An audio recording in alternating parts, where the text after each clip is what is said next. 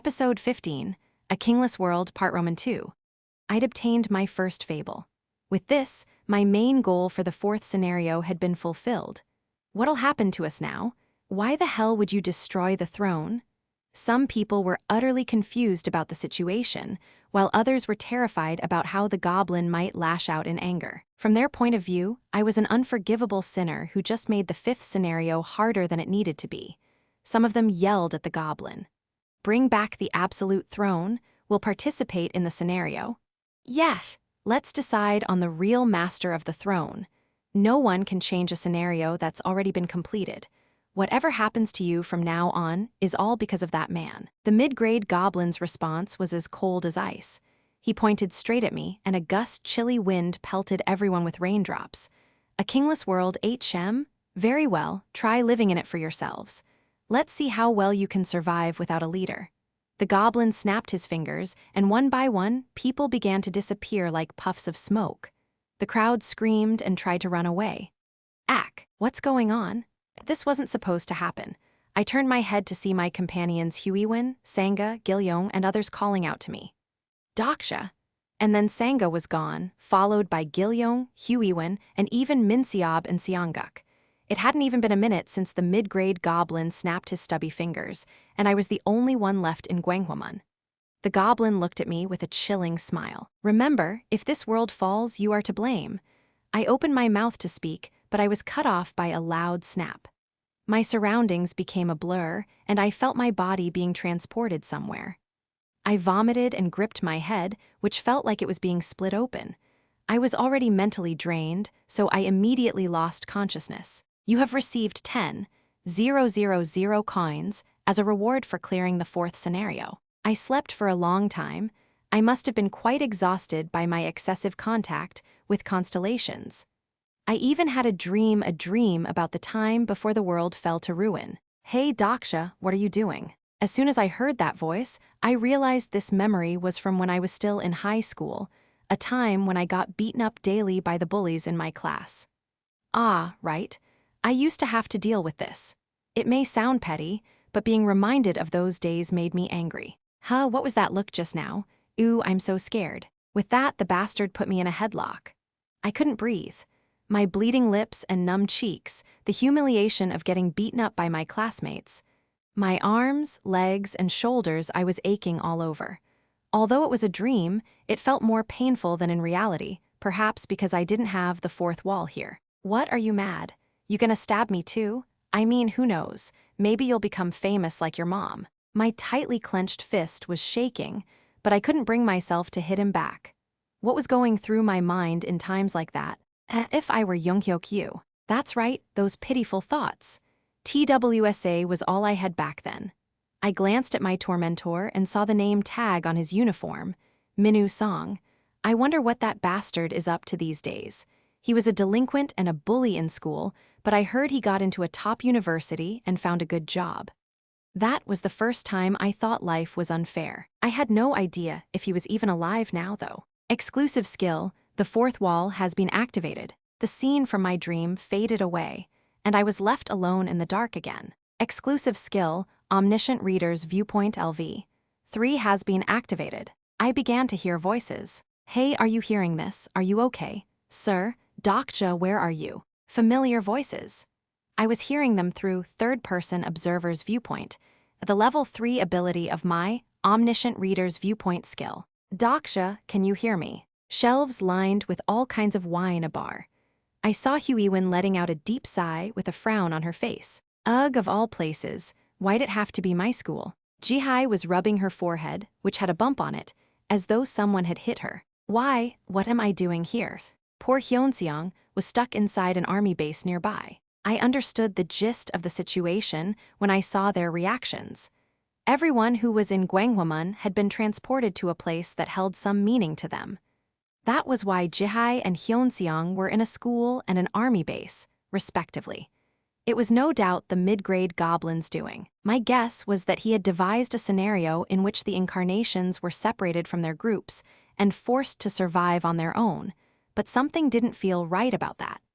Even though this was apart from the main scenarios, it wasn't something that could be enacted at a mid-grade goblin's discretion. He would surely face consequences for this. I looked at my confused companions and muttered, "I'm fine, so stay safe, everyone. I'll find you soon." I knew they couldn't hear me, but I hoped my thoughts would reach them somehow. Exclusive skill, Omniscient Reader's Viewpoint LV. 3 has been deactivated. My consciousness slipped back into my body, and I slowly opened my eyes. The sky over Seoul was still murky with storm clouds that swirled like a black hole. I stood up and looked around. An unobstructed vista of the city met my eyes. A complex cluster of high-rise buildings formed an uneven skyline.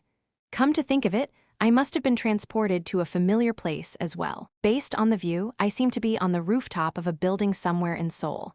Where am I? Damn it, I was afraid it might be here. A small number of constellations are intrigued by your mumbling. Minosoft. I was on the rooftop of Minosoft, the company where I used to work. A small number of constellations are disappointed.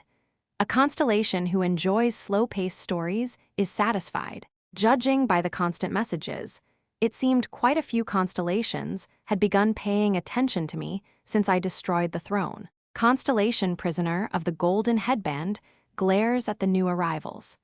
Constellation Secretive Plotter makes it clear they were here before it became mainstream. Of all the places, why did it have to be here? The streets of Seoul without a single car on them, office suites with no lights, crumbling skyscrapers. I felt a pang of emotion. It had been a month since I'd last gone to work here. It felt like yesterday that I last came to this very roof with Mr. Yun from my team to stare into space, as we always did after being grilled by our manager. It was a strange feeling. I used to test new video games for a living, and the next thing I knew, I was fighting real people with a real sword. I wonder if Mr. Yun's still alive.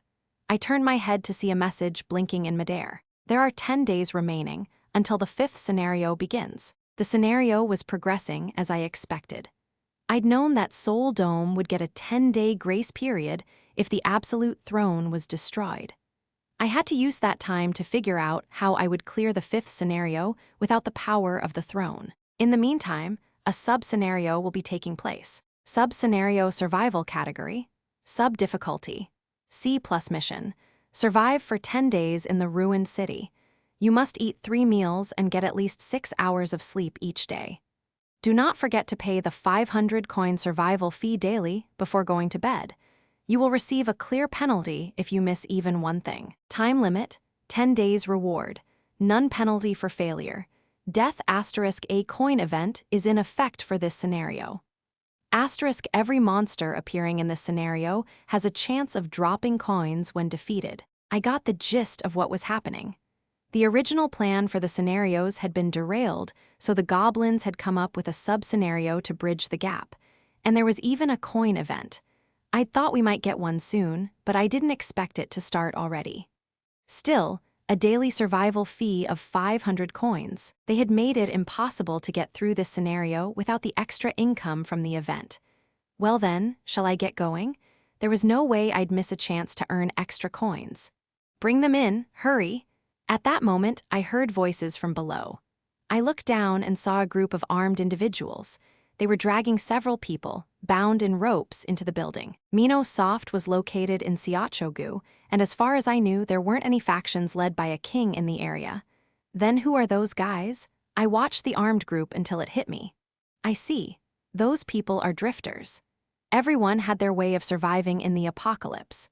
Some became kings, some became subjects who followed those kings, and others became drifters who didn't belong to any group. I recalled that Seoul was supposed to be the drifters' territory.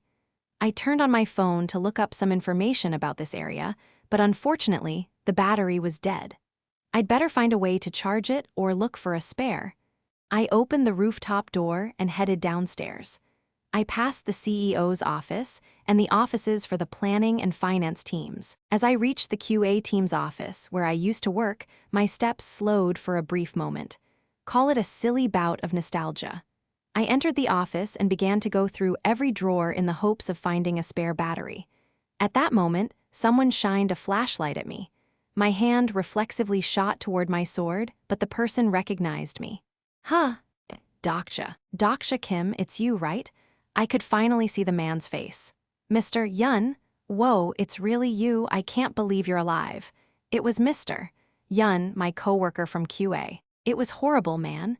He told me what had happened at Mino Soft, specifically the events that transpired after I'd clocked out on that fateful day. Everyone who was working late got forced into the first scenario. Mr. Yun covered his nose as he spoke. The halls were littered with rotting corpses, crawling with maggots. I even recognized some of the dead bodies, but there was no hint of sadness in Mr. Yun's voice as he continued his story. Get this, I killed that bastard manager Kim with my own hands. You know, the asshole who always yelled at us. I stabbed him in the neck with a pen, and blood gushed out like something from a video game. Mr. Yun. Sorry, did that make you uncomfortable? Haha. With everything that happened, it was natural that Mr. Yun had changed, and yet I couldn't help but feel a bit wistful seeing my old coworker act this way. No, maybe that was his true self all along. Are you here alone? Nah, there are others too. What about you, Dokja? Where have you been? Oh, I don't think I saw you in the office. Are you with a group? Wait, were you clearing the main scenarios? Yes, I guess you could say that. I was in Gwanghwamun, then something happened. Mr. Yun nodded even before I finished my sentence. Ah, I see. You still have the worst luck, Dokja. Didn't you know? You don't have to do all those scenarios. Usually you can just hide somewhere and lay low until other people clear them. There's no point in risking your life. Why not take it easy? It's hard enough just to survive in this world. He was right. Except for some scenarios that everyone was required to participate in, a drifter without a group could get by while others cleared the main scenarios. If anyone bothered to look, they'd find a surprising number of people like this within Seoul Dome. Of course, if they were discovered by a proper group, they'd be killed on sight. Drifters usually worked alone, so they made easy targets. But don't worry. You see, we drifters have our own thing going too. There's no rule that says you can't form a group without a king, right? We walked out of the Mino Soft building. We must have been in the heart of drifter territory, judging by the number of people around. I spotted the armed men I'd seen bringing in the captives. One of them addressed Mr. Yun. Seongho Yun, who's that with you? Oh, he used to be my coworker. I just bumped into him. Is he a drifter? We don't take people who belong to groups. You know that, right? Mr. Yun nodded and the man walked away. Who was that? He's the manager of our coin farm. Coin farm? Oh, I guess you don't know about that. An unsettling look briefly crossed Mr. Yun's face. A coin farm, I suddenly remembered. People are already doing that? Look over there. He pointed to rows of carefully spaced iron cages. They must have been brought from police stations or zoos. 2 people were locked up in one of those cages, and it was surrounded by a group of drifters who shouted excitedly. Hey, what are you doing? Beat his ass. No one's gonna pay coins to see that weak shit. The 2 men inside the cage were locked in a brutal fight. They howled like wild animals, covered in blood, with their eyes gouged out and guts spilling out of gaping wounds. A constellation, who is a fan of the Colosseum, is entertained. On a closer look, I realized the other cages were occupied, too. It appeared each had a theme. They weren't all about fights. Agonized moans and cries of despair rang out from every corner. I couldn't see all the cages from where I was standing, but I had no doubt some of them were serving as stages for even more depraved spectacles than the gruesome deathmatch I'd witnessed. Human imagination is capable of truly hideous things. A constellation who likes to watch others in pain is very excited. A very small number of constellations have donated 200 coins. Unfortunately, there were constellations who would pay coins to see those imaginings brought to life. Looks familiar, doesn't it? Mr. Yun said with a smile. In the video game industry, consumers were king, and in Mino Soft, the CEO was the king. Who do you think are the kings of this world? This is to get donations from constellations? That's right. Turns out there are some real sick bastards who love this kind of stuff. We get coins from them and feed these poor wretches. One of the men fighting in a cage collapsed with a groan. Mr. Yun deftly tossed a candy bar into the cage. The man who had survived the deathmatch crawled over and grabbed it. He wept as his bloodied fingers fumbled to unwrap the candy bar. There wasn't a single spark of life in his eyes. A coin farm. The worst system of exploitation imaginable, devised by those who first grasped the wealth dynamics of this world. A number of constellations are bored by what is happening inside the cages. It looked like the earnings were small while it was still in the early stages. That was to be expected. Constellations had every spectacle of the universe to serve their voyeuristic proclivities. Most of them would hardly care for the paltry shows being put on in those cages. At that moment, a strange look came over Mr. Yun's face. "You've come at the perfect time, Dokja. You're about to see something real interesting." I saw several people being dragged into a large cage in the center. "Hey, hurry and get inside." I stared at the group for a bit, then turned to Mr. Yun. Aren't they employees at our company?" "They used to be," he replied, lighting a cigarette. "A total of 6 people were locked up in that cage. All of them used to work for Minosoft."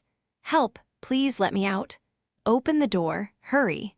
Some of them were higher-ups at the company, managers and directors, but now they were all locked up, screaming to be let out. It hit me again that the Minosoft I once knew no longer existed. "Dokja, you once told me that there's no sense of urgency in games these days, that gamers won't open their wallets for lazy, run-of-the-mill stories." I vaguely remembered discussing stuff like that with Mr. Yun. I thought you had a point. I wondered why he'd suddenly bring that up. Then I saw what was happening in the cage. "Hey, you, take this." One of the drifters tossed a dagger into the cage. It was a cheap, low-grade weapon. The person who picked it up was a new employee. A few constellations are curious to see what will happen. "Yo, rookie, you can guess what's going on, right?" Mr. Yun asked. The young man looked like he didn't know how to respond. Mr. Yun pointed at the others with his chin. "Do you know who those people are?" "Why, yes, I do." "Who are they?" Manager Lee, Chief Kang, Director Shin, and the rookie mumbled with a shaky voice. "You still don't get it, do you?" Mr. Yun scoffed. "A very small number of constellations declare that the Colosseum is open for business. Where do you think you are right now?" The rookie's body shimmered briefly, and he was suddenly clad in a gladiator's armor. He looked utterly lost until a holographic message appeared in front of him. "Carry out your revenge." "Revenge?" The rookie blinked at the word. He looked down at the dagger in his shaky hand. Mr. Yun goaded him on. "What are you waiting for? Did you forget what Manager Lee did to you?" At those words, Manager Lee finally realized who Mr. Yun was and yelled at him. "Seongho, what are you saying?" The rookie's eyes widened. Mr. Yun had just spoken out loud what everyone had known but kept quiet about. Manager Lee had stolen the young man's presentation. Chief Kang had blamed his own mistakes on his subordinates. Director Shin used to treat employees like his personal servants and made them help with his private affairs. Perhaps these were just mundane facts of life, the small injustices every member of society had to deal with, petty acts of tyranny that were the natural right of the wealthy and the powerful. But the world had changed, and the privileges that were once taken for granted were no longer free of consequences. A few constellations sympathize with the rookie. "There you go, you know what to do, right?" The rookie raised his head. A constellation who likes revenge plots is eager to witness the rookie's payback. A few constellations' eyes gleam in anticipation of a new story. The constellations were beginning to show interest. A very small number of constellations prepare coins for the revenge story. The higher-ups in the cage yelled in panic. Hey, wait, let's calm down," and I stifled a deep sigh. None of the coin farms had set up a narrative like this in TWSA. Mr. Yun had come up with an idea no one had before. A small number of constellations want the rookie to get his payback. Constellations who like the Colosseum take out their wallets. A very small number of constellations promise to support the incarnation who wins. The rookie gripped the dagger in his shaky hand, and his former overlord stepped back in terror. There was a feverish glow in the young man's bloodshot eyes. The drifters cheered as the atmosphere suddenly grew heated. I calmly counted their numbers. 10 surrounding this cage, and 14 in the back preparing another stage. "Oi, we got a fresh batch. Move them into the cage over there." To the people running the coin farm, the rookie's revenge was just another stage to be quickly followed by the next. The constellations watched these cheap shows, and the drifters earned coins from them. "Put them in this cage." There were several unconscious people inside a mobile cage. One of them immediately caught my eye. I could hear the drifters' lewd snickers. Look, this one's got a pretty face. Not bad at all. Okay, let's set up a new stage with her in it. A young woman with a petite frame, pale skin, narrow eyes, and a smooth black bob. I rubbed my eyes and looked at her again to be sure. It was the first disciple, the plagiarist, Young-han. She was lying unconscious in the iron cage. I surmised she had passed out, her magic power exhausted, after I'd taken her flag back in the cave where the kings had fought. Considering she had been transported here, she must have had some connection to a place nearby. She was a writer, so it could have been her management company or her publisher. Whoa, she's a beauty. Hey, you dogs haven't touched her already, have you? Of course not. Don't you know how many constellations are paying attention to this place? Good, good. This is gonna be some great content. A small number of constellations, eyes glint with curiosity. Some of the drifters were playing rock, paper, scissors. I didn't need to ask to know what kind of stage they were planning. I quietly stared at Young-han inside the cage. Her shirt and jeans were torn from the fierce battles she'd taken part in. She didn't show any signs of waking up. At this rate, Young-han would die. She was an enemy who would get in my way as long as she lived. After all, she knew more about this world than anyone other than me. The scenario plots have changed quite a bit from how they went in the original story, so a good chunk of her knowledge has become obsolete, but still. When I caught myself having this train of thought, I shivered in disgust at myself. Why am I thinking like this? Kill people because they pose a threat to me, and save others because they will be useful? I'm not Jung-hyuk Yu. Ooh, I see we have quite a promising product. Mr. Yun flashed a sly grin at me, apparently misunderstanding why I was staring at Young-han. Dokja, if you promise me something, I can give you first dibs on her. How about it? What do you mean? You belong to a group, right? Introduce us to them. You see, we're thinking of expanding our operations, and judging by your gear, you're rolling with the big shots. I stared calmly at him before speaking up. I can arrange that if you want, but in exchange, I ask that you stop this. Ha ha, Dokja. What are you talking about? I pointed at the people locked up in cages. Release all these people. What? I didn't repeat myself. Mr. Yun's eyebrow twitched when he realized that I wasn't joking. Dokja, is this how you treat your old buddy? Come on, I thought you were someone who gets it. Don't be that way. This isn't like you. There was a strange hint of derision in his smile. Dokja, my friend, you were always reading web novels by yourself, right? You used to wear those drab clothes every day, and you only talked to me and a handful of others who started at the same time as you. Well, I guess there were a few hypocrites who pretended to be nice, like Sanga-yu. What does that have to do with this? Deep down, you're enjoying this too, aren't you? Mr. Yun's comment hit me out of nowhere. It felt as though a knife had pierced my heart. He put his hand on my shoulder and continued, Come on, we were both on the QA team. You remember the way the rest of the company looked at us, right? They treated us like cheap labor with no skills for any real job other than testing video games. Dokja, don't you see who's in that cage? It's the bastards who looked down on us. The imprisoned Minosoft employees were looking at us, people I didn't know very well, people who didn't know me very well either, or didn't need to. It's over now. Finance, development, whatever, it doesn't matter which team they were on. We, the QA team, have the biggest advantage in this world. Haha. Dokja, you used to test bugs in a video game too, so you noticed, right? This world is a game, one full of bugs at that. There are so many loopholes, and no one can take advantage of them better than we can.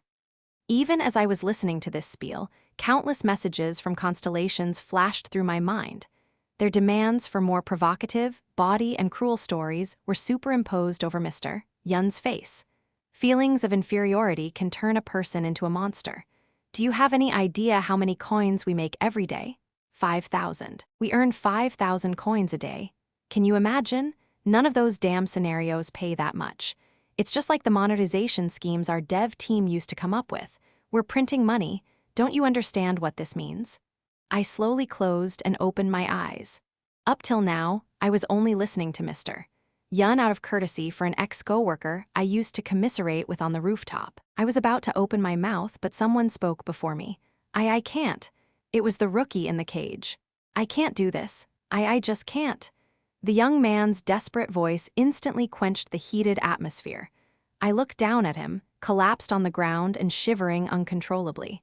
Just because someone is armed with the blade of revenge doesn't mean they can use it. Some constellations are sorely disappointed by this sudden turn of events. Messages came in from constellations whose entertainment had been ruined. Mr. Yun clicked his tongue and stepped forward. At that moment, Manager Lee, who had been observing the situation, picked up the dagger that had fallen to the ground. Jigaya, a constellation who likes to see humans reveal their ugly side, chuckles. A constellation who likes tragedy is getting ready to open their wallet. Mr. Yun's eyes twinkled with amusement. The rookie's revenge plot had failed, but the constellations were about to see a different spectacle. Manager Lee lifted the dagger high, then slammed it down onto the rookie's head, or he would have if I hadn't stopped him. Clang, my sword pierced the cage and blocked the blow. What? What have you done? Shocked by my unexpected action, some drifters pulled out their weapons. Inside the cage, the frightened rookie looked up at me, and Manager Lee dropped to the floor in a panic. When I turned my head, Mr. Yun was looking at me with disapproval.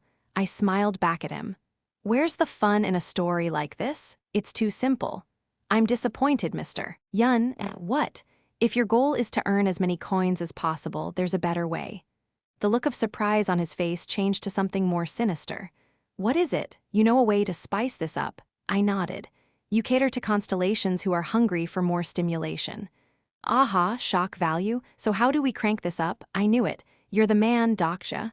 Mr. Yun's eyes were gleaming expectantly. I nodded at him. I'll tell you. Actually, it's a method our group uses all the time. Sounds great. What constellations really like? Blade of Faith has been activated. And is this? With a metallic screech, my sword sliced through the bars of the cage as though they were mere corn stalks. I swung mercilessly at the furious drifters who were coming at me.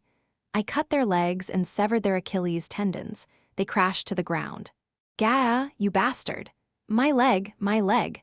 Cutting through the sprays of blood, I swung my sword at the cage with Sai Yong Han in it. And this? I cut off the hand of the drifter who was guarding the cage, then the ankle of the man who had been approaching Sai Yong Han's limp body. And this? That's what constellations like. A bit of blood splattered onto my cheek.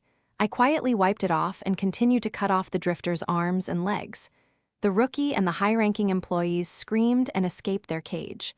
I heard Mr. Yun's voice. What have you done?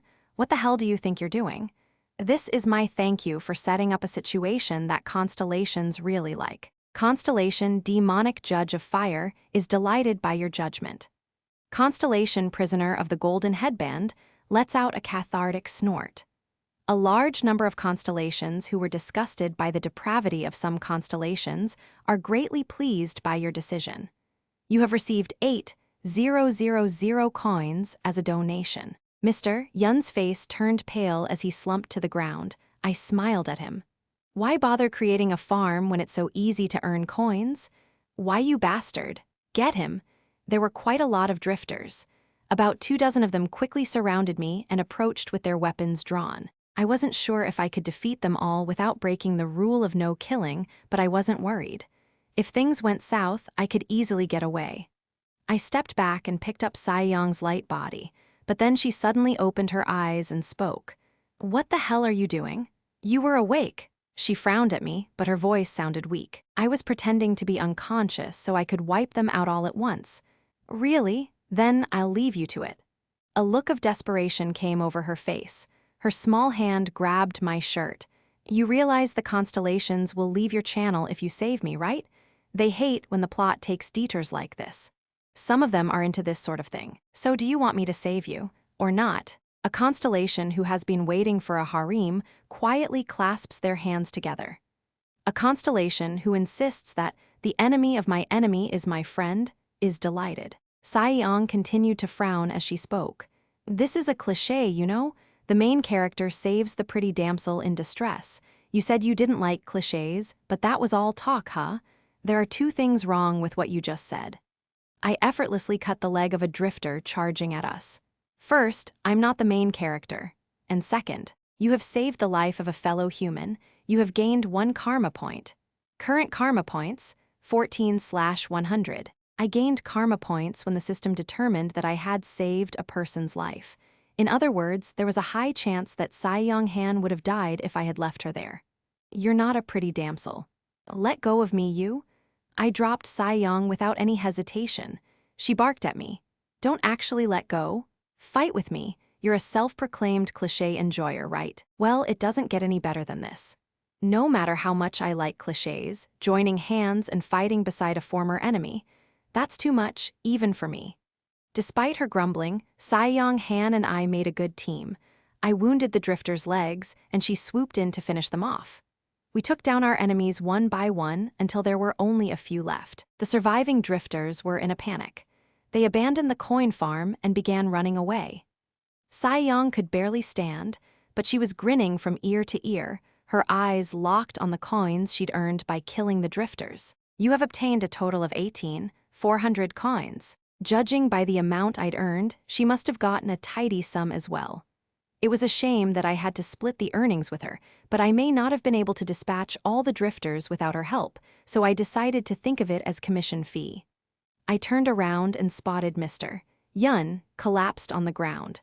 Ha ha, you damn psychopath. I knew there was something wrong with you. I should have listened to the rumors. The hell's he saying? You talk too much for a side character. In the blink of an eye, Sae-Young closed in on Mr. Yun and ran her sword through his neck. Blood gushed out, and my old coworker's eyes glazed over. Just like that, one more person who remembered the Dokja Kim from reality was gone. Sae-Young stared at me and grumbled. What's wrong? Sad to see your all-buddy die? Not really. Then why do you look so hurt? I wasn't expecting that from her at all, so I was a bit taken aback. And earlier, you were listening to all his bullshit. Why bother? Constellations nowadays don't like slow build-ups. I stared at her blankly, then smirked. Of course, that's what she meant. Sounds like you're the one who needs to get with the trend. You get more coins if you let them babble on for a bit before killing them. Don't you know there's no payoff without proper build-up? You're wrong. Readers, I mean, constellations like it better if you just kill them right away. You're not even a writer, so don't act like you know anything. I know better cause I'm Dokja. I'm a reader. She was fuming, but I ignored her and started going through the items that had dropped on the ground. Most of it was garbage, but I found a decent suit. Old gentleman's suit. It was a B-grade item. Its defense stat wasn't that high, but it was better than nothing. I couldn't keep using the robe of the great monk Samyeon to cover myself up anyway. That reminds me, I need to start farming for better items. Based on where the drifters were running to, it looked like their base was in that direction. I have to deal with the drifters at some point anyway, so this worked out. If I was remembering correctly, in Seoul, there were a few meteorites that could be used in the 5th scenario. Since I've been transported here, I might as well grab those. But for now, I need to find a backup battery. You have saved the lives of fellow humans. You have gained 11 karma points. Current karma points, 25/100. A group of people who had been eyeing me nervously began to inch forward. They had been locked up in cages earlier. Some of them seemed to realize that I was the one who had saved them and looked at me expectantly. I waved them off before they could say anything. I can't help you from here. You're on your own. The brief glimmer of hope in their eyes turned to despair, but I really wasn't in any position to help them. It might sound cold, but everyone has to save themselves. I didn't take all the items, so grab what you need. And once you're in better shape, try going to Chungmuro. There might be people there who can help you. Before I even finished my sentence, the crowd rushed forward and scrambled for the items on the ground. Their eyes were burning with an all-encompassing fervor, the will to survive. Watching them, I suddenly realized why the goblin had sent me to this place. That's mine. Leave it. I got it first. People who had been helpless victims moments ago were now pointing their weapons at each other. Once freed from their cages, the prey had no qualms about becoming predators. A kingless world. This was what the goblin had wanted to show me. He'd wanted me to see that a world without a king was no different from a savage wilderness. The laws and ethics we used to follow, and the trust in our fellow man, how fragile and meaningless it all was. It was an unexpected voice that caused the people to stop fighting. Do you all want to die? All eyes turned to Sae-Young-han in surprise. The small woman was crouched on the ground. She watched the crowd in front of her, then spat. Are you all stupid? Wake up. Use your damn brains if you want to live. Why would you antagonize the precious few people who could become your allies? What if you run into others like those drifters from earlier? That's. In this world, the only people who will treat weaklings like you as their equals are other weaklings. Even if all of you banded together, it may not be enough, but what are you doing now? Fighting over a few crappy items? Her words seemed to whip them back into sense. Their faces turned red with shame. The mid-grade goblin couldn't have known. One of the people he had callously dropped off in this hellhole was a web novel writer who was all too familiar with this kind of situation. You already have weapons and basic necessities, don't you? Haven't you ever seen any survival movies? It's always the selfish idiots who get killed first. Let's say you're able to snag a few more pieces of that junk. Do you really think you can be as strong as this guy?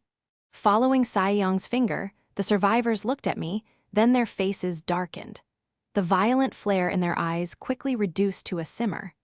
Unless you're confident you can reach a level where no one can touch you, start by looking for allies you can trust. Isn't that common sense? So the plagiarist can say things like that too. Not bad. Her speech seemed to have been quite effective. People began looking at each other awkwardly. Once someone broke the ice, they would be able to form a coalition. With just a few words, Saiyong had drastically improved the odds of survival for those people. I turned to her. Hey, that line just now. You got that, then do the right thing? With that, she whipped around and began running. But she was exhausted, so she didn't get very far. Huff, huff, why are you following me? Do you plagiarize even when you're just talking? Unless you're confident you can reach a level where no one can touch you, start by looking for allies you can trust. This line was from TWSA Junghyok's response to a survivor asking for advice. I didn't plagiarize it. It's a line from my own novel. She yelled. Then why are you running away? For no reason, and why are you chasing me? She still wouldn't admit that she plagiarized TWSA. I grabbed her by the back of her neck. I saved you, and now you'll pay me back. Pay you back. What are you gonna do to me? I smiled, seeing her squirm. Hand me one of your backup batteries. I'm sure you have a whole bunch, don't you? Her face crumpled into a spectacular frown. I hadn't planned on taking Saiyong Han with me at first. Considering what she'd done, she wasn't exactly someone I could trust to have my back. Still, her avatar skill was quite versatile, and there were a few things I wanted to find out from her. And most importantly, she would be very useful in helping me clear this sub-scenario. I don't have any now. I lost them all in Gwangwamun. Then let me read your novel. No, if you want to read it, pay for it. How can I? All the websites are down. I took her phone. She panicked and grabbed my shoulder, reaching out desperately. What the? Give it back. The file was right there on her home screen. How sloppy. SSS-Rank infinite regressor. TXT, let's see. I was a bit nervous as I opened it. I worried it would be invisible to everyone but the owner, like my file was, but I had been concerned for nothing. It seemed she had been reading it recently. The text file opened to the middle of a page. Junhyun Yu quietly opened his stat window to check out the skill he'd just obtained, the Eye of the Wise Man. Character info name, Junhyun Yu age, 27 contracted constellation. Exclusive attributes, regressor third loop, mythical, pro gamer rare exclusive skills, the Eye of the Wise Man LV, 1 close combat LV, 1 weapon proficiency LV, 1 mental barrier LV, 1 lie detection LV, 4 stigma regression by death LV, 3 total stats, stamina LV, 24 strength LV, 24 agility LV, 25 magic power LV, 23. Junghyun Yu chuckled softly after checking his stat window. Foo-foo, I finally got the Eye of the Wise Man. What a lucky start for this regression. I had to stop reading because it was too ridiculous. I stared at Saiyong Han. Do you have no conscience? What? You lifted his character info straight from TWSA. If you call yourself a writer, shouldn't you have at least changed it up a bit? Saiyong Han hesitated, then mumbled quietly. TWSA uses sponsoring constellation, and mine uses contracted constellation. It's totally different. It's totally not. But putting that aside, don't you think the main character's name is going a bit too far? You even got confused yourself and wrote it as Junghyun there. Did you literally copy and paste? The author of TWSA would cry if they read this. Tsai Yong-han's face was a deep shade of red as she yelled, "What's your point anyway? What do you want to know? How many chapters of the original novel did you read?" 99. Hey, give it back. I knew it. She's the one who kept up until chapter 99. What would the author of TWSA say if they found out that the person who read their novel the second most was the plagiarist who copied their work? Well, they were the type of person who was happy about the plagiarism incident, saying the controversy ended up getting them more views. They would probably say, "Thank you for reading up to chapter 99. You're a true fan. If you've read that far, then you must know where the meteorites landed. By the way, do they appear in your novel too?" I asked with a sigh. There's no such thing as meteorites in my novel. That was surprising. I was sure she would have copied that too. They're called seal stones, so she did copy them. All right then. I'm planning to go find one of those seal stones, so get ready. You mean a meteorite. Can we settle on one term? Anyway, you know about them, right? Since you found one already. I did, but... It was Tsai Yong-han, the first disciple, who had found the meteorite that contained the fire dragon I killed in Anguk Station. I almost died because of her. Wait, that reminds me. I'd put the dragon's body parts up for auction. Have they sold yet? I left Tsai Yong-han to brood and called Bihyong. Bihyong? There was no response. I had a feeling all the goblins of Seoul Dome were in an emergency meeting, since the scenario had concluded in a way they didn't intend. Well, I say meeting, but they were probably saying things like, "This scenario is ruined anyway, so let's just sell as many coin items as we can." At that moment, the auction house and the goblin shop appeared in front of me at once. You don't have time to respond, but you'll still do what you can for me. Is that it, Bihyong? A large number of constellations complain about the sudden ad break. He even remembered to run ads. Fire Dragon Scale has sold for 8,000 coins. Fire Dragon Bone has sold for 5,000 coins. Surprisingly, someone had bought those expensive items, even the one I hadn't intended to sell. Fire Dragon Bone has sold for 222 coins. Even the extra bone I put up for auction just because I had nowhere to store it. Someone must have desperately needed fire dragon bones. Damn. If I'd known, I would have listed them for 999 coins. The only incarnations who had that kind of wealth at this point were Anna Croft, who had the support of an entire nebula, Ranveer Khan in India, and Feihu in China.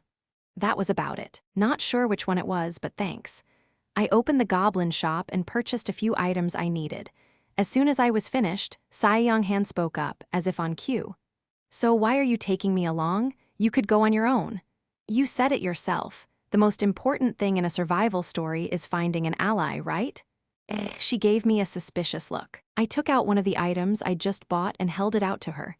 "Here, sign this. You have used the item, Temporary Oath. Temporary Oath Dokja Kim, Party A, and Tsai Yong-han, Party B, shall be under a contract for the duration of the sub-scenario.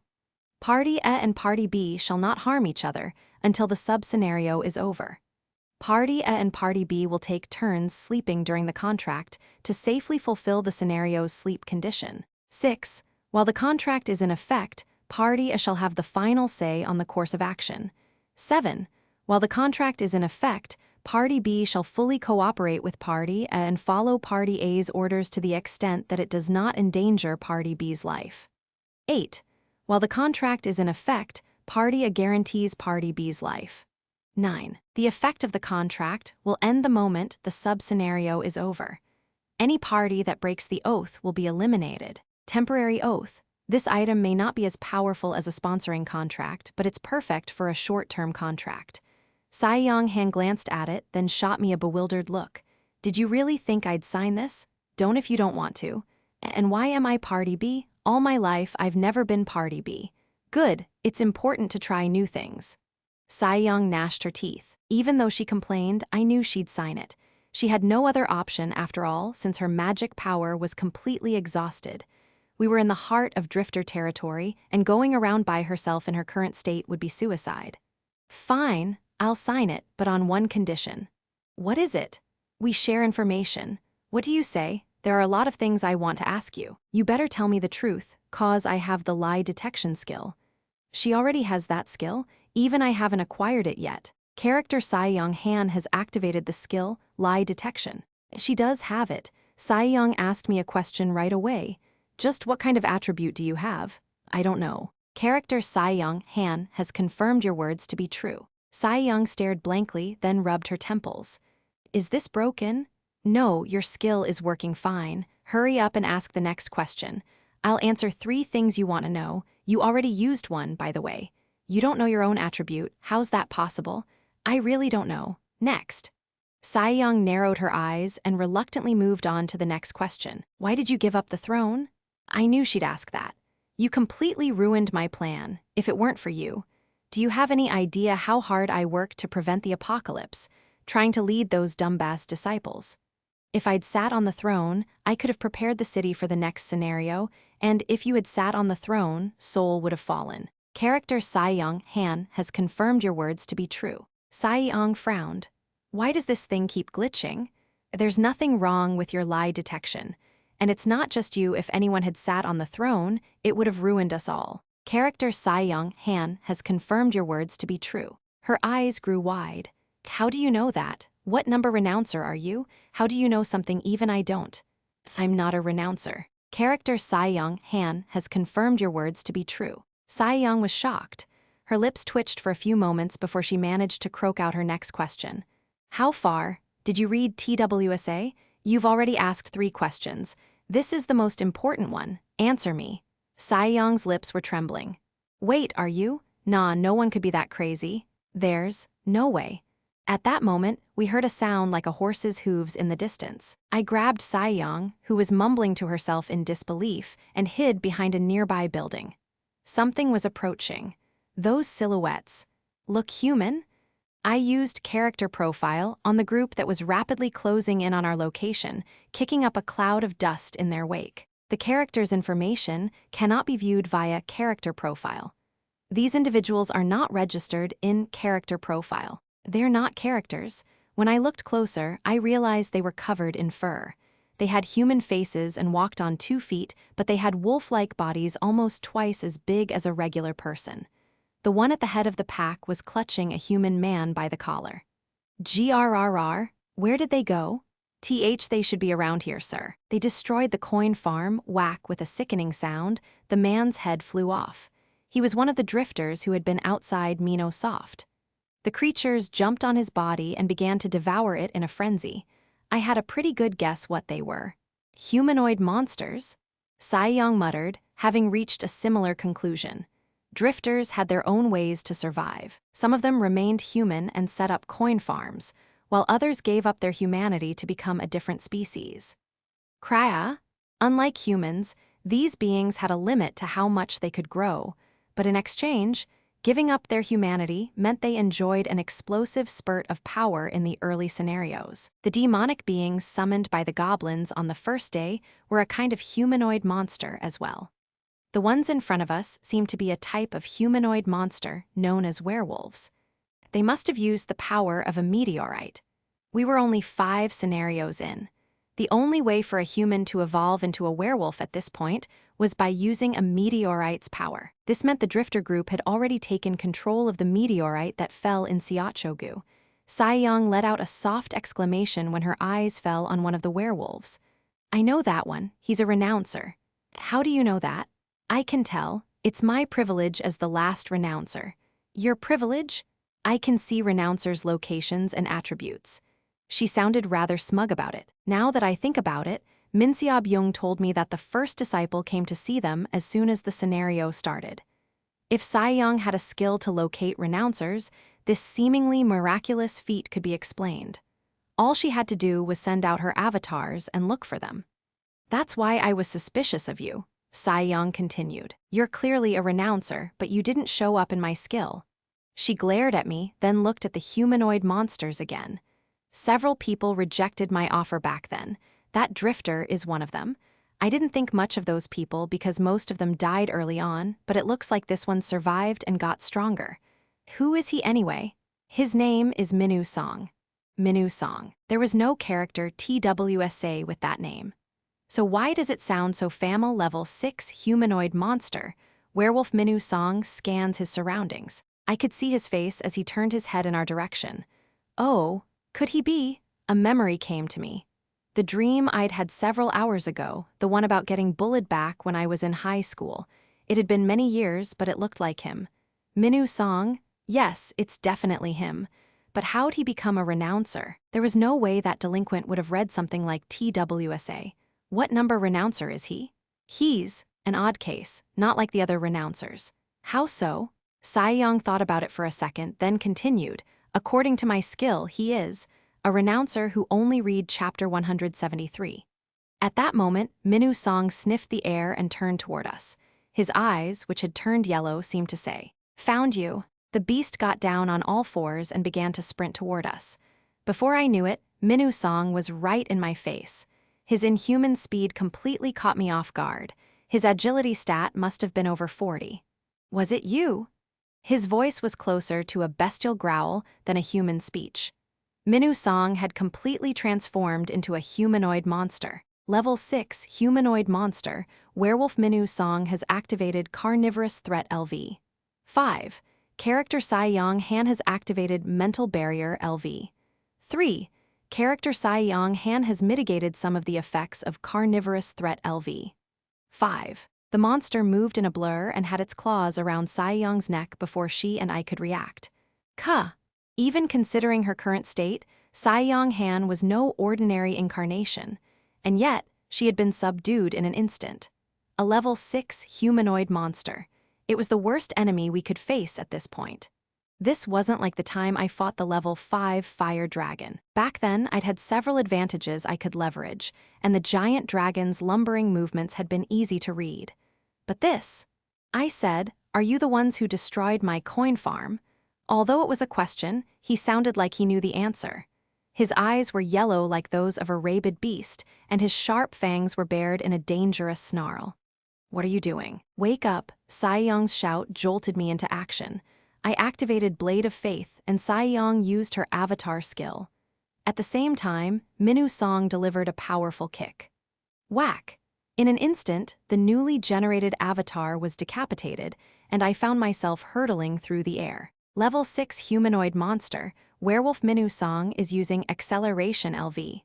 5. Before I even hit the ground, the werewolf caught up to me and let loose a barrage of strikes faster than my eyes could follow.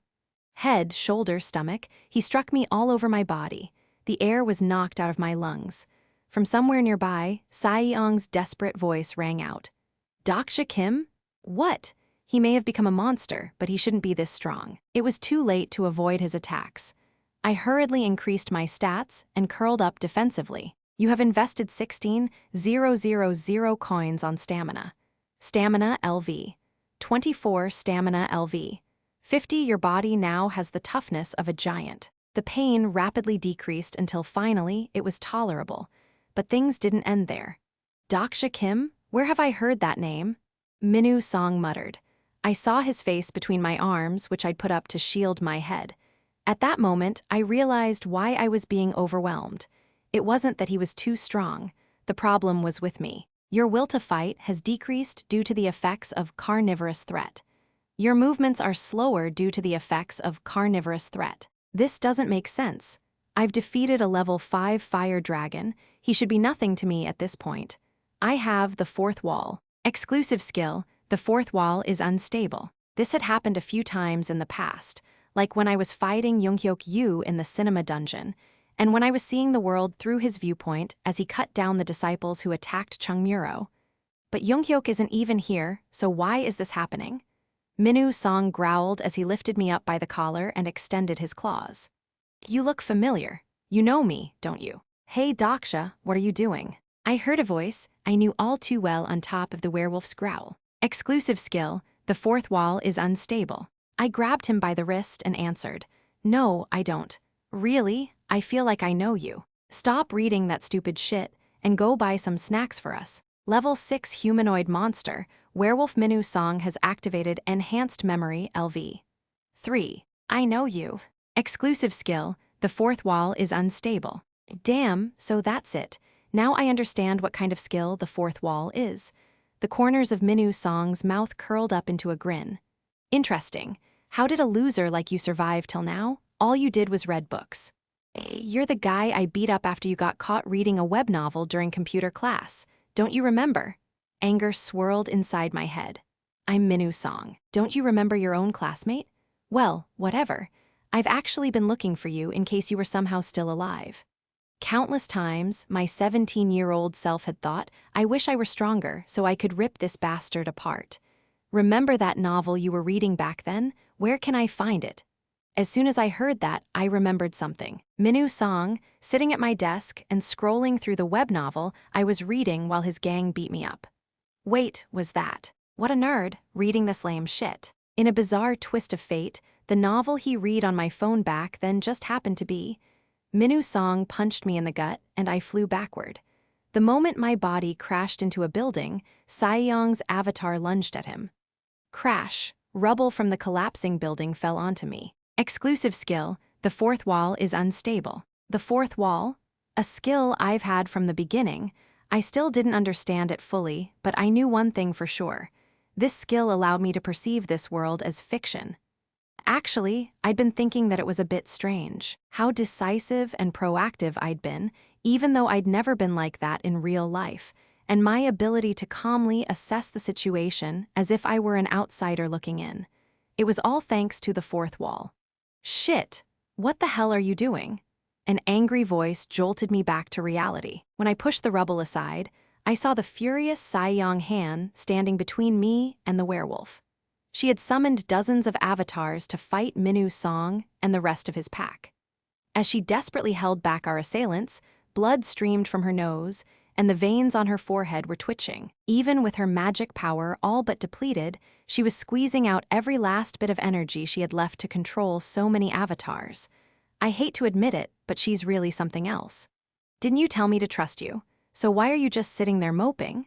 As I slowly got up, the wounds I'd suffered before raising my stats throbbed all at once. The pain was definitely real. I had forgotten that the fourth wall had been numbing any pain I'd have felt. A large number of constellations are taken aback by an unexpected turn of events. I forced myself to stand up despite the pain and dust it off my shoulders. I was having an awakening event. What? Where's the fun if I easily win all the time? There should be some hardship now and then. Oh, is that why you were lying there after getting your ass beat? I needed some time to think, that's all. A large number of constellations are relieved. The fourth wall was a skill that made me see reality as fiction, and there could only be one reason it was unstable. Kraya. It meant I was perceiving Minu Song as a part of reality, as the bully who beat me up and made my teenage years miserable. Do you know that guy? She catches on fast. Must be because she's a writer. Saiyong hesitated for a moment, then quickly added, Sorry, I didn't mean to eavesdrop, but I overheard you talking. I figured there was no point in denying it to someone who had lie detection, so I answered truthfully. Yes, I know him. I think I get the gist. It was a long time ago, just your average childhood trauma. There's no such thing as average trauma. Every trauma is serious. Saiyong wiped the blood from her nose and spat. So what's the story? Tell me. The great and generous Saiyong shall help you complete your awakening event. You know, like how it happens all the time in TWSA, a character hears a few sappy words from someone and suddenly gets crazy power-ups. What am I, Hyunseong Lee? Ultimately, it was up to me to overcome my own trauma. If the fourth wall would waver like this every time I met someone who reminded me of a painful memory, I'd be in big trouble. Besides, I'm 28 years old now. I'm not the 17-year-old high schooler terrified of the bullies in his class. A constellation who likes revenge plots reveals their epithet. Constellation, the one who overcame the trials a little too late, is rooting for you. Several constellations join in rooting for you. A bounty scenario has arrived. Bounty scenario, overcome your trauma category. Sub-difficulty. C mission. Several constellations, including the one who overcame the trials a little too late, have requested a bounty scenario for you. Overcome your trauma within the time limit and escape the ghosts of the past. Time limit, 1 hour reward. Penalty for failure. Disdain from the one who overcame the trials, a little too late. I had seen the one who overcame the trials, a little too late constellation in TWSA. If I'm right, They are a constellation from a different planet. Makes sense. Considering what we'll be dealing with for the 5th scenario, it's about time we started seeing more constellations from other worlds. Anyway, I suppose this is what they call a blessing in disguise. I threw the robe of the great monk Samyong at Saiyong. Wipe the blood off your nose and stand back. What? You've done enough. I pushed Saiyong's avatars aside and jumped into the pack of werewolves. You have invested 6,000 coins on agility. Agility LV. 30 agility LV. 40 you can move as swiftly as the wind. You have invested 15,500 coins on strength. Strength LV. 25 strength LV. 50 your muscles bulge like a monster's. I should have done this from the start. I was too cautious after getting a taste of the storm of plausibility. Unbreakable Faith's special ability has been activated. The element of the ether has changed to holy. Viewpoint, the familiar sound of my blade changing elements. There was no way I'd lose this fight. I couldn't think clearly because the 4th wall was unstable, that was all. But now I could see that I had a way to defeat those monsters. In fact, I had multiple options. SHHHK, a single swing of my sword, and several werewolves slumped over lifelessly. The werewolves' element was darkness, so my holy infused blade was anathema to their very being. Moreover, I didn't need to worry about the penalty for killing my own kind. Humanoid monsters weren't categorized as humans. In other words, these monsters are not my kind. I spotted Minu's song among the pack of werewolves. His eyes widened as they met mine. From behind me, Saiyong called out, struggling to catch her breath. Hey, are you gonna be okay? I didn't answer her. Despite my burst of confidence, the fact was that we were still outnumbered. Exclusive skill, the 4th wall is wavering, but it's different from earlier. I'm fine. The awakening event is complete. I charged straight toward Minu's song. GRRRR. Several thoughts went through my head. If I used Gampyongui to call a constellation like the Hunter of Hexagram, I could defeat him easily. But there was no way that I could overcome my trauma by fighting like that. I have to fight him with my own power this time. Minu's song activated the acceleration skill, and his body moved like lightning. His agility was probably around level 40 at most, but the level 5 acceleration skill gave him an explosive burst in speed. Without any footwork skills, I had no choice but to take a different approach. You have invested 7,000 coins on agility. Agility LV. 40 agility LV. 50 the swiftness of a gale envelops your entire body. If I don't have the right skills, then I only need to make up for it with sheer stats. I easily sidestepped Minu's song's claws and swung my sword upward at the same time. Jaya, as his severed arm spun through the air, I lopped off his other arm as well. Minu's song lost his balance. I didn't miss the opportunity to cut off his leg, too. The armless, one-legged Minu's song let out an ear-splitting roar, and his arms and leg immediately began to grow back. It was physical regeneration, the special ability of werewolves. Even so, it's regenerating way too fast. Is he under someone's blessing? Fine by me. Constellation, the one who overcame the trials, a little too late, is watching you closely. The goal of the bounty scenario isn't to kill him, but to overcome my trauma. The constellations won't be satisfied if I kill him off too quickly. I deactivated Blade of Faith and raised my fists instead. You have invested 8,000 coins on strength. Strength LV. 50 strength LV. 60 your power has caught the attention of giants. Your overall stats are nearing the limit for the scenario. I grabbed the fully regenerated Minu's song by the collar. Exclusive skill, the 4th wall is unstable. Looking at his face, I thought I could see the 17-year-old Dokja Kim as well. It was an old memory, but not the kind you can laugh off because it's been so long. With a bitter smile, I spoke directly to my old tormentor. Minu, I didn't greet you properly earlier, did I? What? Nice to see you, man.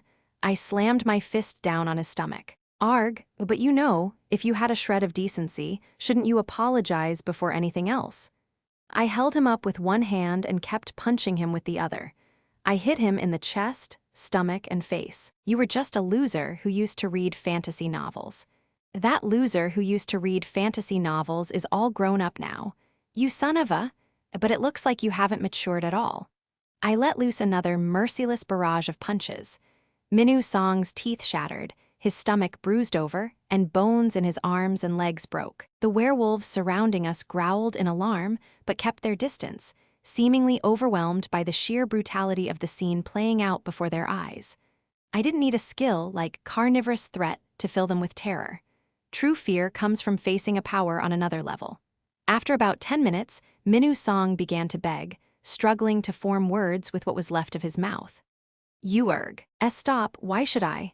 I'm sorry, I apologize, I was young and stupid back then." Hearing those words made me freeze for a moment. Young and stupid, huh? Yes, I'm sure he was. I'm old enough to understand that now. But you don't get it, do you? I'm not beating you up to get an apology. There are things that you can understand but cannot forgive. I'm not the one you should apologize to. What do you mean? I looked down at the bloody mess that used to be Minu Song's face and thought back to my teenage years. I was weak and powerless. All I could do was read. I didn't remember much from that time, but I was sure the 17-year-old Dokja Kim still lived on inside me. My trembling fist was proof of that. Young Han was right. There's no such thing as average trauma.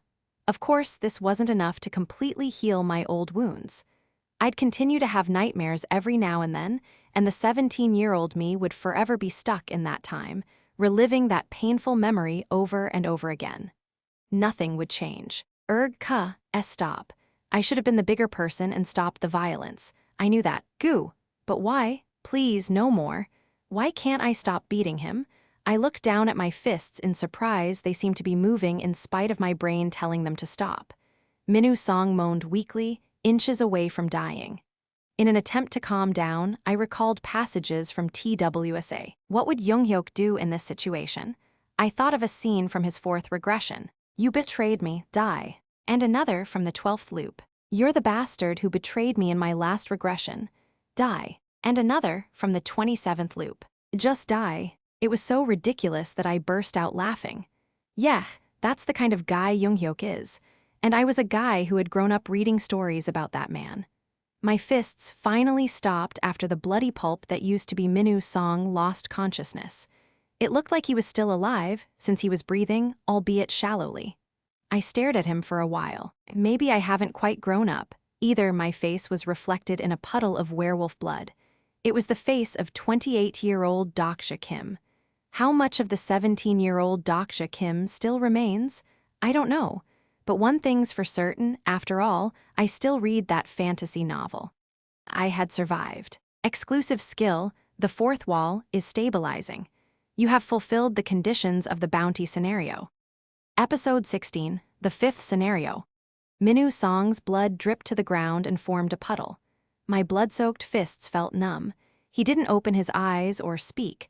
The bits of reddish froth that occasionally seeped out of his mouth were the only indication he was still alive. His broken body seemed to have given up on regenerating. Crazy bastard! Who beats a werewolf to death with their bare hands? Young asked. The other werewolves had already been killed by her or had run away.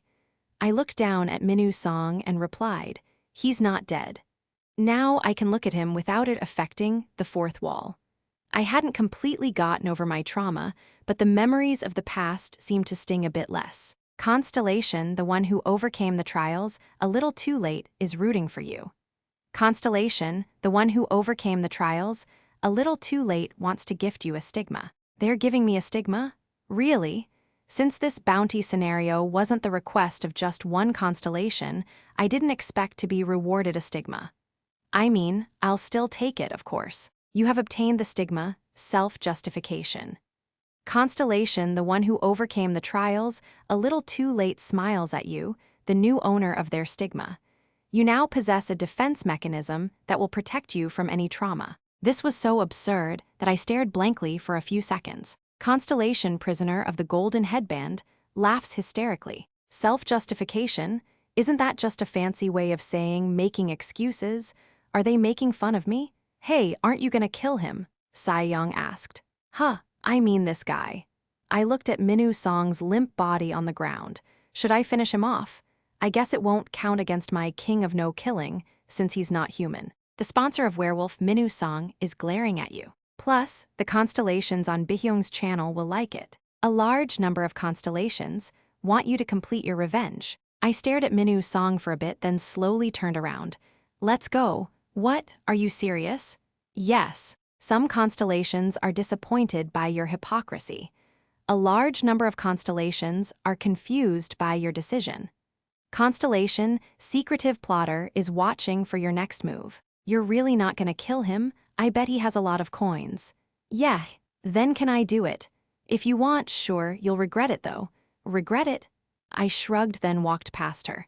To be exact, I walked in the direction that the pack of werewolves had come from.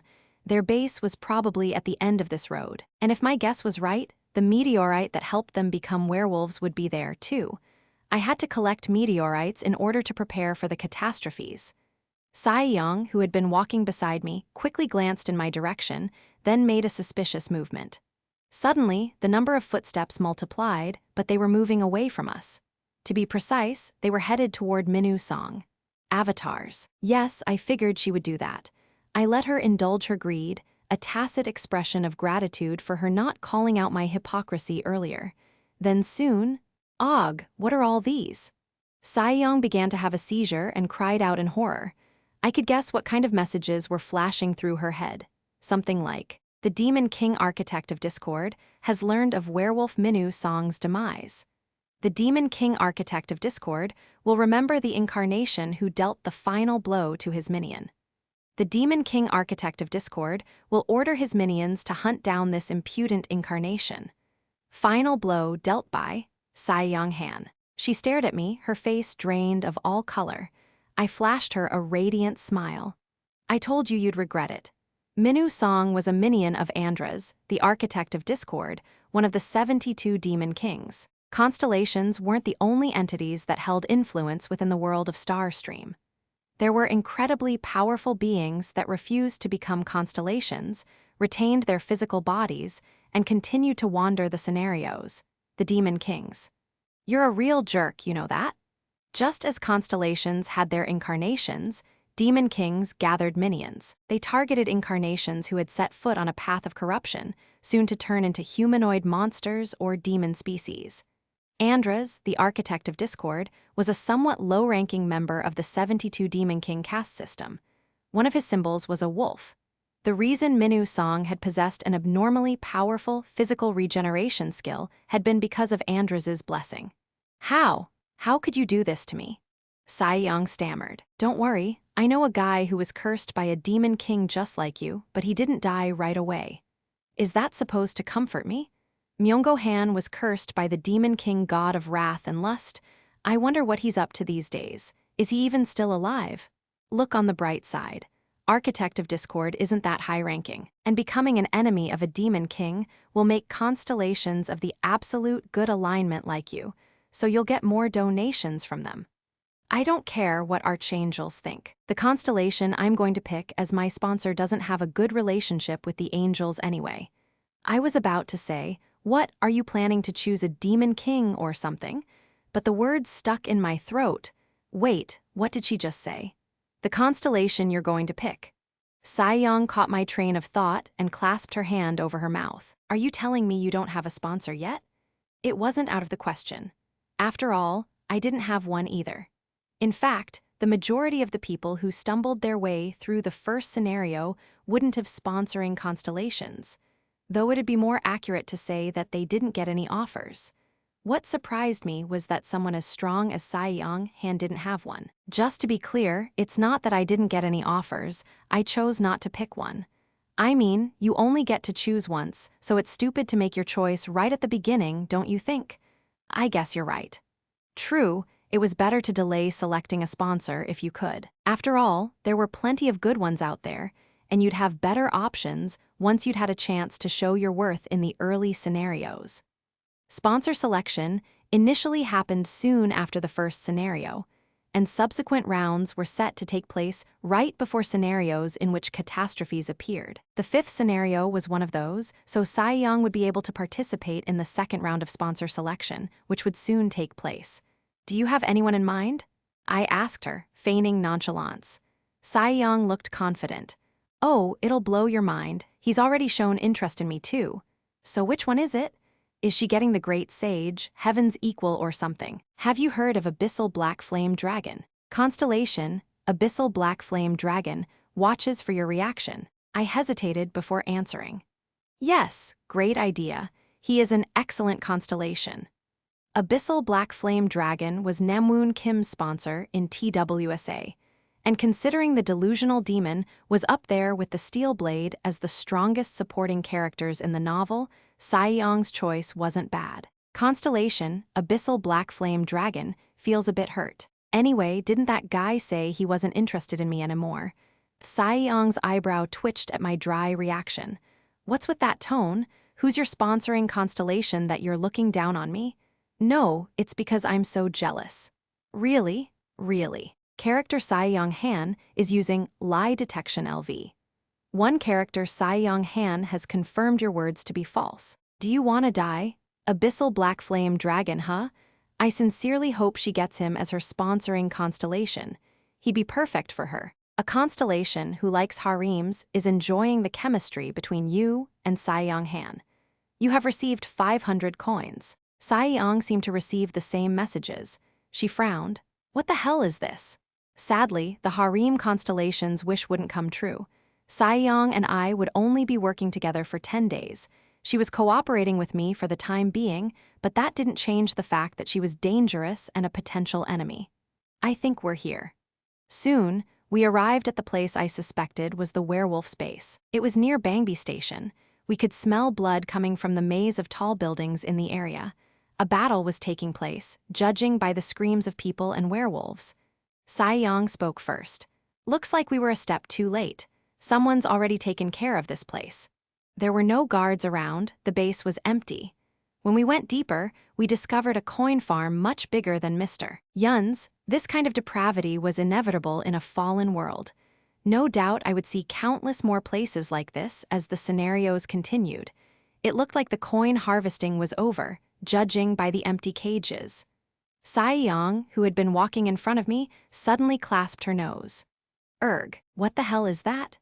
After passing the cages, we arrived at the werewolves' living area, where an even more horrifying scene was awaiting us. Human thighs were hanging on hooks like pieces of meat in a butcher shop. It was all too clear what they were for. Exclusive skill, the fourth wall mitigates your mental shock. I had only read about this, so this was my first time seeing it in person. According to TWSA, there were a few ways a human could evolve into a different species. One of them was cannibalism, eating their own kind. Saiyong swore, those monsters, most humanoid monsters evolved by accident. Usually, it was the people who failed to clear the sub-scenario hunting for food who started down this dark path. And once they got a taste, they wouldn't be able to stop. Turning into a different species took away any guilt they had about killing and devouring humans. I guess even you get upset seeing something like this. Of course, how can any human being be okay after seeing this?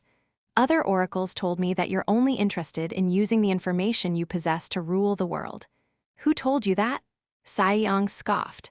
That's almost as ridiculous as when some jerk online accused me of plagiarism. Ruling the world? That'd be nice if I could. But my goal for now is to stop the apocalypse. What do you think I gathered the disciples for?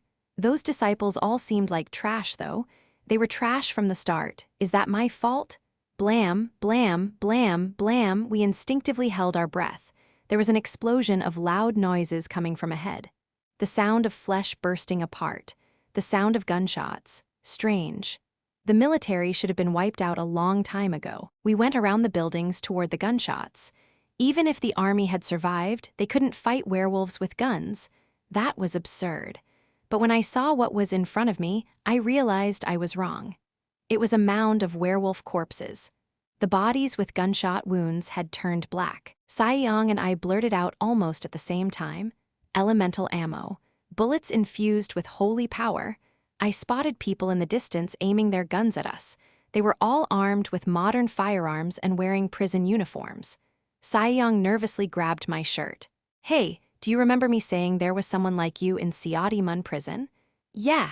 These people are her group. Saiyong pointed to a woman wearing a mask.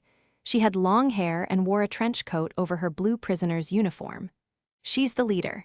Judging by her actions and how fast she was able to power up, she has to be a renouncer, but I can't see her info at all. I see. So they're the ones from Seoul prison that Sae-young told me about. But why didn't such a powerful group take part in the war for the throne? They're drifters, too, quite formidable ones at that. Sae-young continued, eyeing the pile of dead werewolves. Well, they've just become the strongest drifters I know. A woman with a gun began walking toward us, but it wasn't the leader. I pulled out Unbreakable Faith, and Sae-young prepared her avatars. It was at that moment the woman's gun moved. We ducked reflexively, but the gun was aimed at the mound of werewolf corpses. Ra-ta-ta-ta-ta-ta, the gunshots made the pile of dead bodies collapse, then something hidden under them was revealed. It was a shiny rock, about 2 meters by 2 meters. One of the meteorites we were looking for in order to prevent catastrophe, the yellow meteorite. As I suspected, the werewolves had been drawing power from it. The woman stared at the meteorite, then slowly turned to us. Are you Dokja Kim? She knows who I am? How? When I took a closer look at her, I realized that she was older. She probably wasn't 40, but judging by her small wrinkles, she looked like she was in her late 30s. I exhaled softly, then put on my best impression of a certain regressor's haughty glare. You're mistaken. My name is Younghyuk Yu. Dokja Kim is the person I hate the most. Younghyuk Yu? That's right. So tell the renouncer over there she'd be a fool to mess with me. Tell her that. She'll know what I mean. When I glanced at Sae-young, she was looking at me like I was out of my mind. I gave her a subtle signal, trusting her to be sensible and play along. But the woman replied dryly, We already know you're Dokja Kim. You can stop with these pointless lies. Character Sae-young Han has confirmed those words to be true. Sae-young nodded. This woman definitely knew who I was.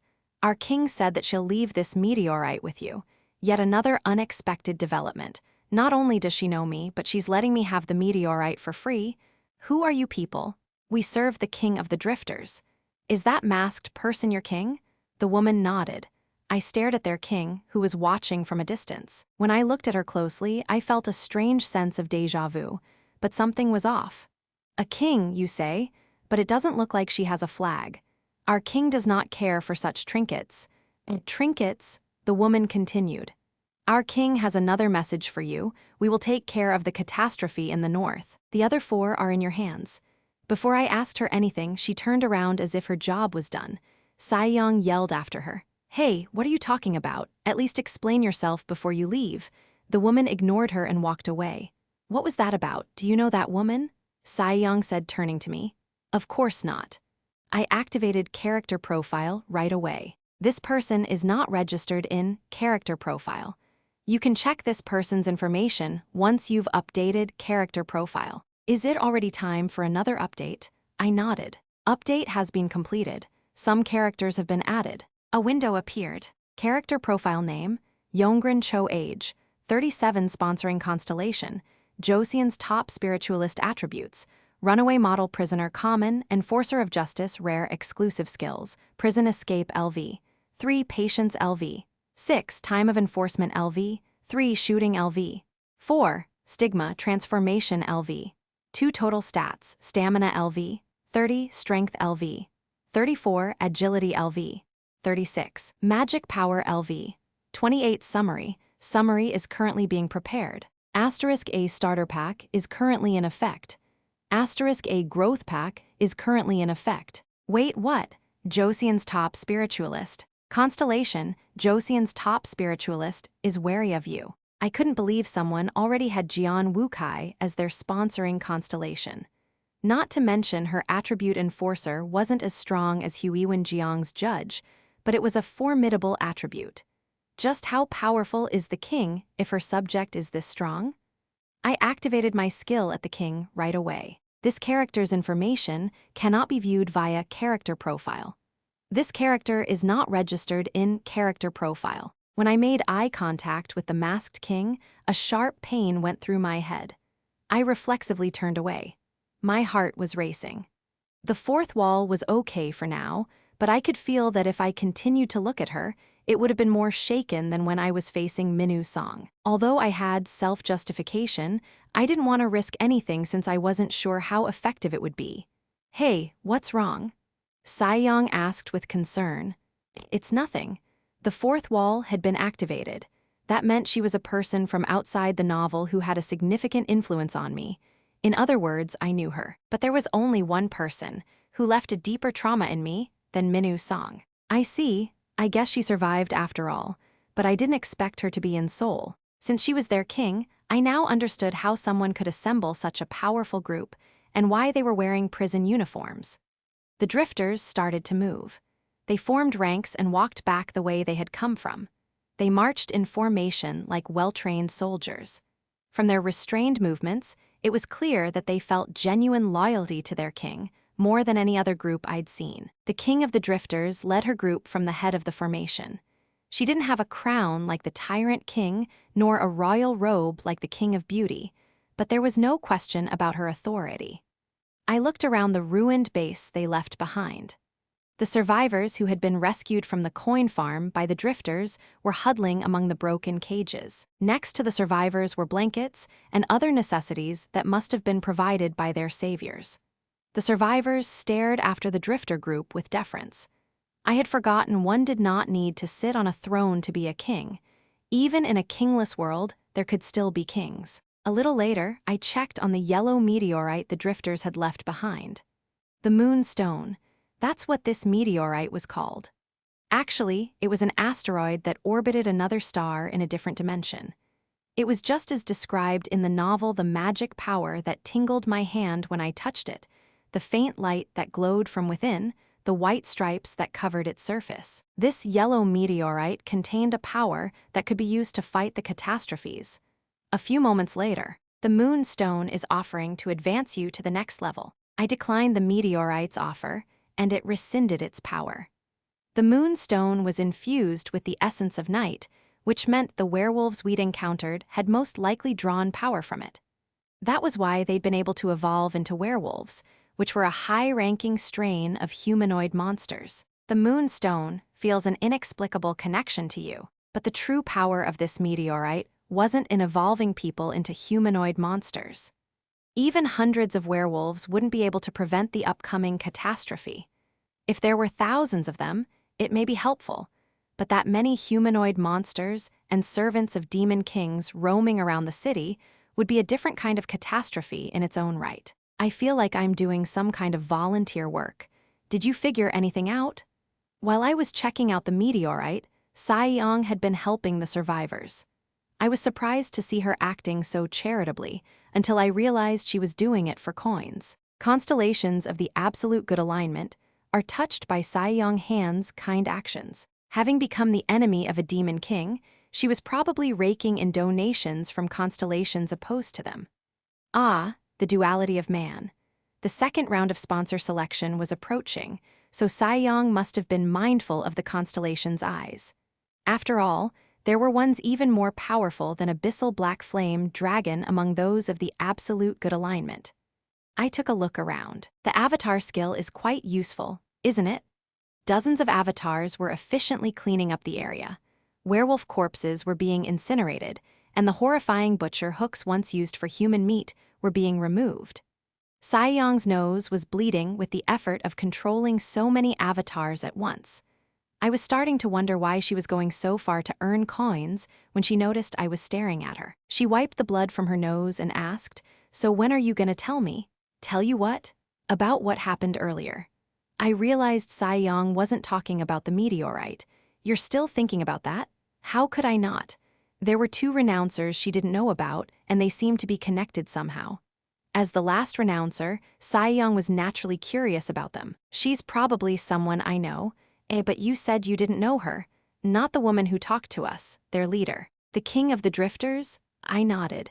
"That woman is not a renouncer. She never read the original novel." "What? Then how does she know so much about this world?" "Because I told her." Saiyong looked like someone hit her on the back of the head with a hammer. "You told someone about that boring story. Why?" "I needed something to talk about when I saw her." I paused for a bit before continuing. I had nothing to fill the silence with other than TWSA. Saiyong looked as though she wanted to pry further, but hesitated when she noticed that my expression had darkened. She probably had a lot of questions, such as who the king of the drifters was and how I was related to her. But she kept quiet for a moment, then continued in a nonchalant tone. I don't understand what your relationship with her is, but is it okay to just leave her be, if more people than us know about the future? Although I understood her concern, I thought it would be okay. The king of the drifters was a woman with strict principles. At the very least, she wouldn't abuse her knowledge of the future to cause harm. The real issue now is this thing, I said as I tapped the moonstone. Because I'm going to wake it up now. What? Wake it up? Saiyang looked at me like I was crazy. You're gonna awaken a catastrophe? Why are you surprised? You've done it too, haven't you? Saiyang Han had instigated the oracles into awakening the lesser dragon Ignir on the night of the oracles. Hey, that was a minor catastrophe. This isn't a catastrophe. Then what is it? Didn't you pay attention to what you were plagiarizing? You really don't know what comes out when this scenario starts. Saiyang shot me a look, then began to go through her novel on her phone. Wait, so this meteorite is… You found it? I guess you copied it correctly at least. Shut up. But still, is it really okay to wake it up when the main scenario hasn't started? What if we get in trouble for plausibility again? This should be fine. But that mid-grade goblin has it out for you. That's why we have to wrap this up while he's not around. If my guess was correct, he was getting grilled by management at this moment. I'm going to start infusing it with magic power. By my calculations, it should hatch in about 10 hours. I'll do 4 hours, you do 6. Why do I have to do 6? Your magic power level is higher than mine. The number of Saiyang's working avatars suddenly decreased. Nice try. Be honest. What level is it? Do I have to tell you? It's information I need to clear the scenario. Temporary oath is in effect. Saiyang frowned. Level 55. To be honest, I was surprised. I thought it might be over 40, considering how many avatars she could control at once, but 55. It was almost at the maximum level allowed for this scenario. Judging by her relatively frail stamina and strength, she must have dumped most of her coins on her magic power. Change of plans. I'll do it for 2 hours and you do 8. Hey, that's not fair, and I'm low on magic power. I asked Bihyong to open the goblin shop and purchased several bottles of medium mana recovery potion. Then use these. What's this? Coin items. Your sponsoring constellation must be generous. Are you sure you can just give these to me? I'm the one who's generous. Saiyang glared at me. They're not laced with anything, right? I'll go first. I put my hands on the moonstone and started infusing it with magic power while thinking about what would hatch from it in 10 hours. How long was I asleep? I opened my eyes to the sound of a voice urging me awake. Hey, wake up. It started moving. Saiyang had her hands on the meteorite and was yelling at me, looking like she didn't know what to do. With a loud noise, a crack appeared on the surface. It was similar to what happened when the fire dragon's red meteorite hatched. Of course, what emerged from this one wouldn't be hostile, but we could still be killed if we said something wrong. F-whoosh. The light shot straight up from the meteorite and brightened the night sky. We were filled with awe just looking at the powerful entity that was awakening before our eyes. Pieces of the moonstone fell to the ground like broken eggshells. Through the cracks, a radiant silver mane could be seen. If this creature had been a hatchling, I could have had it imprint on me and gained control of it, but what surfaced from the moonstone wasn't so naive. You have met a living creature from another world for the first time in the scenario. Your affinity with otherworldly beings has increased. You have received 2,000 coins as a donation. As a bonus, you have received a skill to facilitate communication with otherworlders. You have obtained Otherworld Interpreter LV. 1. Saiyang swallowed hard next to me. I understood her nervousness. Meeting with a being from another world signaled the start of the 5th scenario. And this scenario was on a completely different level compared to the ones before. A single mistake, and all of Seoul could be lost. Exclusive skill, Otherworld Interpreter, LV. 1 has been activated. Your understanding of this language is additionally boosted due to the effects of item Immunter Tribe's Protection Amulet. The amulet I received after defeating the fire dragon would be quite helpful for what was about to happen. Beginning auto-translation. A voice came from within the shining moonstone. $#. Curses, has it already begun? The large creature that had been crouching in the meteorite stood up as it grumbled. It reminded me of a wolf because of its silver mane, but it was on another level compared to mere werewolves. I knew what race it belonged to. A towering body over 3 meters tall. A ruling species of chronos which can transform at nightfall. They are warriors of the wind, with monstrous stamina and the strength of giants. This being was one of the 5 ruling species of chronos. I am a great first wolf. In chronos, they are called immunter, the first wolf. I am Lycaon, of the immunter. Every living thing in the area held their breath as Lycaon's roar echoed into the night. His presence was so powerful Saiyong instinctively hid behind me after meeting his eyes. Of course, I stood my ground. Exclusive skill, character profile, has been activated. Character profile name, Lycaon Isparang age, 371 sponsoring constellation, shadow of a destroyed world attributes, noble immunter heroic, humiliated survivor rare exclusive skills, the way of the wind LV. 9 advanced weapons proficiency LV. 9 warcry LV. 8 sage's insight LV. 4 steel skin LV. 8 acting LV. 4 stigma guide to destruction LV. 1 total stats, stamina LV. 75 strength LV. 75 agility LV. 75 magic power LV. 75 summary, he belongs to one of the 5 ruling species of chronos. After losing his world, he has resigned himself to Star Stream, where he serves as a guide in the scenario. He gazes at the world with eyes full of regret and longing. Lycaon had incredible skills and stats, appropriate for a hero from another world. His total stats averaged 75, which was well beyond the cap at this point. He could kill most of the station leaders with 1 strike. Lycaon looked at me with interest in his big blue eyes. Are you the ones who woke me up? I nodded. I see. That must mean the time has come. Congratulations on clearing the tutorial scenarios, Warriors of Another World. Tutorial my ass. Lycaon seemed to be mimicking the goblins for dramatic effect, but it just sounded ridiculous to me. There was no such thing as a tutorial scenario. Every scenario was real, and people who were killed couldn't come back to life. How could that be called a tutorial? You, who faced the apocalypse. First, I offer my sincere condolences as one who came from a world that has already fallen to catastrophe. Lycaon spoke while looking at the sky. The Great Hall had taken over the skies of Seoul. The swirl of dark clouds resembled a black hole, increasing in size by the minute. Lycaon would have witnessed the Great Hall on the day his world was destroyed. Every otherworldly being that appeared as a part of the plot had lost their home world in a scenario. However, you may relax now that I am here. I am a guide who came to deliver this world from doom. I shall train you to fight against the coming catastrophe and impart to you the wisdom that will see you through these dark times. And I will. For someone who had been hatched in a hurry, Lycaon was doing a solid job of reciting his lines. He had likely received a manual from the goblins. After going on for a bit, Lycaon suddenly stopped. Are you the only 2 to wake me up? That's right. Strange, have you not cleared the 4th scenario? If you cleared it correctly, the 5 guides, including me, should have hatched in the same place.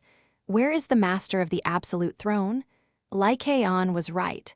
Originally, the 5 guides, including him, were supposed to have been summoned the moment someone claimed the absolute throne.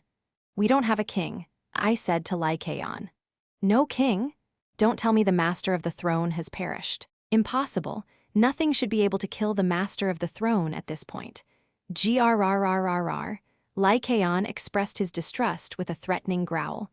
The absolute throne has had no owner from the start. What do you mean?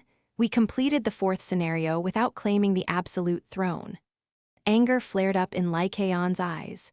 You are lying. That is impossible. The 4th scenario does not end until someone claims the absolute throne. It can also be cleared by destroying the throne. Lycaon looked stunned. He narrowed his eyes as if trying to discern whether what I said was true. Then he opened his eyes wide.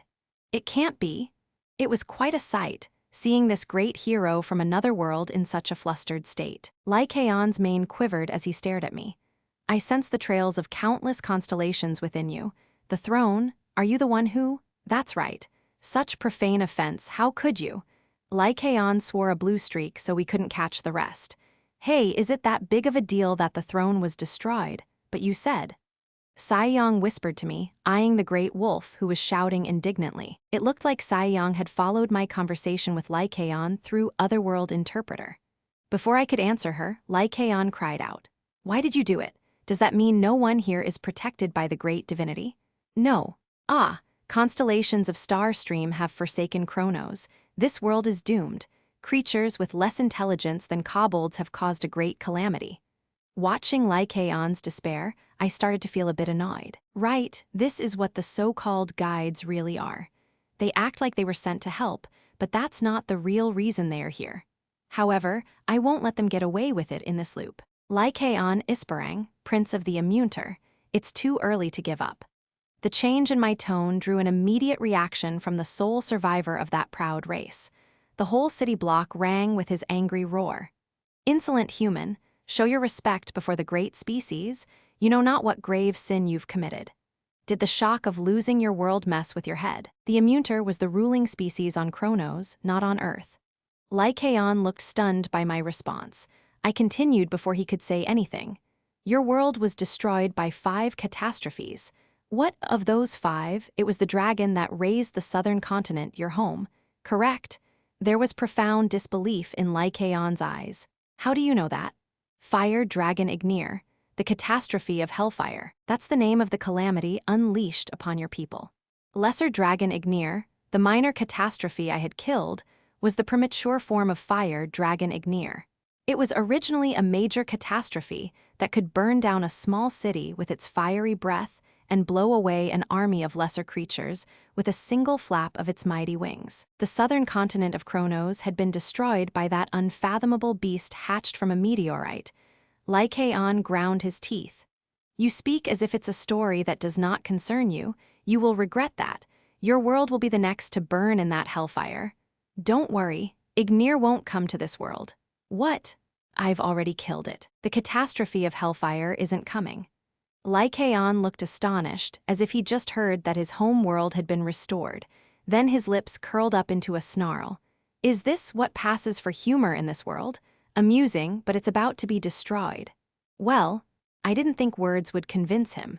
I reached into the inner pocket of my jacket and took out a blue amulet. Then, like magic, Lycaon's laughter disappeared. The Immunter tribe's protection amulet. Lycaon shakily reached for the amulet on my palm, then he quickly dropped his hands. How? Why does someone like you have that? The Immunter tribe's protection amulet was evidence that the catastrophe dragon had been slain. Lycaon of the Immunter, show your respect before the protection amulet, the symbol of your tribe.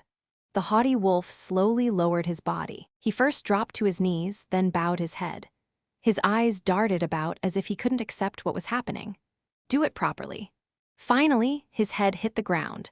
Since Lycaon was over 3 meters tall, his eyes were only lower than mine when he was lying prone on the ground. I quietly looked down at him. Who knew killing the fire dragon would end up helping me like this? Saiyang kept looking back and forth between Lycaon and me in confusion. Her scheme as the first disciple had nearly gotten me killed, but I had to admit this was going smoothly thanks to what she'd done. Lycaon spoke with a quiver in his voice. Oh, great dragon hunter, please forgive me for not asking earlier, but how shall I address you? My name is Dokja Kim. Despite the gravity of the situation, I couldn't help but be reminded of how uncool my name sounded. This scene would have been so much better had I said, my name is Younghyuk Yu. Lycaon, there is something you need to do for me, I quickly added, to get past the awkwardness. Lycaon cautiously lifted his head. Teach me the secret of your tribe, the way of the wind. Lycaon's eyes slowly widened. This was why I awakened Lycaon. Since the fire dragon, which was supposed to have been the catastrophe of the south, had already been dealt with, the first catastrophe to kick off the 5th scenario would be the catastrophe of the east. And in order to fight it, I had to acquire the secret technique of the Immunter tribe. The way of the wind. It was the only answer to the catastrophe of questions. 1 hour later, I was explaining the situation to Saiyang, since most of my conversation with Lycaon wouldn't have made much sense to her. So you're saying the reward you got for killing the fire dragon was that protection amulet, and it's something important to Lycaon's tribe? That's right. I still don't understand. Are you saying the fire dragon you killed still counts as a catastrophe, even though it was a minor one? Yes. Then there are 4 catastrophes to stop instead of 5 in the 5th scenario. You said you didn't understand, but it sounds like you grasped it just fine. Saiyong frowned. I don't understand. What you killed back then was a lesser dragon, right? Why does it count as a catastrophe when it was just a nerfed version of the real thing? Is this one of those convenient loopholes TWSA is full of? Anything hatched from a catastrophe meteorite is considered a catastrophe. That's what came out in place of Ignir, so the real Ignir won't appear in this scenario. Besides, the real thing didn't appear in TWSA either. It was actually Ignir as a hatchling. I mean, this is only the 5th scenario. If a bona fide dragon appeared now, we'd stand no chance. You're a real smooth talker. Are you a spokesman for TWSA? You're the author, aren't you? The scenarios can seem unfair and insurmountable at first, but in reality, the difficulty was balanced so that people could just barely complete them if they put their lives on the line. Emphasis on barely, they were still soul-crushingly difficult. Lesser Dragon Ignir, which was a weakened version of Ignir's hatchling form, easily killed all the oracles, who were stronger than most other incarnations. But that wasn't all. The dragon killed me once as well. In other words, I wouldn't have stood a chance without the special ability of King of No Killing. If the dragon had been unleashed in Seoul, it would have continued to grow stronger. And Seoul would eventually have met the same fate as Lycaon's home world. But naturally, Saiyong didn't know any of that and interpreted it in the most irritating way possible. I guess these catastrophes aren't all that, huh? I was nervous because TWSA makes them sound like a huge deal, but if you could defeat one, the rest must be pushovers too. I got lucky with the fire dragon. The ones we're going to face will be just as horrible as they are in the original story. They'll be catastrophes in every sense of the word. Despite myself, I quite enjoyed watching the plagiarists squirm at my invocation of the original story. Seriously, then what should we do? Obviously, we're gonna use that guy. From a distance, I saw Lycaon preparing for training. He does look pretty strong. Is he gonna fight for us? Saiyong asked.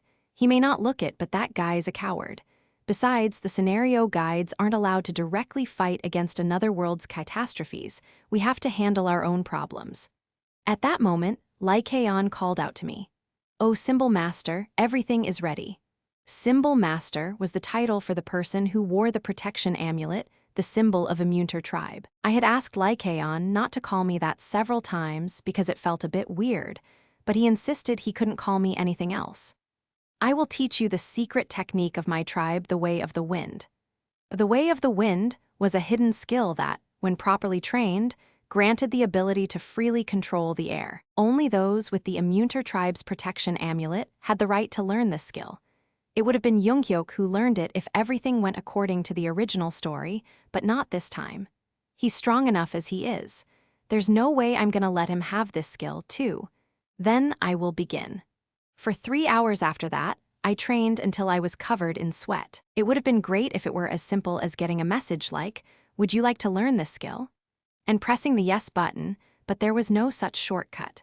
This was a skill that could only be obtained by learning it directly from an otherworlder. Still, all those years I'd read TWSA seemed to pay off, and I was able to copy Lycaon's movements little by little. Rather, I thought I was copying them. After about an hour, Lycaon spoke up hesitantly. "Symbol Master, I am sorry to tell you this, but what is it? Are you done teaching me?" I asked, struggling to breathe. "No, that's not it." "Then is there a part I'm not doing correctly?" "Well, to be precise, stop beating around the bush and tell me already. You are doing everything wrong." His words were so bluntly honest that I immediately slumped to the ground like I had been punched. The great hall in the sky suddenly seemed a lot bigger, as if it was mocking me. Lycaon looked at me for a moment, then delivered the finishing blow. "Symbol Master, it seems you don't have any talent for the Way of the Wind. No, to be honest, you do not seem to have much talent for any skill. At this rate, the world might be destroyed because of me." More hours passed like that until the whole day was wasted. There were only 8 days left until the 5th scenario. I didn't give up and kept practicing the way of the wind, but I didn't get any better. GRRR, symbol master, perhaps you should give up and why can't I get it? Why? 'Cause you suck at it, that's why. Sai Young, who had been watching my futile attempts, snickered. This doesn't make any sense. It totally makes sense. You're not the main character. Did you think you were Younghyuk Yu just because you've been doing well? Her words stabbed me like a knife because they were true. I frowned in frustration. But I understand it in my head. Yeah, everyone's a genius in their head. I'm serious. It was true. I remembered most of the passages from TWSA about learning the way of the wind. Because I was so frustrated, I even took a break about an hour ago to get a backup battery from the survivors and read the file again. In my left hand, a swift gale, and in my right hand, a raging storm. Where the straight line and the curved line collide, the way of the wind shall open. How? So you really do understand it. Lee Kae-on was amazed. I had just parroted a line from a scene in TWSA in which Younghyuk had an epiphany about the way of the wind. In TWSA, it only took 5 minutes for the main character to grasp this skill. An overly dramatic training montage, a few edgy lines from Younghyuk about a raging storm, and suddenly he could control the wind.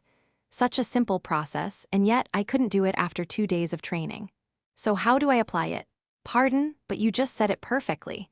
There is no explanation better than that. No, that's just a metaphor. It's not a metaphor, symbol master. You have to do exactly that. I was about to lose my mind. I had all the information I could have, directly from the author's own words, but it wasn't enough this time. That was because every description of this skill in TWSA was just cool-sounding nonsense without any practical instruction. The fourth wall was useless as well. It allowed me to assess the situation calmly and decisively, but didn't grant me a talent I didn't possess. I took out my frustration on Lee Kae-on. Oh yeah? Then try this.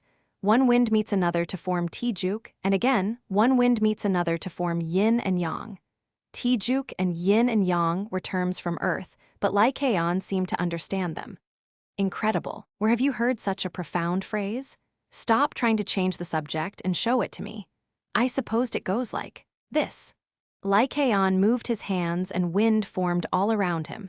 2 winds came together and began to swirl. Then 2 more winds imbued it with hot and cold energies. I couldn't believe it. He pulled that off just by hearing some vague words. Then why can't I do it? I refused to back down. Then how about this? 4 winds meet to form the cardinal points, and 4 more join in to form the 8 trigrams. Therefore, wind exists everywhere, and at the same time nowhere. Let's see you try that.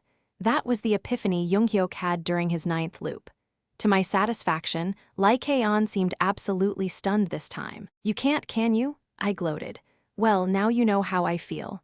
Symbol master, I thank you from the bottom of my heart. Level 5 humanoid monster Lee Kae-on, Prince of the Immunter, has experienced a great enlightenment. Lee Kae-on suddenly dropped into a lotus position and began to meditate. You have had a big role in the evolution of Lee Kae-on, Prince of the Immunter. Lee Kae-on, Prince of the Immunter, feels grateful to you. A few constellations from Chronos, the Lost World, express their gratitude. They have donated 2,000 coins. I finally realized what was happening. It wasn't that he was stumped by my words, the damn wolf was having an epiphany. Sai Young was laughing so hard that she'd fallen over on her back. I was in despair. I felt that, for all my knowledge of TWSA, I didn't know a single thing about myself. Constellation Prisoner of the Golden Headband is amazed by how pathetic you were. Constellation, secretive plotter, is disappointed by your imprudence. Looking at the messages floating in midair, I even wondered if I should just pick a decent constellation to be my sponsor. Of course, that wasn't possible because of my contract with Bihyong. Is this why you destroyed the throne? Idiot. When I looked up, I was surprised to see the transparent figure of Bihyong there. I spoke to him through goblin communication. Is it okay for us to talk? What about that mid-grade goblin? You won't see him for a while, he's being disciplined. He won't be coming back until the 5th scenario starts. Oh, and my channel leveled up again. I might get promoted to mid-grade next month. It's all thanks to you. Good for you. What? You don't look too happy. My promotion will be advantageous for you too, you know. You'll just get busier as a mid-grade. Bihyung smirked. Heh, don't worry. Sure, I might not have time for other incarnations, but do you really think I'd neglect you? Of course, management is grilling mid-grade goblins a lot lately, because a certain someone has messed up the plausibility. I thought I knew who Bihyung was talking about. Oh, I'm not talking about you, of course. Bihyung was probably referring to Younghyuk. After all, he was getting stronger at a rate that didn't seem plausible. To others, it must have looked like he was using some kind of cheat code. You see, there's a guy who has gotten stronger at an abnormal speed. But apparently, not even management can do anything about him. He must have some crazy, powerful sponsor. And plausibility would continue to be a non-issue for the regressor. Plausibility wasn't a problem for a constellation that could handle it. And Younghyuk's sponsoring constellation was certainly capable of that. By the way, don't you want to buy growth package? If you buy it now, I can give you a discount. You're having a hard time because you can't learn that skill, right? If you buy this package, I'm not buying it. Growth package only works on a skill you've already learned, and you know it. Nice try, but stop trying to rip me off. Careless usage of growth package could result in a penalty. There was a reason even the powerful Younghyuk didn't use it. TCH, you knew about that? Bihyung smacked his lips in disappointment. But maybe it's time for me to do a bit of shopping. Coins owned, 62, 372C. After selling parts of the fire dragon, I had quite a lot of coins left, even after investing so much on my overall stats. If I had 40,000 more coins, I could have bought Heaven Dragon's Walk. Unfortunately, it wasn't time for that. Bihyung immediately brightened up. Oh really? Is there something you want to buy? You guys will have new coin items soon, won't you? How did you know that? Did you plant a spy among us? It's obvious since a new scenario is going to begin soon. Let me know when that happens. I'll buy something. Oh, did I hear that right? A stingy jerk like you, I turned off the goblin communication because I had nothing more to gain by talking to Bihyung, and it was just making me more frustrated. When I turned around, Lai Kaeon was still in the middle of having an epiphany. Saiyang had moved over and was watching me with her chin on her hand. What are you gonna do now? I don't know, I'm thinking about it. Why don't you let me learn that? Huh, or tell the survivors over there to learn it. I looked at the people who had settled down around us. The coin farm had been destroyed 2 days ago. The rescued survivors were working together to help those who had been injured. The reaction here was very different from what happened with the victims of Mr. Yun's coin farm. Maybe Saiyang's hypocrisy had changed these people. Perhaps it was true hypocrisy could be a virtue. Saiyang spoke up. The way of the wind, or whatever. As long as someone can use it, doesn't matter who, right? Right, we just need someone who can use it. Then why are you being stubborn about doing it yourself? You just want to hog all the attention from constellations, don't you? She wasn't wrong, but she wasn't completely right either. Only the owner of the protection amulet can learn it. Then let me have it. The amulet can't be traded. Incarnation, Saiyang Han has confirmed your words to be true. I clicked my tongue. You're the only one I know with bigger trust issues than Younghyuk. Speaking of which, based on the original story, he was supposed to learn that skill, no? That's right. Why are you making your life harder? You could have just let him handle it. It's not too late. Let's look for Younghyuk. Just help him get stronger and use him. He can probably learn it even without the amulet. Younghyuk doesn't listen to other people. I'll try seducing him. I stared at Saiyang wordlessly, then looked away. You can't. Are you making fun of me? Even if we did find him, it'd just cause more problems. Not even Younghyuk could learn the way of the wind without the amulet. That meant he'd try to take it from me by force. Except it was bound to me, and the only way to take it off my hands would be by killing me. In other words, Younghyuk would definitely try to kill me, and not just for the amulet. As you know, he and I didn't exactly part on good terms last time we met. If I see him again, Younghyuk will kill me. I could remember it vividly, Younghyuk's broken body flying through the air after taking a 100 strength punch from me. Even after he lost consciousness, his eyes continued to glare at me, like he couldn't wait to rip me apart. Well, I guess you have a point. He certainly didn't hesitate when he cut off my head. Saiyang rubbed her neck as if remembering what happened in Chungmuro Station. Besides, I said, even if I wanted to find him, I have no idea where. At that moment, I heard people clamoring in the distance. Someone is hurt. Please help, he's badly wounded. It looked like someone had found another injured person nearby. Constellation, demonic judge of fire, looks forward to a show of your camaraderie. Several constellations want you to treat the injured. Uriel sent a message, soon followed by ones from other constellations. What is happening? I took Saiyang with me, and when I saw who the injured person was, I glared at Bihyong, who was floating in midair. Bihyong was chuckling and feigning ignorance. For the record, I had nothing to do with this. Surrounded by a small crowd, Junghyuk was waiting for me, bleeding all over. I quietly stepped away from Junghyuk and snapped at Bihyong. You did this, didn't you? Even if Junghyuk had been nearby, the timing was too perfect. My guess was that Bihyong had activated a sub-scenario to make the survivors bring Junghyuk to me. Why do you always doubt me? Do you have any proof? Of course I didn't have any proof, but I had my suspicions. Constellation, demonic judge of fire, eagerly awaits your next action. You have received 500 coins as a donation. Exhibit A, looks like we found our guy, Saiyang whispered to me as she stared at Junghyuk. What now? What else is there? We should save him, right? I mean, he's the main character. Of course we should save him, but if I do it now, he'll kill me for sure. Saiyang seemed to share my concern and eyed Junghyuk warily, as if he'd wake up at any moment. You have any items to put restrictions on him? Most of those don't work on Junghyuk. Then can we lock him up somewhere? He'll just kill himself if we do that. Right, since he can simply regress. Damn it. By the way, what happens to us if he does that? It seemed that question only just occurred to Saiyang. What will happen to this world if Junghyuk regresses? That was also my biggest worry. Let's make sure he doesn't, because no one knows what'll happen. When you're unsure about something, the right thing to do is to assume the worst. If this world is reset, I might not exist anymore. Anyway, who did this to him? I took a close look at his condition. There was a big circular bruise around his midsection. His organs were likely damaged, and all his ribs were broken. Looks like his injuries were caused by a single powerful blow. But who could have possibly done this to? I looked at my own fist in disbelief. What's wrong? You look concerned all of a sudden. It's nothing.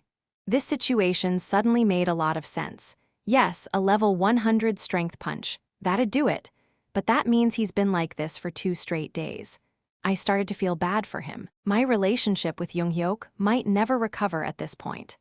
I finished examining his stomach and turned my gaze toward his face. At that moment, goosebumps ran down my entire body, and I instantly took a dozen steps backward. Junghyuk was glaring at me with tears of blood dripping from his eyes. His lips were twitching, no doubt trying to say, "I'll kill you, Dokja Kim." I noticed Saiyang had disappeared, then realized she had bolted to a far corner. Keeping a safe distance, I yelled at Junghyuk, "Come on, man, get over it already." It was a fair fight. Don't you think you're being petty? I mean, you tried to kill me too. Junghyuk continued to glare at me. Damn it. I had no choice. Junghyuk had to survive, even if it meant he'd kill me later. Even if I managed to stop the catastrophe of questions without him, the world could still be destroyed if I lost Junghyuk here. Why did this piece of work have to be the main character of TWSA? If it was Hyunseong or even Huiwon, the story would have been easier to navigate. Now's not the time to complain. I decided to activate my skill. It was obvious what Junghyuk was thinking, but I had to be sure. Exclusive skill, Omniscient Reader's Viewpoint LV. 2 has been activated. And then, something amazing happened. Dokja Kim. I opened my eyes wide and looked at Junghyuk. Is he talking to me? You can hear me, right? Considering your actions up till now. What? Tell me if you can hear this. If you don't act now, this world will be. I wasn't sure what to do, so I continued to stare. Damn it, was I mistaken? Junghyuk's eyes slowly closed. I hesitated for a bit, then carefully walked toward him. Judging by his condition, Junghyuk didn't have the strength to fight me, and I didn't sense any hostility from him either. Hey, Junghyuk, can you hear me? He seemed to struggle just to open his eyes briefly, then close them again. Strange. If he took this much damage, his revive skill should have activated automatically. Why is he like this? Exclusive skill character profile has been activated. There is too much information about this character. Switching to a summarized view. Character profile name, Junghyuk Yu age, 28 attributes, Regressor third loop mythical, pro gamer rare, supreme king heroic exclusive skills, the Eye of the Sage LV, 8 close combat LV, 9 advanced weapon proficiency LV, 9 mental barrier LV, 8 100 step fist LV, 6 phoenix walk LV, 1 sky breaking weapon aura LV, 5 stigma regression LV, 3 carryover LV, 3 overall stats, stamina LV, 60 strength LV, 60 agility LV, 60 magic power LV, 60 asterisk this character is currently under a status effect. Asterisk this character is currently affected by Thousand Spirits poison. Junghyuk's other stats were fine. He was still the most powerful incarnation in Seoul, and his skill levels had gone up since the last time I had seen him. The problem was a status effect. Even he didn't have powerful immunity skills this early on. Poison was one of the few weaknesses he had at this point. Looks like he's gone and gotten himself poisoned. On closer inspection, I noticed bluish veins showing throughout his body. The symptoms indicated that it hadn't been too long since the poison had begun to spread. Luckily, he can survive this, but something gave me pause. To my knowledge, there should have been only one person who could use Thousand Spirits poison at this point. The woman who had brought Junghyuk to us was watching with concern from a distance. Are you, by chance, Dokja Kim? She asked. Her question caught me by surprise, and I nodded without thinking. The whole way here, that man kept telling me to take him to Dokja Kim. He what? My mind was suddenly flooded with all kinds of thoughts as I looked down at Junghyuk's face, which seemed to be turning greener by the minute. Sae-young, who had bolted to safety, carefully approached me again. Hey, what the hell's going on? She urged me by poking my shoulder, but I didn't answer. I thought it over, then spoke to Bihyung. Bihyung, open the goblin shop. Now do you believe me? Told you I didn't do it. Just open the shop. After checking how many coins I had, I looked for items that could treat Junghyuk. Thousand Spirits poison, Elian Forest essence alone won't be enough to cure him. I quickly checked some ingredients and finished purchasing items. You have purchased Midday Rendezvous X1. You have purchased Old Barbara's Branch X1. You have purchased Novice Dalton's Horn X2. You have purchased Detox Potato X1. You have purchased Einter Temple's Purification Water X2. You have purchased Elian Forest Essence X1. You have spent a total of 370 coins. I hadn't expected to spend that much. I asked the survivors nearby to bring me a small pot, then poured all the ingredients inside, but not before I started a fire in the mana brazier. What are you making? Sae-young asked me. An antidote. So you decided to save him? I answered with a nod. I think he came looking for me specifically. For you, why? I don't know. To seek help. I mean, not even Junghyuk you would have come all the way here just to kill you in that state, would he? No, there's no way he's here to ask for help. How do you know that? I just know, that's the kind of person he is. I stoked the fire in the mana brazier. The concoction began to boil as the blue fire flared up. If I had to name it based on its color and appearance, it would be something like failed monster intestine soup. Despite how awful it looked, it was an excellent antidote. Sae-young crouched down next to me and stared at the horrible-looking soup. By the way, was Junghyuk you really that bad in TWSA? What? I was just thinking. I mean, he does save a lot of people and does plenty of good things, right? Sure, he does some messed up stuff too, but all his actions are ultimately for the greater good. He fights to save the world, and I hate to admit it, but when he killed me, it was because I was the villain in that situation. I thought about it, and Sae-young wasn't totally wrong. I answered with a grin, "You're defending Junghyuk? It's not very persuasive from the person who ran away from him even farther than I did earlier. Running away from him has nothing to do with it. I'm just saying there's more than one side to a person." I never expected her to say something like that. She smiled, acting all cool as she continued. Just like the fact that my work was never affected by TWSA, even though you keep insisting it was plagiarized. You almost had me convinced until you said that. But despite saying that, I was torn. What kind of person is Junghyuk you? Can I really say I know him well? I used to be able to answer that with confidence because I had read all of TWSA, but it felt like my answer was melting and being diluted in the soup I was watching boil. Is there more to Junghyuk than what I know of him? The soup was soon ready. Constellation, demonic judge of fire, is touched by your act of kindness. The constellations of the absolute good alignment support your act of kindness. You have received 3,000 coins as a donation. This was a rare occasion in which I earned coins, but it felt like a net loss, damn it. I approached Junghyuk with the soup. I fed him using a spoon Saiyang grabbed from a store nearby. She mocked me as I blew on the soup to cool it down. Just like a devoted wife. Then you want to do it? Nope. Even if Saiyang wanted to, I wouldn't have let her. Because of the messages I got every time I fed Junghyuk. Constellation, demonic judge of fire, is touched by your act of kindness. You have received 500 coins as a donation. Who knew I'd earn coins for every spoonful? What a lucrative business model. Constellation, demonic judge of fire, is touched by your act of kindness. You have received 300 coins as a donation. I thought saving him would be disadvantageous to me, but it turned out to be a big win. This is why people need to help others in need.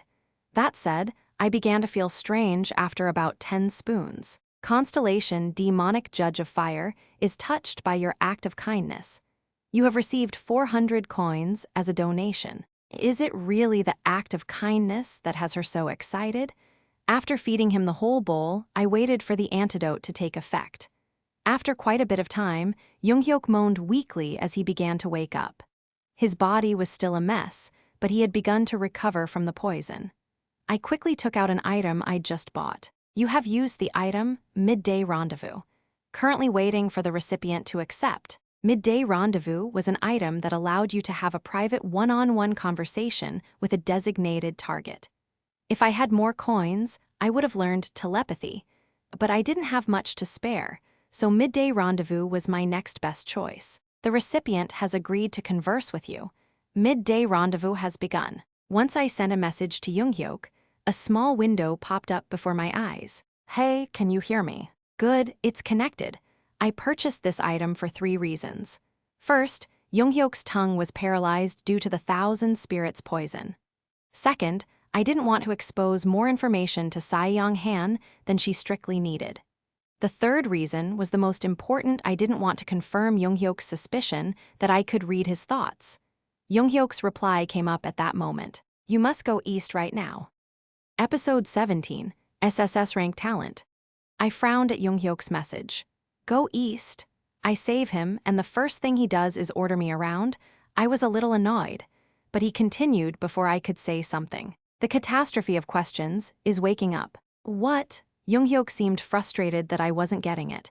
He frowned and kept talking. Someone is going around awakening the catastrophes. Later, Saiyang and I left for Gangdong-gu, leaving Lycaon behind as he was still in the middle of having an epiphany. We were moving as fast as we could. Is it okay to leave the wolf guy behind? The immunter can sense the master of the protection amulet, so he'll come for me when he wakes up. More importantly, I glared at Saiyang as she ran beside me. Can't you carry this guy? Use one of your avatars. Hell no. Saiyang blanched and moved away from me. Weren't you saying Junghyuk might not be a bad guy earlier? That's that, but this is different. Would you carry someone who cut off your head once? I couldn't argue with that. Junghyuk spoke to me through Midday Rendezvous. Just leave me here. I don't need your help. Drop the ego before I ditch you for real. I couldn't see his expression because I was carrying him on my back. How long before you can move on your own? 2 days. You're gonna kill me when you recover, aren't you? I was half joking, but it made me nervous when this jerk didn't answer. I slowed down on purpose. I can't help you if you're going to be like this. How can I trust someone who wants to kill me? Make an oath of existence and I'll help you. Swear you won't kill me until the end of this loop. I can't do that. What a petty guy. At the very least, swear you won't harm me until the 5th scenario ends. I really can't do this unless you promise me that much. Junghyuk thought about it for a moment. I swear it. I was a bit surprised he agreed to it without arguing. Oath of existence. A self-imposed constraint. Blue flame rose from Junghyuk's body, then went into his heart. If he broke the oath, that blue flame would immediately burn away his heart. As I was about to breathe a sigh of relief, Junghyuk continued. I won't kill you, but I'll get back at you for hitting me. What? I was stunned for a second. He's thinking about that? In this situation? Is this because of what happened 2 days ago? Jung-hyuk didn't answer me again. Crap, I knew he agreed to the oath too easily. Just one hit, but go easy on me, okay? If this put us on better terms, it wasn't a bad deal. With my current stats, I wouldn't die at least. Soon, we crossed Qingdam Bridge and entered Gwangjinggu. I sensed that our surroundings were changing little by little. There were plants I had never seen before, and the stench of rotting bodies was replaced by that of monster excrement. We came upon a colossal plant with vines going around entire skyscrapers. A level 7 plant species, Yanisplata, is wary of you. I turned to Saiyang, who was about to draw her weapon. Don't make any sudden movements. It'll be fine as long as we don't attack first. Don't monsters like this usually attack with their tentacles? Only in cartoons and stuff. This one is gentle. Be careful not to step on the roots over there. From atop a building, a plant that resembled a sunflower followed us with its eyes. It looked a bit scary, but it wasn't a threat to us. Still, its presence here wasn't a good sign. Plant species monsters normally appeared after the Great Hall opened up completely. Looks like Kronos' terraforming has begun. Terraforming. The fifth scenario was a battle of worlds. Humanity must defend against the onslaught of the other world. Just as Seoul was being invaded by Kronos, China was being invaded by the third Murim world, and Japan was likely being invaded by the 100 Demons world. Saiyang was using her avatars for reconnaissance. Damn it, this area is full of monsters. The awakening catastrophes must have sped up terraforming. Who the hell is waking them up? Someone like you. You awakened the fire dragon, remember? Saiyang pouted. Well, you dealt with it just fine, didn't you? Yes, because the mid-grade goblin applied a penalty to it. And no, it wasn't just fine. Don't downplay what happened because you didn't have to fight it. Well, maybe there will be a penalty this time, too. Isn't it better for us if we defeat the catastrophe while it's weak? That's meaningless to the catastrophe of questions. I doubt the goblin would grant another penalty anyway. Saiyang and I moved quickly, avoiding monsters as we went. Low-level monsters feasted on corpses in the streets. Judging by the carnage, it looked like Jung-hyuk had come this way. I can't believe he made it through here in that state. He's not the main character for nothing. I spoke to him through midday rendezvous. I have a question for you. Why did you come to me? To be honest, I thought you would have just killed yourself if things got that bad. Kill myself? Don't be ridiculous. He wouldn't think it was so ridiculous if he saw himself in his 8th loop. But it was his next words that took me by surprise. If I was going to give up so easily, I wouldn't have started this journey in the first place. For the first time in a long while, I got the same feeling as when I first started reading TWSA. Saiyang might have been right. The Jung-hyuk you I thought I knew was in a weakened mental state after experiencing countless tragedies. He gave up easily and killed people without a second thought. But Jung-hyuk you in this loop wasn't like that yet. Maybe I didn't really know Jung-hyuk, as he was in his 3rd loop. Your understanding of character Jung-hyuk you has increased. Jung-hyuk paused before continuing. You were the only one I could think of. I thought the one who destroyed the absolute throne might be able to help. You're not going to call me out for destroying the throne. I don't want to linger on something that's already done. Besides, I also had my reservations about the absolute throne. I'm sure you did it to get rid of the otherworldly divinity's influence. You knew about that. This was the first time I'd had an honest conversation with Jung-hyuk, and I was surprised. This guy's more reasonable than I thought. More importantly, was he always this smart? Jung-hyuk continued. To be honest, I don't think your solution was a bad one. The problem was what came after. Because you destroyed the throne, all the guides were scattered to different places, and meteorite collection was jeopardized. That's why terraforming went faster in Gwangjinggu and Gangdonggu. Drifters are using the power of the meteorites. Terraforming doesn't speed up just because someone is using a meteorite. One of the 10 evils got their hands on a meteorite containing a catastrophe. The 10 evils, when I heard that, my heart sank. I was expecting it, but to actually hear it was different. By any chance, was it Seoul Lee, Poison Beauty? So you knew. Well, she's the only one who can use Thousand Spirits poison. But there was something I didn't understand. Then why were you poisoned? You wouldn't have fought Poison Beauty head-on. I was trying to persuade her. Persuade her? I recalled a scene from TWSA. Jung-hyuk explained. I thought I could make her my companion. Companion? I see. Now I remembered. Poison Beauty Seolhwa Lee had been Junghyuk's companion in the second loop. The 10 evils weren't bad people in every loop. Just as Armament Lord Pildu Gong had changed in this loop, Seolhwa Lee became one of the 10 evils in a few timelines, including the first one. Every other time, Seolhwa Lee was one of the few companions Junghyuk could trust. That wasn't like you. I know how pathetic. She wasn't the Seolhwa Lee I remembered. I knew that, but even just for a moment, I wanted to believe she was still in there. The woman from my memories. The loneliness in his voice made me open my mouth without thinking. It was brief, but Seolhwa Lee had been Junghyuk's lover in the second loop. I understand. Junghyuk was quiet for a bit. You sound like you've experienced regression. I don't need to be a regressor to understand that. I understand. I knew those weren't words one should say lightly, but I still wanted to say it to Junghyuk. He had never had anyone's sympathy before, nor would he ever again, so I thought it was okay for at least one person to tell him that. Character Junghyuk Yu is greatly perturbed. Character Junghyuk Yu is faintly comforted by your words. Strange, you're definitely not a regressor. Is this another prophet ability? When I didn't answer, Junghyuk continued. Don't think my opinion of you has changed. You're still the shameless bastard who kidnapped my sister. I told you I didn't kidnap her. I was protecting her. I know you already confirmed that through lie detection, so why do you keep Dokja? Saiyong's urgent cry cut our conversation short. Chinho Bridge, which would bring us to Gangdong-gu, was ahead. The Great Hall was shining in the sky, bright light spilling out of it. Damn it. Already, we entered Gangdong-gu, where the strange foliage was denser. Creepy-looking trees grew between buildings.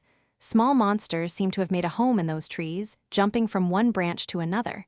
Half of Gangdong-gu had already become a different world. Saiyong bit her lip.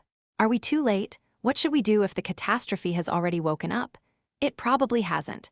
If it did, the scenario should have started. We walked some more and noticed some signs scrawled on the ground. They looked like graffiti, but they were territorial markings. It was a warning not to come any closer. We were now in Poison Beauty's domain. She was moving faster than I thought. Judging by how well these defenses have been set up, they'll be quite troublesome to deal with. Do you have a plan? Asked Saiyong. I didn't, because we weren't here for a head-on fight. Our only goal is the meteorite. We just need to steal it. I'll buy time so you take care of the meteorite. But it won't be that easy. Things might have been different if we had more support, like the King of the Drifters, though. Junghyuk interrupted. There's no need to rush. Even if it has begun, the catastrophe of questions can be suppressed early on. Suppressed? What was a cocky comment that could have only come from Junghyuk? And who would do that? You in that sorry state. Of course it'll have to be you. Weren't you planning to? What makes you think that? I'm assuming you've already awakened a guide and snagged the way of the wind for yourself. Judging by Junghyuk's irritated tone, he was totally mad that I stole the way of the wind from him. I smiled. I didn't learn it. Why not? Did you not have enough time? I wish that was why. No, turns out I don't have the talent. I sensed profound contempt from Junghyuk's silence. Then you should have just someone's there. As soon as I heard Saiyong's voice, I pulled out unbreakable faith. Anyone in this area was likely working for Poison Beauty. I put Junghyuk down and handed him to one of Saiyong's avatars. Only for a little bit, all right? Take him back as soon as this is over. The sound of murmuring voices grew closer, but something felt off. One group on the move shouldn't be this loud. Soon, the clear voice of a woman came from the front of the group. Everyone, run toward Chinho Bridge. They weren't from Poison Beauty's group. Someone was helping people who had survived Poison Beauty to escape from Gangdong-gu. The survivors were unarmed and gasping for breath as they ran for their lives. They soon spotted us. Gee, get out of my way. Hurry. With that, arrows rained down all around us. A loud swish, and the man who had yelled at me crashed to the ground. A black blotch spread rapidly from the arrow in his back. Poisoned arrows. Get them! Every member of the Poison Beauty group was shooting arrows into the air. As we took cover behind a building, a barricade of threads spread out before us like a spider web, and arrows got tangled up in it. My eyes went wide. What kind of skill is that? More threads shot toward Poison Beauty's group. They were like steel wires, and anyone unfortunate enough to trip on them had their legs and feet sliced clean off. Jaya! All the threads led back to one woman, an incarnation floating in the air, wearing a form-fitting black combat suit. 2 daggers shot out from her hands, weaving through the web of magic threads in a mesmerizing motion. She skillfully controlled the threads and mowed down Poison Beauty's followers in the blink of an eye. There was no hesitation in her strikes, and her movements were precise, like a beautiful and deadly dance. Even at a glance, it was clear she was no ordinary incarnation, both in terms of her stats and her skills. This character's information cannot be viewed via character profile. This person is not registered in character profile. On top of that, I couldn't use character profile on her. "Hey, that woman?" Saiyong muttered under her breath, but she didn't have to say anything. I already knew who that woman was. Sangha? It had only been 2 days since we'd gotten separated, but she wasn't the Sangha Yu I'd known. KSHK? Every time Sangha's daggers moved, an enemy was cut down. She's incredible. Is that really the Sangha Yu I know? There weren't many skills for battling multiple enemies. At this point, Armament Lord Pildu Gong's militarized zone and Saiyong Han's avatar were just about the only ones that would be effective against of a crowd of that size. And yet, here was Sangha, single-handedly taking down an entire group. How did she get so strong? Is this what it looks like to be naturally talented? Younghyuk spoke to me as if he'd read my mind. She improved faster without you. It seems you don't have a knack for helping your companions grow. It was the same with Hyunseong Lee. She got that strong because I helped her at the beginning, all right. Actually, I hadn't done much for her, but I wanted to say that. Damn it. Why'd she have to improve so much in the short time I wasn't there? Now it looks like I was holding her back. Hey! Saiyong snapped me back to reality. This wasn't the time to be gawking at Sangha's overwhelming prowess. Regardless of how strong she was, there were numerous enemies, and she was fighting alone. Sangha, this way. She flinched upon hearing my voice. It looked like she was just as surprised to see me here.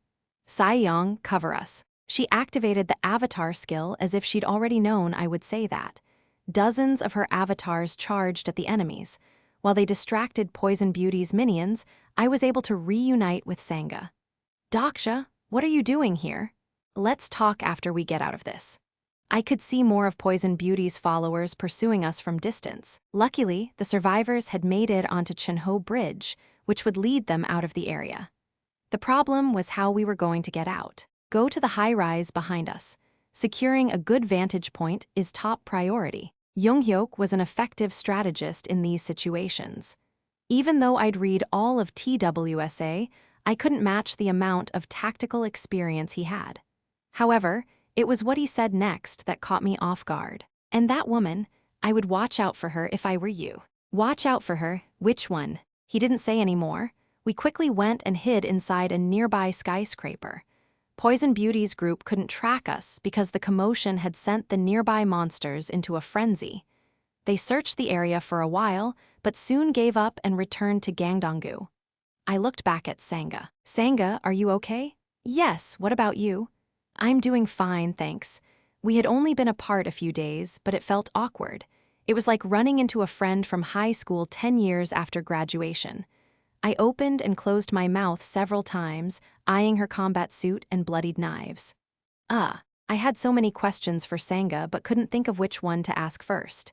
In the meantime, she glanced at Saiyong, then at Younghyuk, who was being carried by Saiyong's avatar. Finally, she turned back to me with a complicated smile. Looks like you've been through a lot too, Dokja. It was time to get caught up on each other's stories. Sangha had ended up in Gangdong-gu after the Absolute Throne was destroyed. Luckily, someone else had been in the same place. You were with that guy? Yes, Pildu helped me a lot. They're on a first-name basis now. They must have gotten quite close. Where is he now? We were separated 2 days ago while fighting the Gangdong group. He tried to save me. And the surprises kept on coming. Pildu Gong, one of the 10 evils, risked his life to save someone? Sangha bowed her head and continued with some difficulty. Last I saw him, he was luring them toward the Han River. There was a flash of anger on Sangha's face as she bit her lip. Suddenly, I understood why she didn't hesitate to kill Poison Beauty's people. He should be okay, so don't worry, I said, trying to comfort her. Because I was under contract with Defense Master, I could tell if Pildu Gong was dead. I would have received a penalty, but that hadn't happened. This meant that Pildu Gong was still alive somewhere. He was one of the 10 evils, just like Poison Beauty. He wouldn't die that easily. Where did you get that suit and those daggers? Oh, these. Sangha had been wandering the area after being separated from Pildu Gong when she had come across a green meteorite. Green meteorites contained rare items. Checking Sangha's new gear, I remembered that there was indeed a meteorite containing such items around Chenhodong in TWSA. Ancient Assassin's Dagger, Floating Cat's Leather Suit. Both of them were S-grade items of excellent quality. Ancient Assassin's Dagger dealt more damage the farther away the target was, and Floating Cat's Leather Suit made the wearer's movements more agile the longer they stayed in the air. They're great items. Yes, they're the reason I was able to fight well. Seeing Sangha's smile, Saiyong, who had been listening quietly, made a skeptical face. Are you sure that's it? Excuse me. Let's say you were lucky enough to randomly find some nice gear, but those items alone don't explain how you can fight like you did earlier. Just who is your sponsoring constellation? How were you able to level up agile movement and reinforced knife fighting so fast? Even if you're using a growth pack, such rapid improvement is simply not feasible. And who are you? Me, the first disciple. Sangha wordlessly unsheathed her dagger. Sangha, wait, she's not an enemy. She turned to me, her eyes filled with suspicion. So you're friends with her now? It's not like that. That woman killed our people in Chungmuro. Have you forgotten? Sangha had been the vice leader of Chungmuro while I was gone. She seemed to have gotten quite close to the group members at the time. Chungmuro? Oh, I remember now, you're that girl. Sangha now narrowed her eyes at Saiyong's sneering tone. Hey, Dokja, I know I've done some bad shit, but you'd better think carefully about this one. There's something fishy going on with her. You. She wasn't this strong when I saw her back in Chungmuro. Don't you think it's strange? Even if she has a Fable-grade constellation as her sponsor, there's no way she could have improved so drastically so fast. Maybe if she has an SSS-grade growth skill. But how many constellations in Korea could afford something like that for their incarnation? In my heart, I wanted to deny what Saiyong was saying, but my head knew that she had a point. Younghyok's cryptic warning also bothered me. Besides, Sangha was still hiding who her sponsoring constellation was. When I met her eyes, she didn't seem to know what to do. After seeing Sangha's magic thread, I'd assumed her sponsoring constellation was Abandoned Lover of the Labyrinth or Ariadne from Greek mythology. But Ariadne didn't possess the level of fame and influence to have sponsored this degree of growth in Sangha, and the way she moved earlier. That looked like Hermes's stroll. But the incarnation of Ariadne shouldn't be able to use Hermes's stigma. I was about to say something when an unexpected voice butted in. Everyone, how have you been? What timing? I looked through the window. The silhouettes of floating goblins contrasted against the sunset. This scenario's participants must be very impatient. There's still a week left until the main scenario begins, but some of you are already awakening catastrophes. Guess you're just that curious about the next scenario, huh? The goblin speaking wasn't Bihyong, but he was there as well. It looked like low-grade goblins were managing the scenario during the absence of the mid-grade goblin. The goblin in charge is gone for a while, so this was gonna be a bit of a breather for you, but haha. You should know by now that we can't let an event like this go to waste. This is bad. This is very, very bad. If you're that eager to get started, then I just have to give you a scenario, right? I mean, what kind of goblin would I be if I didn't? A scenario in this situation, that can only mean. A sub-scenario, stop the catastrophe has arrived. A catastrophe is about to hatch. Sub-scenario, stop the catastrophe category. Sub-difficulty. S-mission. A mysterious group based in Gangdong-gu is trying to awaken one of the catastrophes. Defeat them and stop the catastrophe. Time limit, 2 hours reward, 22,000 coins penalty for failure. Early appearance of the catastrophe of questions. If we got a scenario to stop the catastrophe, Poison Beauty's group must have gotten a scenario to protect the catastrophe. These damn goblins are trying to incorporate this unexpected development into the scenario. I immediately turned to my companions. This is no time to be fighting amongst ourselves. Let's take care of that first. For the first time, both Saiyong and Sangha nodded in agreement. Poison Beauty's group was based in Chinhodong in Gangdong-gu. There were lots of churches and cathedrals in the area. If they intended to hatch a catastrophe, putting their base in an area with a lot of religious buildings was a smart choice. The prayers of lost people created the best environment for catastrophe meteorites to hatch. Saiyang, who had just patrolled the area, gave her report. The path least affected by terraforming is north-northeast of there, near Chinjungro 16-gil. If we can break through, that would be the fastest route to their base. It'll be heavily defended, though. I nodded. We didn't have much time, so we needed to take the fastest route. That's fine. We'll move through buildings as much as we can. Sangha and Saiyang, you two take point. And please, don't fight. Okay. Younghyuk couldn't assist us now, so he decided to stay on the building rooftop with the help of Saiyang's avatar. He was in charge of monitoring the situation. He didn't complain, and he gave me advice. Defeat them before the catastrophe hatches. Without the Way of the Wind skill, it'll be almost impossible to deal with the catastrophe of questions. Naturally, that was my plan as well. Let's go. With that, we leaped from the rooftop. Saiyang led the way with her avatars. Dozens of them showed up instantly and ran through the streets, drawing the attention of the Poison Beauty group. What the hell? Kill them? As soon as a group began to chase after Saiyang's avatars, translucent threads flew through the air. Gah! Men pursuing the avatars were caught in the thread and their legs were cut off. But that wasn't all. There was another thread already set up right where their necks would be as they tumbled forward. PSHHK, heads flew through the air. A terrifyingly efficient trap that took the angle and trajectory of the targets fall into consideration. Saiyang sucked her teeth. Oof, how cruel. I don't want to hear that from you. In spite of the hostile banter between them, the two women seemed to have no trouble fighting together. In fact, they made for a deadly combo. Thanks to them, I was able to easily evade the enemy and get to the center. It wasn't hard to find the Catastrophe meteorite. It was huge, over 8 meters high, and emitting an ominous energy. It was basically saying, I am the Catastrophe. I could sense a powerful being within, even more dangerous than the fire dragon. If I can't stop it, Seoul will be destroyed for sure. A woman was standing next to the meteorite. I looked at her flowing white hair and lips red like a flower on a snowy mountain. So this is Younghyuk's type, huh? The moment her cold eyes glared at me, incredible power emanated from her entire body. She was making my skin tingle just by unleashing her killing intent. The pressure from her was different from Pildu Gong's. It was almost as if she was flaunting that she had the power of the meteorite behind her back. Who are you?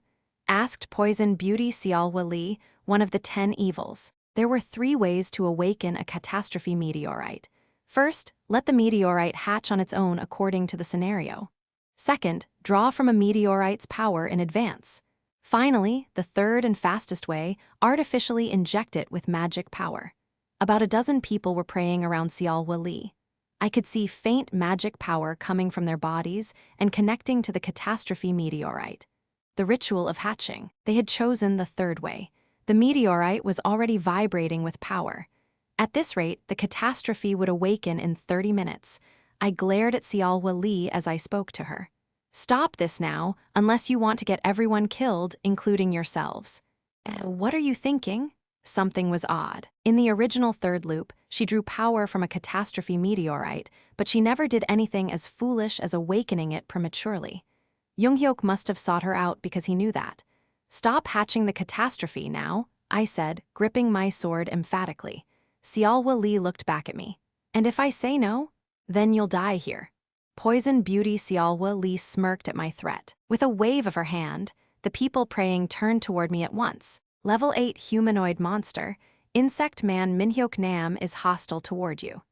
Level 8 humanoid monster, insect woman Minji Jiang is hostile toward you. Level 8 humanoid monster, insect man Gabble Kim is hostile toward you. Antennae rose up from their heads and their hands turned into claws. Apparently, the drifters here had turned into insect humanoids instead of werewolves. Something was bothering me. That's strange. Turning people into humanoid monsters isn't one of the powers granted by this meteorite. Kill him. Insect humanoids came at me, extending their legs and wings as they leaped into the air. I pointed my sword at them. Blade of Faith has been activated. Blade of Faith's special ability has been activated. The element of the ether has changed to fire. A white flame split the air. Insect humanoids were weak against fire. The ether flames surrounding Blade of Faith spread to the skin of the insect humanoids. In the blink of an eye, all of them were ablaze. Scree! The flames quickly spread and burned the skin of the insect humanoids. I sliced off their legs and wings. Ki! They screeched as I unleashed my magic power and incinerated them. This wouldn't count against my king of no killing since these people were inhuman. It was the same with werewolves. No penalty. I charged through the flames and went straight for Seoul Lee. Clang! For the first time, my attack was blocked. Seoul Lee's nails and arms had turned bluish-black in color. A catastrophe meteorite could greatly amplify one's stigmas. By channeling its power, Seoul Lee had gained poison claws, which could block Blade of Faith. But just because she could block it didn't mean she was immune. Keg! Sparks flew, and Seoul was pushed back 5 or 6 steps. At this point, I had higher overall physical stats than the other incarnations, with the exception of Younghyuk. Despite lacking talent, I was by no means weak. Give up. It's bad for you, too, if a catastrophe hatches. There's no penalty for failing this sub-scenario anyway. There was something off about Seoul Lee's eyes as they flicked anxiously to the meteorite. She was not just trying to obtain power from the meteorite. Rather, it looked like her goal was the catastrophe itself. That was strange. Even to someone who didn't read the novel, it should have been clear that awakening the catastrophe could result in the destruction of Seoul. Why is she trying to hatch the catastrophe? Exclusive skill, character profile, has been activated. Character profile name, Seoul Lee age, 26 sponsoring constellation, Divine Dr. Guam attributes, skilled physician rare, poison master rare exclusive skills, weapon proficiency LV. 7 femme fatale LV. 4 poison emission LV. 5 concoct poison LV. 4 detoxification LV. 5 stigma poison claws LV. 4 thousand spirits poison LV. 4 crossroad of life and death total stats, stamina LV. 44 plus 10 strength LV. 42 plus 10 agility LV. 44 plus 10 magic power LV. 35 plus 10 summary. The summary is currently being prepared. Asterisk this character is infected by a parasite. Asterisk a parasite is controlling this character's body. Asterisk a portion of parasite Antinus's stats have been transferred to this character. Damn it, I was hoping that wasn't the case. Your exclusive attribute improves your memory of the scenes you have read. Pages of the novel flipped through my head, and a few sentences from different pages flashed before my eyes. There are 5 ruling species in Chronos. The parasite in the east, the Velkia in the west, the Immunter in the south, the Mistilin in the north, and the Inbago in the center. I easily avoided Seoul's poison claw attack and kicked her in the back, causing her to lose her balance. She hit the ground with a moan. I turned to her. The 5th scenario is based on the catastrophe of Chronos. Seoul's eyes darted about. On the day Chronos was destroyed, the 5 ruling species of that world each selected one hero. The 5 heroes would overcome the humiliation of being the sole survivors of the apocalypse and carry on the legacy of their fallen world. Through a contract with the goblins, they were sent to another world, in exchange for meeting other species and helping them overcome the catastrophes that were about to befall their world. The 5 would be allowed to live on. Cree. The sounds that came out of Seoul Lee's mouth weren't human. In this world, they would be known as guides. Ki. How does a mere human of Earth know such things? How do I know? Because I read it more times than I can count. You're not Seoul Lee. Prematurely awakening a catastrophe, no human in their right mind would do such a thing. Antinus, Queen of the Parasite, your role is to be a guide, so why are you trying to awaken a catastrophe? Only a fallen guide would dream of doing a such thing. Level 5 monarch species, insect Antinus glares at you. The parasite species live off of hosts. Seoul Lee was currently being controlled by one of the guides. I looked at the corpses of the dead insect humanoids. As with Lycaon, It was not within the power of a catastrophe meteorite to accelerate a human into becoming a non-human species that was a power granted by the guides from Kronos. I'm guessing you infected the people here. Why did you do that? Kei, what do you gain from awakening the catastrophe prematurely? As a guide, isn't it your goal to help Earthlings overcome the catastrophes and build a new world with us? This world is being terraformed for your kind, so why are you trying to destroy it? Kei, what you're doing goes against your duty. It's not too late, so come out of that body. Carry out your mission as a guide, Antinous. I didn't want to kill Seoul Lee if I could help it. I was sure Junghyuk had felt the same when he'd tried to talk to her. It was the same in the original novel Poison Beauty, didn't become one of the 10 evils until she was infected by the parasite. If I could get Antinous out of her body, she wouldn't become one of the 10 evils. That was why Junghyuk had tried to talk to her, despite it going against his style. He tried in vain to protect her, his lover from the previous loop, from the queen of the parasite. A notification from Midday Rendezvous was blinking in the air. Kill her. It was Junghyuk. The survival of this world is more important than her life. Act wisely, Dokja Kim. Junghyuk was too far away for me to see the look on his face. Putting the fate of the world over concerns for a former lover, perhaps that was a quality of someone born to be a hero. Are you sure you're okay with that? It doesn't matter. Junghyuk's voice was firm, but I was certain about one thing. If Seoul Lee died here, Junghyuk would break one day. One by one, the deaths of those around him would eat away at his memories and erode his sanity bit by bit. How can a lowly human? The queen of the parasite was talking through Seoul's mouth. Her deep hatred for humans was evident in her voice. I actually knew why she hated humans so much, but I couldn't afford to care about an insect's feelings at this time. I'll kill you. Black liquid began to ooze out of her entire body. Seoul Lee's specialty, Thousand Spirits Poison, was activated in earnest. The black liquid shot out of her poison claws. I quickly retreated a few steps. The Thousand Spirits Poison melted the ground where I once stood. Junghyuk had escaped with only a poisoning because he was so outrageously strong. Any normal incarnation would have been melted into a bubbling puddle like the patch of ground in front of me. Junghyuk asked me a question. Do you have a way to deal with her Thousand Spirits Poison? I do. Seoul Lee's poison spread through the air toward me. It moved like a living creature with its own will, trying to find my weak spots. A few drops splashed onto my thigh and arm.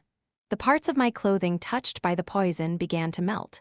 A triumphant smile spread across Seoul Lee's face, but she celebrated too early. I ignored the poison and ran toward her. I struck her stomach with all my might.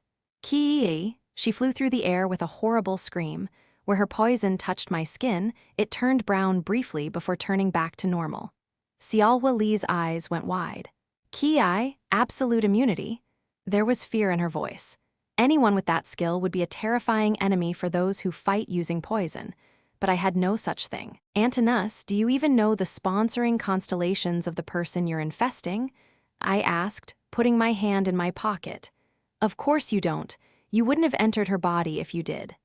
I pulled out a book from my pocket. A constellation who is concerned about the decline of Korean traditional medicine reveals his epithet. Constellation Divine Dr. Guam stares at you in astonishment. Akri. Dongbagam incomplete. One of the greatest records of Korean traditional medicine, past and present. It was an item that came from the 5-man dungeon, the principles and practices of Eastern medicine, in the king's qualification scenario. I went through a lot of trouble to collect this. During the king's qualification scenario, while everyone had been scrambling to get their hands on the 4 Tigers' evil slayer, I had gone around bagging other items. There were so many items that people overlooked because they didn't know their value. I paid special attention to the volumes of Dongbagam. Internal bodily elements 4 volumes, external bodily elements 4 volumes, miscellaneous disorders 11 volumes, herbs 3 volumes, acupuncture 1 volume, table of contents 2 volumes. Dongbagam, or the principles and practices of Eastern medicine, was a constellation artifact that could be completed by collecting all 25 volumes. Unfortunately, I was only able to get 8 of them, but even incomplete, It had an effect on par with that of an S-grade detox bead. You are under the effect of Dongbabagam, incomplete. Your body has temporarily gained the ability to resist poisons. Seoul Lee was in a panic. It can't be. Thousand Spirits poison is supposed to, I know. It's not normally something that can be neutralized with a detox bead, but it can be neutralized with Dongbabagam. Do you know why? Constellation, Divine Dr. Guam looks on with a bittersweet smile. A constellation in the sky emitted a dim light, as if to affirm my statement. It's because the constellation that created the Thousand Spirits poison is the author of this book. A person with the best intentions is capable of the greatest atrocities. That was how Divine Dr. Guam was described in TWSA. Divine Dr. Guam Hyo Jun. According to TWSA, Hyo Jun devoted himself to the study of poisons instead of medicine toward the end of his life.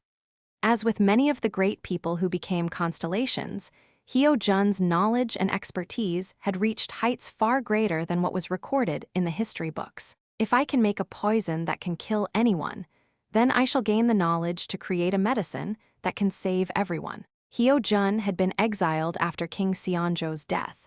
And for the last 7 years of his life, he was fixated on one question: how can someone's poison be someone else's medicine? Then, during the final days of his life, he reached a conclusion. What decides the effects of a poison is someone's spirit, not their body. A poison devised by examining 1,000 spirits. The result of that study was what flowed out of Seoul Lee's body. In fact, Dongbabagam was a record of Hyo Jun's failed attempts to perfect the 1,000 spirits poison. To be precise, that was the account that was given in TWSA. I moved past the 1,000 spirits poison and let loose a barrage of attacks on Seoul Lee, which sent her body flying. Once her poison was neutralized, Seoul Lee wasn't a difficult opponent. After all, it was 1,000 spirits poison that made Seoul Lee famous as one of the 10 evils. If I hadn't obtained Dongbabagam, I would have become a mere footnote in her legend of notoriety. But unlucky for her, I was the worst opponent she could have. Constellation Divine Dr. Guam looks at you apologetically. Constellation Divine Dr. Guam hopes you will let this slide. You have received 300 coins as a donation. The parasite infection had nothing to do with Divine Dr. Guam. Seoul Lee wasn't attacking me out of her own will. Even so, he wants my forgiveness for only 300 coins. Constellation Seo's one-stroke calligraphy hopes you will let this slide. Constellation Bald Leader of the Peasants' Army hopes you will let this slide. You have received 300 coins as a donation. I ignored the constellations and approached Seoul Lee. She was crawling away from me in terror. I sensed Junghyuk watching us. If I killed Seoul Lee here, it would leave a deep wound in him. I looked at Seoul Lee on the ground. Hey, you. Actually, I was speaking to Antinous, who had possessed her. You better come out while I'm asking nicely. Cree. It's not too late. Go back to being a proper guide. You can teach people your skills and get along with them. And who knows, if you work hard, maybe you'll become a constellation someday. Antinous, Queen of the Parasite, was a powerful hero despite her appearance. The restrictions of plausibility kept her from being able to use her full power, but if she kept working as a guide, collecting her own history, she could become a constellation herself. I despise, you wretches. The problem was that she considered humans the enemy, to the point that her hatred of our kind left her blind to all else. I briefly looked at the Catastrophe meteorite, which was vibrating intermittently. It was truly unfortunate that your world was destroyed, but that doesn't mean you should destroy this world too. Do you really want to repeat the same tragedy here? Your kind will all die. I sighed at the cackling Antinous. If she wouldn't leave Seoul Lee's body on her own, I had no choice but to make her leave. I didn't want to use this because it'll be painful for Seoul Lee, not to mention I'd have to fight Antinous after she comes out of her host. I looked at the sky. Since I owed a debt to the constellations in Korea, it was time for me to yield. The special ability of Dongbabagam, incomplete, has been activated. Dongbabagam chapter on acupuncture imparts to you the mystical essence of Korean traditional medicine. The Dongbabagam I had was incomplete, so I couldn't perform miracles like concocting powerful poisons or saving dying people, but I could do basic treatments. For instance, expelling a parasitic bug from a person's body.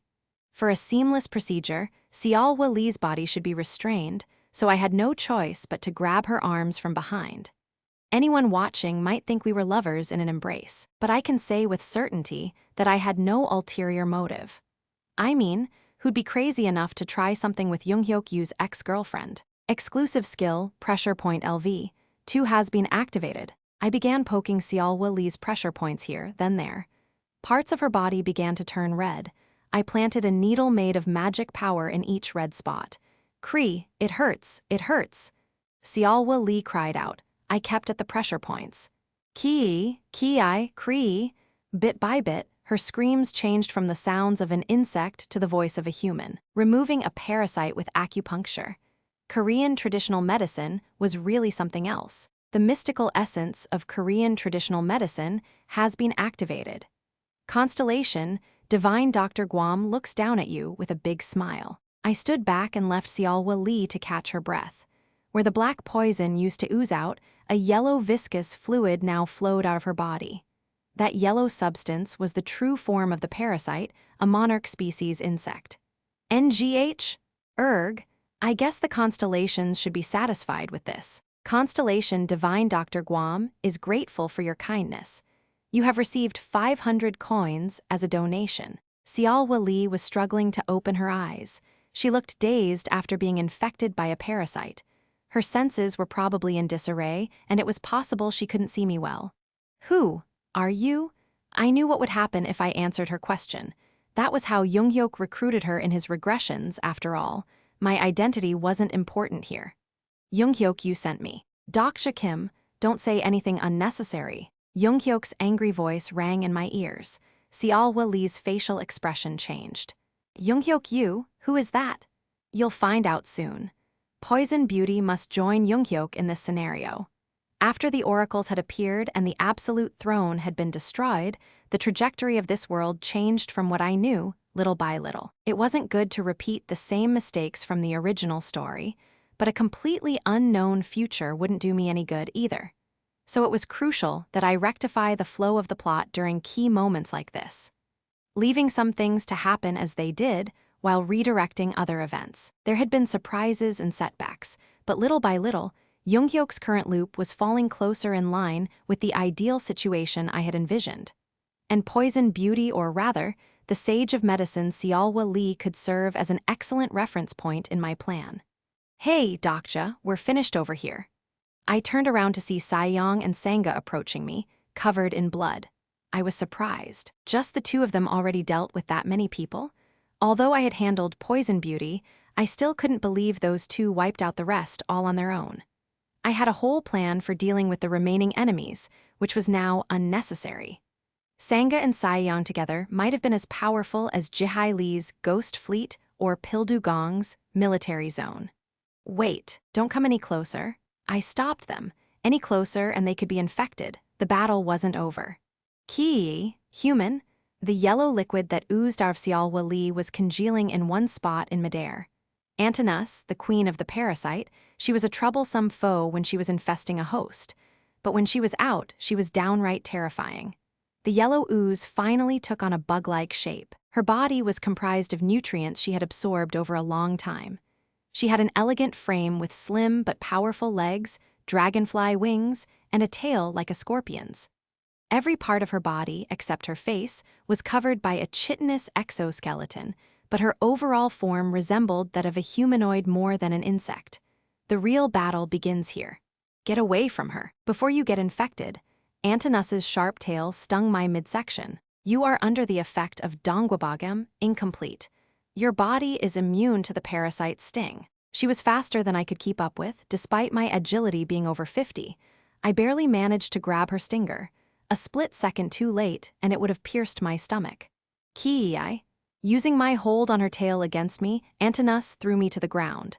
Intense pain spread throughout my entire body. Antinus was strong.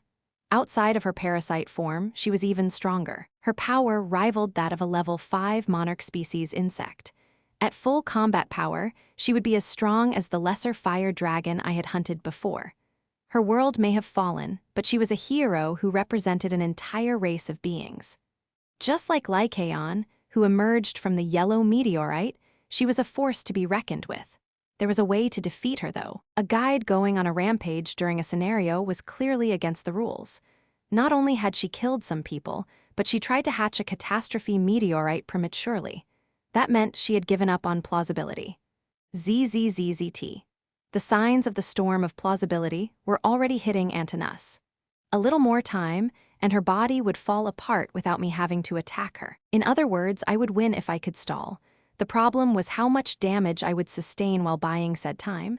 Just then, the Immunter tribe's protection amulet began to vibrate in my pocket. VMMM, oh right, I had this. I cracked my aching knuckles and turned to Antinous. Sorry, but I'm not your enemy. Swoosh! A silver beam shot down from the sky with a sonic boom. A body over 3 meters tall with a magnificent silver mane appeared before me. There stood Lycaon, Prince of Immunter, emitting a powerful energy. I'm here at your command, symbol master. Lycaon bowed to me and then turned to look at Antinous. It was reassuring to have this humanoid monster on my side. Antinous. Lycaon, what is the meaning of this? The queen of the parasite laughed. Did you forget our mission? Why are you fighting against humans? Kiki, our mission, was there such a thing? Lycaon's expression hardened at her mocking tone. We are guides. It is our duty to help the people of this world against the coming catastrophe and show them the right path. Have the goblins already bewitched you? Wake up, Lycaon. You're the one who needs to wake up, Antinous. Lycaon's voice grew louder. Did you forget the sacrifice of the warriors of Kronos? Did you already forget the moment the 5 tribes were annihilated? We must stop the catastrophe in this world, cooperate with the creatures here to protect the terraformed planet, and rebuild the civilization of Kronos here. That is our sacred mission. Rebuilding the civilization of Kronos. Antinous wasn't laughing anymore. That's not possible, she said. This planet will be destroyed. That's how every scenario ends. No, it's different this time. Lycaon glanced at me. My symbol master eliminated a minor catastrophe even before the 5th scenario began. He possesses our tribe's protection amulet. He may be able to stop the apocalypse. Who cares about the minor catastrophe? Had we faced a lesser catastrophe, we could have defeated it as well. Earth is only in the 5th scenario. No planet has defeated a minor catastrophe during such an early stage. Think wisely, Antinous. There is still hope for this planet. Antinus's compound eyes blinked slowly. She let out a wail that was closer to an insect's screech. Though it didn't sound human, I could tell it was filled with anguish and sorrow. I've had enough of your hypocrisy. We're here to stop the catastrophe, you say. If you truly wanted to help them, why didn't you object when Earth was chosen as the next target? That's... Saiyong, who had been listening to this exchange, quietly moved to my side. What are they talking about? It looked like Saiyong didn't know the detailed history of this scenario. The guides didn't have such serious conversations in Younghyuk's 3rd or 4th loop, but this wasn't the right time to explain things to her. Lycaon, you're the same as me, Antinous continued. We're here to make these wretches feel the despair they brought into our world. You will die if you do such a thing. Starstream's plausibility will not abide a guide acting on their own. The Antinous you knew died with my people on our home world, so you won't listen to reason. Lycaon revealed his fangs and radiated hostility. Then our conversation is over. Ki-he-he, Lycaon, pitiful wolf of the Immunter. Did you forget the history of Kronos? Wolves have never won against insects. The battle between the Prince of the Wolves and the Queen of the Parasite began. When Lycaon roared, the airflow in the area changed. Some winds rushed while others slowed. Some winds moved forcefully. I'm not the Immunter you once knew.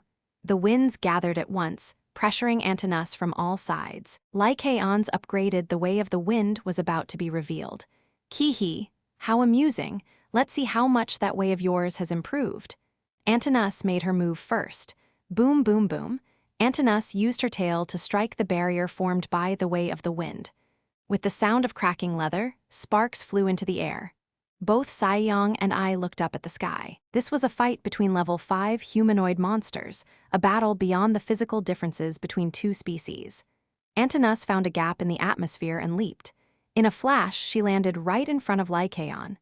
KSHHK, Antinus's shape changed. Her tail was now like a sharp blade and shot for Lycaon. Though it was a single strike, the battle would be over if it connected. But Antinus's movements suddenly slowed. It was as if some repulsive power was pushing against her tail. On the other hand, Lycaon's movements grew faster. The additional speed nullified Antinus's attack. Her tail merely cut the air. Level 5 monarch species, insect parasite Antinus, has activated accelerating wings LV. 8. Antinus's wings spread wide, then suddenly, her vibrating body disappeared. Accelerating wings was an S-grade movement skill. Her wings, which were beating thousands of times per second, propelled her body so fast that it looked like she had teleported. Antinus's arms took on a sickle-like shape and swiped at Lycaon's back. Level 5 monarch species, insect parasite Antinus, has activated Mantis Break LV. 8. There was a loud noise as her sickles cut through the wall of wind. Her attacks were so quick that I didn't think Lycaon could evade them this time. But he did. Once again, his movements quickened while Antinus slowed down right at the critical moment. As Lycaon deftly dodged the barrage of her attacks, Antinus's compound eyes flared angrily. "What skill is that? Instant acceleration?" asked Sangha in shock. "No, it's called the Way of the Wind." The Way of the Wind was the Immunter tribe's secret skill. At first glance, it looked like both Lycaon's and Antinus's relative velocities changed, but it was his ability. The air around them flowed according to his will. That pesky wind. Antinus realized this too. Wherever she moved, there was wind. It hindered her movements while Lycaon controlled it freely. The wind slowed the parasite's Mantis Break strikes and limited how fast she could speed up with accelerating wings. Depending on how it was used, the Way of the Wind could grant faster movement, limited flight, or serve as an evasive or offensive ability. That was why I needed it. If I could learn that skill, it would single-handedly compensate for a wide range of areas I was lacking in. "Queen of the Parasite, bow down before the might of the wind." Lycaon roared. The Wolf of the Wind made his move. Lycaon's sharp claws blew through Antinus's wing. His stormy kicks attacked her midsection. Using wind acceleration, his strikes broke Antinus's exoskeleton. Jaya! Her wings shredded by half, Antinus began to fall. Lycaon wouldn't have won without the enlightenment I had given him. I thought it would only be beneficial to him, but it had helped me out too. BZ Zap. More signs of the storm of plausibility appeared on Antinus's body. I won't let it end like this. Antinus spread what was left of her wings and prepared for a crash landing. Dokja Kim, kill her, hurry. I was already running toward Antinus before Junghyuk spoke. Blade of Faith has been activated. I could get caught up in the storm of plausibility, but that wasn't important. My home, my tribe, my children? Antinus was going after the Catastrophe meteorite. "I'll make you pay for destroying my world." She aimed all her magic power at the meteorite. Lycaon urgently ran to block the magic. I swung Blade of Faith at Antinus's head. Her insect mandibles smirked at our efforts. Did we stop her? When I turned around, a pale-faced Lycaon was looking at me. "GRRR, Symbol Master, I'm sore," and then everything went silent. Light exploded from the meteorite and my body was thrown back. A piece of meteorite struck me in the head. The entire world shook as if I were concussed. I watched the explosion send Lycaon's massive frame flying through the air. Guides could not withstand the power of a catastrophe. A history of failure could not be rewritten. You have failed to clear the scenario. The catastrophe of questions has arrived in this world. The fate of the world was hanging in the balance, but I was buried under a pile of rubble. My vision went dark. When I finally regained consciousness, Junghyuk's voice was in my ears. "Dokja Kim, wake up, hurry." "I'm trying." "Get up, you may be able to stop the catastrophe if you act now." To be honest, I thought that was impossible. I didn't have the Way of the Wind, and the Catastrophe of Questions was already awake. I thought I should fall back and regroup, rather than go for what was likely a suicide attack here. Junghyuk spoke as if he had read my mind. "Is that who you really are? A weakling?" "What?" "I'm asking if everything you've said to me was a lie." I bolted upright. "That bastard. You lectured me not to give up on this world, but you're giving up just because of a mere catastrophe." Despite the situation, I laughed. I never imagined I would be hearing something like this from Younghyuk Yu of all people. How embarrassing. Just kill me now. Of course not, jerk. I was just thinking for a second. I didn't want to admit it, but Younghyuk was right. How could I, the only reader to completely finish the novel, say it was impossible? It was way too early for that. I emerged from the wreckage of the building and began running. Kaboom. The 8-meter-tall Catastrophe meteorite was split in two. Something must have hatched out of it. I looked around but didn't see the Catastrophe. Hey, what's going on? A flustered-looking Saiyong approached me. I didn't see Sangha, but I heard a soft voice. There was a boy about 10 steps from us. He looked like a high schooler. He was totally naked. This place? Could it be? The boy mumbled. He kept looking around, incredulous at what he was seeing. As I listened to his mumbling, one thought filled my head.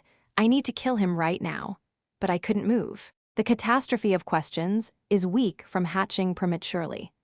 As a penalty for hatching it prematurely, you may not attack the Catastrophe of questions for 3 minutes. Damn it, we get the penalty, not him. What the hell is wrong with those goblins? The boy took big steps toward a woman lying on the ground nearby.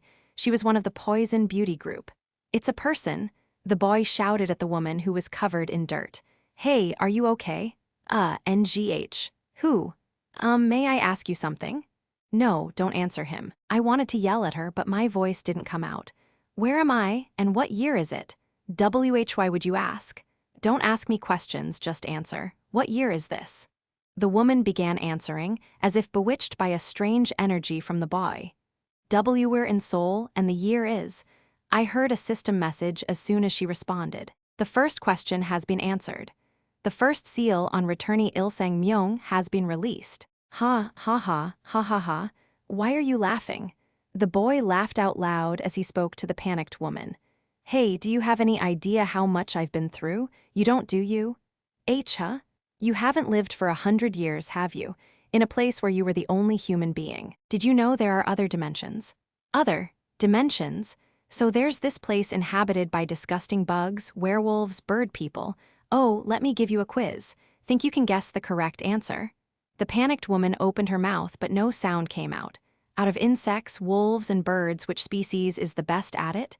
Be best. At what? The boy laughed as if he was enjoying this. It made my skin crawl. Then how about this? Which of their meat tastes the best? As I listened to the Catastrophe of questions, I thought it was inevitable that Antinous was set on destroying Earth. After all, her world had been destroyed by a human from this planet. The woman couldn't answer the boy's question. Please don't kill me.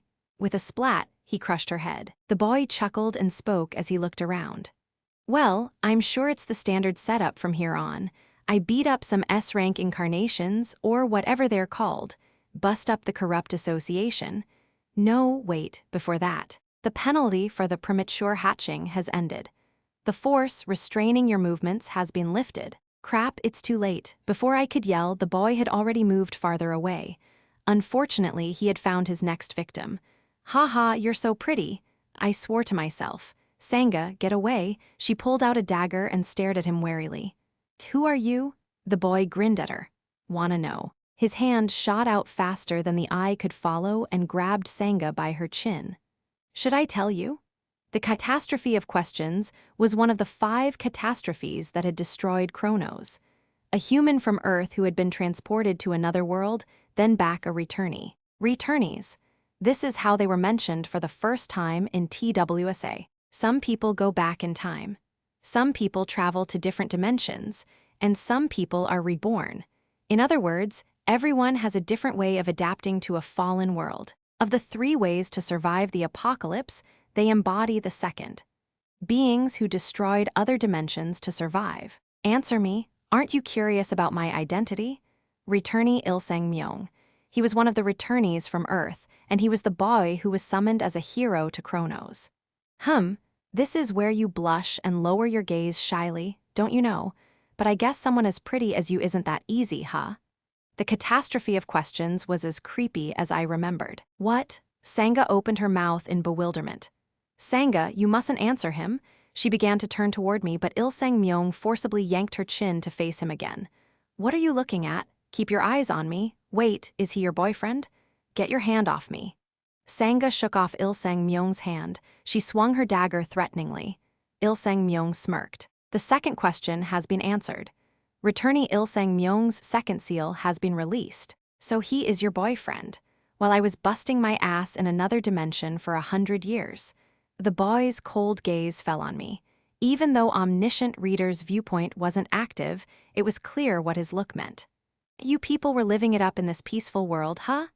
Il-sang-myung pointed his right arm at me. As purple particles began to coalesce around his hand, I hit the ground to duck for cover. Character Il-sang-myung has activated Lesser Red Fire Cannon. Red Fire Cannon. The flame that destroyed the eastern continent of Kronos and incinerated the entire race of monarch species insects who lived in the forests. It felt as though the atmosphere itself was on fire, and I held my breath as I was engulfed in flames. The pain of burning skin, I swore to myself. Damn it, it hurts. It really hurts. But it's actually not as bad as I thought. When I looked at my skin, the flames were gone. There was soot here and there, and it stung a bit, but the pain was tolerable. That was the red fire cannon that terrorized the insect species. When I looked up, Sangha was engaged in fierce combat, dagger in hand. She was fighting better than I expected. It looked like the catastrophe of questions was caught off guard by Sangha's proficiency. What? Why are you so strong? Are you a returnee too, or have I become weaker? That was strange. The catastrophe of questions with 2 seals undone should be far more powerful than this. Exclusive skill, character profile, has been activated. Character profile name, Il-sang-myung age. 17127 sponsoring constellation. Mass production maker exclusive attributes. SSS-Rank hero, heroic, catastrophe of questions, legendary exclusive skills. SSS-Rank growth acceleration LV. 10 currently LV. 1 SSS-Rank swordsmanship currently LV. 1 red fire cannon LV. 9 currently LV. 1 SSS grade footwork currently LV. 1 stigma, the answer is already decided and all you need to do is respond LV. 7 currently LV.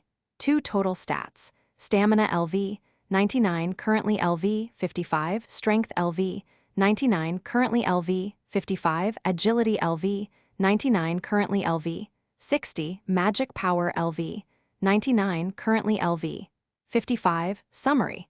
The catastrophe of questions who destroyed Kronos. All of his abilities are sealed due to a penalty of the scenario. His abilities increase as his seals are released.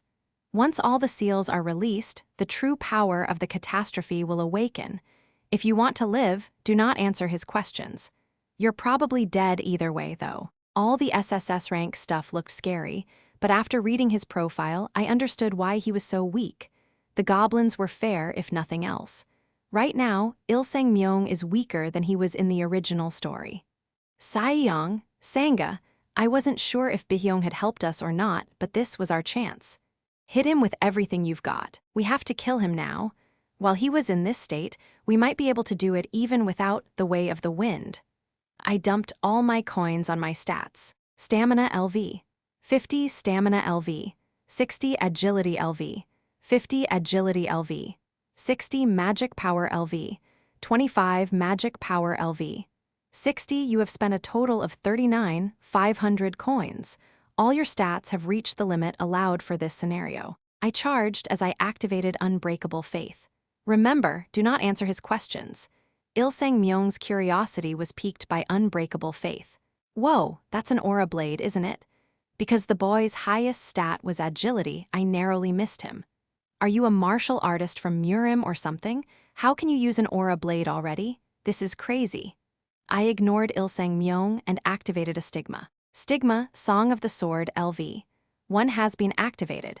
Your blade is imbued with words left behind by Chungmugong. Random verses written by Chungmugong appeared before my eyes, and soon I heard a message. The 28th, weather, clear. I went to the office and took care of some paperwork, and nothing happened. Damn it, what horrible timing to get a dud from Chungmugong. Song of the Sword drew from the general's wartime diaries, but not every line was about fighting enemies. In fact, most of it was mundane stuff like, the sky was clear.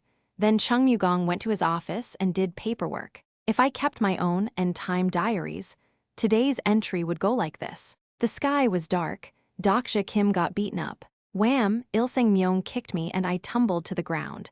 His expression grew serious. He examined my unbreakable faith with a sigh. Phew, I knew it. It's not a real aura blade. What the hell was that? I was scared for nothing.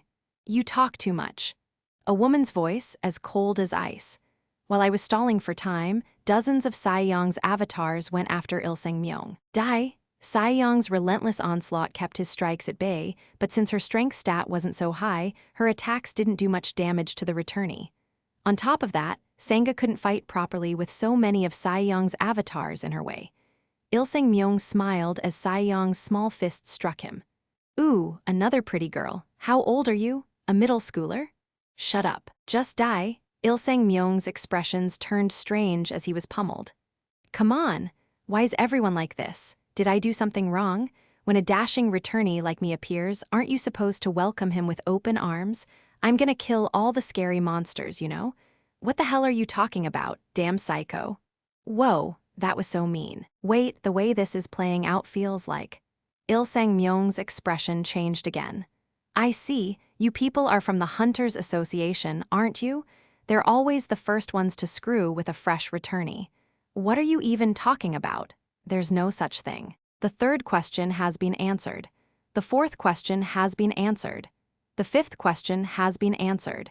The returnee Il-seng Myung's fifth seal has been released. Il-seng Myung smiled and nodded. With a reaction like that, you're definitely from the Hunters Association. This is the worst. A powerful wave of energy surged from Il-seng Myung and destroyed all the avatars within his proximity. He burst out laughing. Now it's time for the overpowered hero to do his thing. Saiyong moved back and looked at me incredulously.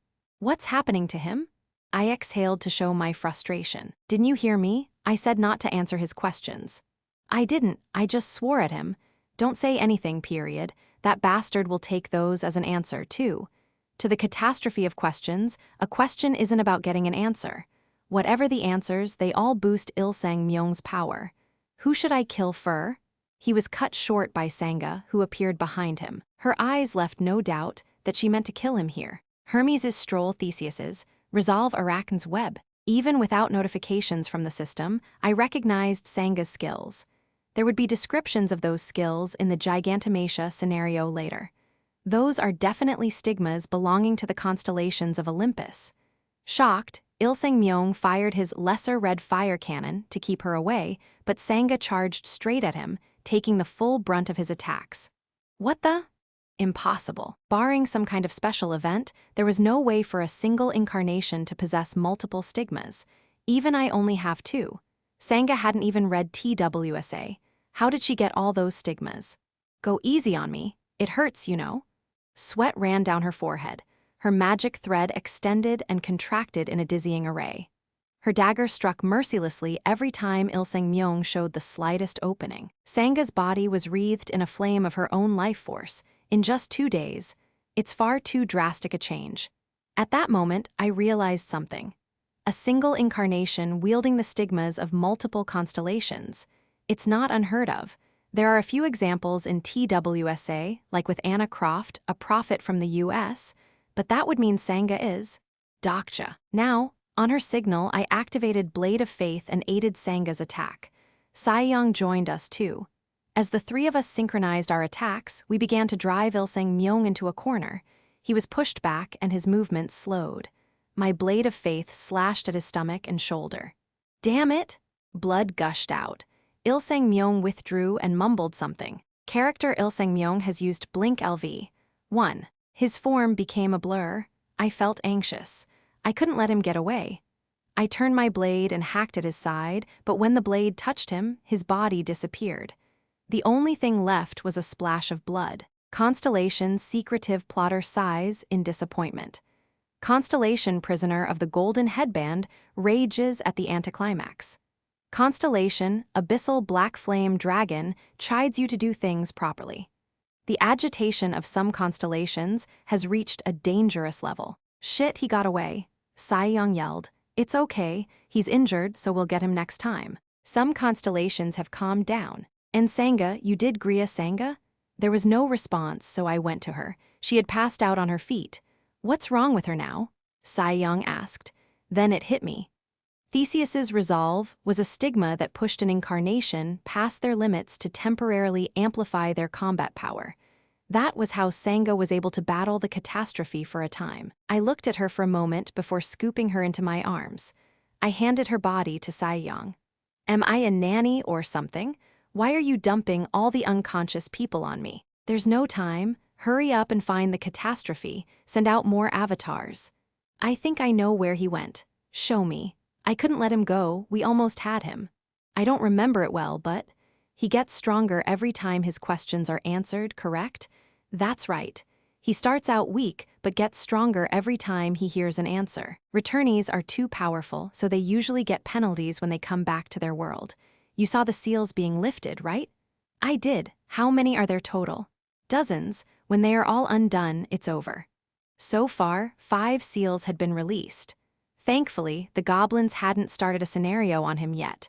If there was a mission, people from all over Seoul would be after him. Some idiots would answer his questions and lift all his seals in no time, so it was truly a relief that the goblins hadn't drawn attention to the catastrophe of questions. But right as I was thinking that, very impressive. Even though he's under a penalty, he is a catastrophe. And yet, the 3 of you gave him a hard time.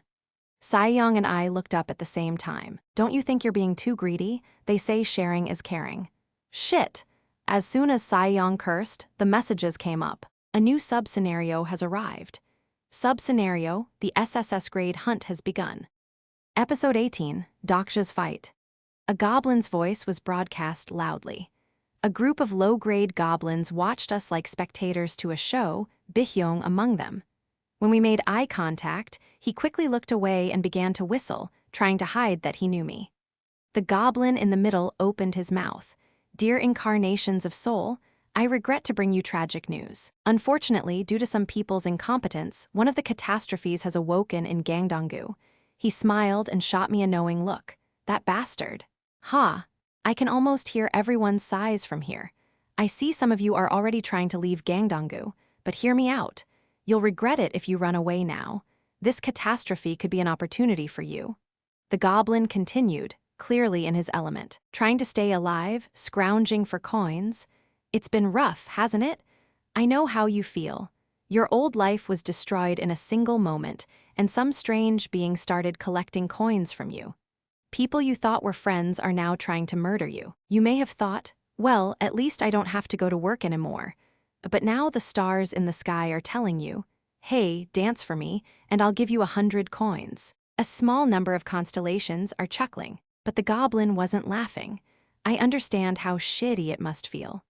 The world's gone to hell anyway, so I might as well live however I want. You finally summoned the courage only to realize the new world has already been divided into the haves and the have-nots. Oh, the despair you must have felt. You bent over backward to secure a sponsoring constellation, only to realize they are a joke compared to the mighty gods and heroes other lucky bastards ended up with. I know all about the anger against an unfair world. Some constellations object to Goblin's speech. Judging by the way he spoke, this one knew what he was doing.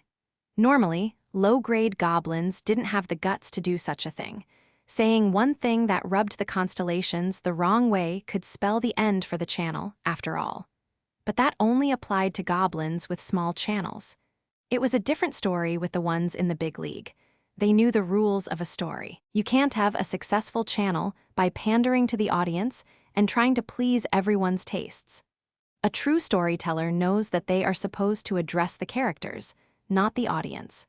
I've prepared this especially for you poor souls who just can't catch a break. For those of you who are destined to be losers no matter how hard you work, this is your chance to finally become a winner. I closely observed the goblin making the speech. He had one horn on his head. To match his single horn, he had only one leg showing through his white cape. Wait, is he? Dokja? A giant screen appeared in midair. The screen depicted a young man who appeared to be on the run while bleeding from his wounds.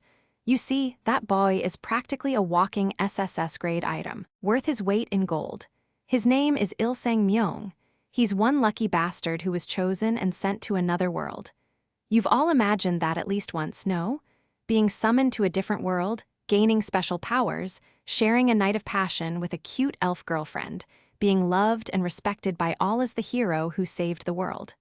That's right, this lucky asshole who got to enjoy everything you've never had is the catastrophe you must hunt. I had thought it was strange that low-grade goblins were put in charge of a scenario that should have been managed by mid-grades. Who knew the host goblin of a major channel would be here? I can already hear your complaints. You may be asking, but how do we defeat an SSS grade? Haha, don't worry. He is under a penalty right now, and his power is still sealed. He may be strong, but he's practically a walking treasure chest that will open when you gang up on him and beat his smug face in. Damn, he's good. Saiyong clicked her tongue. Being a writer, she had figured out the goblin's true intention. If you call a catastrophe, no one will go near it. But if it's advertised as a walking treasure chest, your life isn't over yet. Actually, you're quite lucky. The sub-scenario I'm providing now will be a great tool to change your life. Today is your only chance. Get moving. Only those who make the first move will become the masters of SSS grade items. Now that they've heard this, incarnations from all over Seoul will gather in Gangdong-gu. The sub-scenario has been updated. Sub-scenario, the SSS grade hunt category. Sub-difficulty, B. Mission, eliminate SSS-Rank hero Ilseng Myung. Time limit, none reward, 5,000 coins, an SSS grade item, random. Penalty for failure, destruction of Seoul Dome. The worst-case scenario was underway. Although the promised reward was quite hefty, it was nothing compared to what would happen if we failed. We have to find him quickly, before we all die. Is that even allowed? Can a goblin do something like that without causing problems with plausibility? The deficit in plausibility is cancelled out if enough constellations decide something will be entertaining. This was why the goblins preferred a provocative story. If a large number of constellations liked a story, they'd take on the burden of plausibility. Of course, if it failed, the goblin would be hit with the brunt of the consequences. But there was no chance of that happening here. Many constellations show interest. If things went as Dokja intended, Seoul would fall before the fifth scenario even began. Saiyong summoned her avatars with all her magic power and sent them out. After about 5 minutes, she said, "Found him, he's about 2 kilometers northeast." Saiyong and I took off. Before long, we heard voices. "There he is, over there." It's the guy who came back from a different dimension. People had already gathered around him. Ilseng Myung was surrounded, but he didn't seem bothered in the slightest. In fact, there was a big smile on his face. "Yup, that's right, it's me. Lucky bastard, I heard you had a hell of a time there. I guess I had some fun, yeah? I'm so jealous. Everyone, kill him." I was surprised by how many people had inferiority complexes. Ilseng Myung dodged a few swords that came at him. "If you're jealous, do you want me to send you there?" "What? We can go too." "Of course you can, but are you sure you want to go?" "Damn right I do. It's gotta be better than this hellhole." Ilseng Myung nodded and extended his right arm toward the crowd. The 8th seal on returnee Ilseng Myung has been released. The 9th seal on returnee Ilseng Myung has been released. Then have fun, though I'm not sure if you'll have a better time there. What? The 12th seal on returnee Ilseng Myung has been released. The 13th seal on returnee Ilseng Myung has been released. The 14th seal on returnee Ilseng Myung has been released. I felt a wave of despair when I saw the cascade of notifications. It was too late, because I destroyed that world. Returnee Ilseng Myung has activated Red Fire Cannon LV. 3. I grabbed Saiyong and ducked behind a building. A purple flash lit up the concrete jungle. 6 large buildings were instantly leveled, and an entire street disappeared. People who ran after him were completely disintegrated. A lone individual who could be categorized as a catastrophe. That was the true power of a returnee. Saiyong slumped to the ground next to me. "What the? How are we supposed to fight that?" We were shaking, not from the skill's effect, but from terror. "We can do it," I replied, trying my best to shake off the creeping fear. "Don't be stupid. Let's go back. There's no way we can defeat him. If we get him now, the reward will be even better." Character Saiyong Han has activated the skill Lie Detection LV. 2. Character Saiyong Han has confirmed your words to be true. Her eyes went wide. "Really? You were acting like it was hopeless earlier. I had a change in outlook, all right? Only half of what I said was true. I did originally plan to defeat the catastrophe of questions after letting him power up a bit in order to earn my second fable. But that plan had been contingent on learning the way of the wind. Anyone else want to go to another world? Raise your hand. I'll send you there right away. People ran off screaming. Il-seng Myung approached us. I heard Junghyok's voice from a translucent window in midair. You don't stand a chance in a head-to-head battle. I know, but I still have to try. Why did you let it come to this? What? You had plenty of chances to stop this.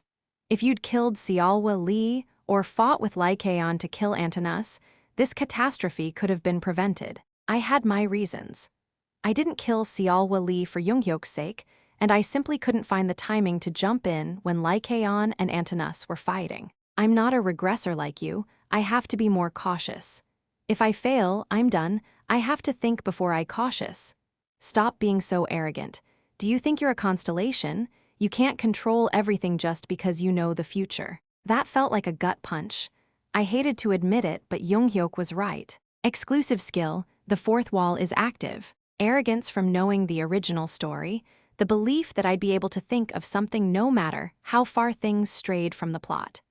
That hubris might have all led to this. Then if you're so good, why don't you fight him? Instead of relying on a guy like me, there may be a way to beat him, even without the way of the wind. What are you talking about? You need that skill to fight the catastrophe of questions. Junghyok didn't reply for a while. My attribute is pro gamer. What's yours? Huh? I'm asking what you're good at. What I'm good at? I felt a tingling in the back of my mind like I was missing something important, but I didn't have time to think about it. Found you, another hopeful traveler. Like something out of a horror movie, Il-seng Myung's face popped up around the corner of the building.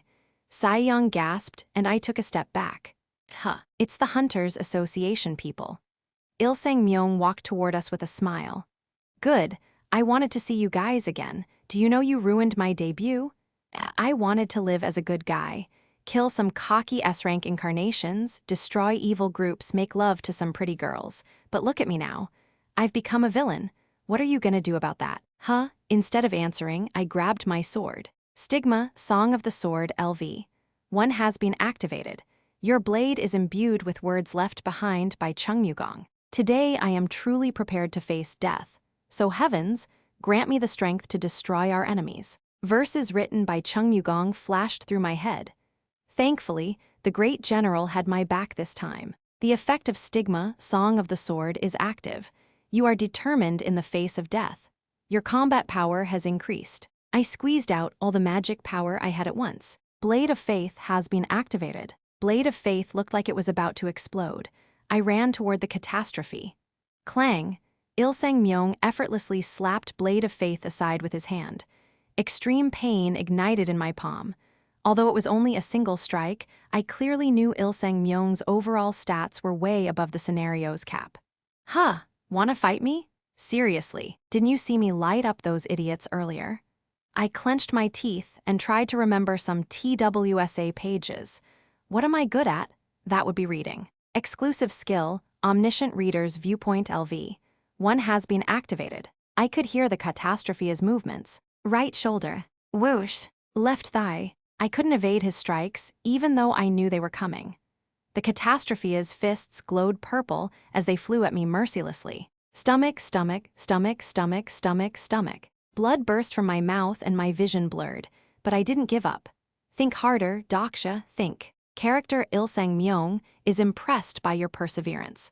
Your understanding of character Il-seng Myung has increased. Information from TWSA alone wasn't enough to beat him. This was different from when I fought a Warden of the Dark. I couldn't fight him while calculating everything. Strong weak, medium weak, strong weak, medium weak. My head spun with all the information flowing through while my body was assailed. Although I used a stigma, this was all I could do. If this kept up, the winner was already decided. I jumped back and wiped blood from my mouth. Should I use Gampyeongui? I felt torn. Borrowing a constellation's power should be my last resort. If I got a blessing from a powerful historical-grade constellation or the 7 stars of the Big Dipper, I could probably win, but I might be in danger from the plausibility. More than that, I didn't want to owe any of them anything again. Ugh, I wish I had even a little bit of talent for this. Or I could steal someone else's talent. Huh, wait. Steal. A dull shock swirled around in my head. Knowledge was my greatest weapon, but I'd gotten so overwhelmed with information that I'd overlooked the most important thing. How stupid. I should have tried this first. Exclusive skill bookmark has been activated. Character bookmark has been activated. Available bookmark slots. 4 loading the list of bookmarks available for activation. List of bookmarked characters 1. Delusional Demon Namwoon Kim understanding 35-2. Steelblade Hyunseong Lee understanding 75-3. Rabble Rouser in Ho Chin understanding 24. Empty slot. Nothing was different except that one more slot had been added. I tapped the empty slot. List of characters currently available to bookmark 1. Poison Beauty Seoul Lee understanding 10-2. King of Beauty Jiwon Min understanding 25-3. Tyrant King Yonghu Jeong understanding 10-4. Reclusive Loner Donghoon Han understanding 35. Prophet Anna Croft understanding 1-6.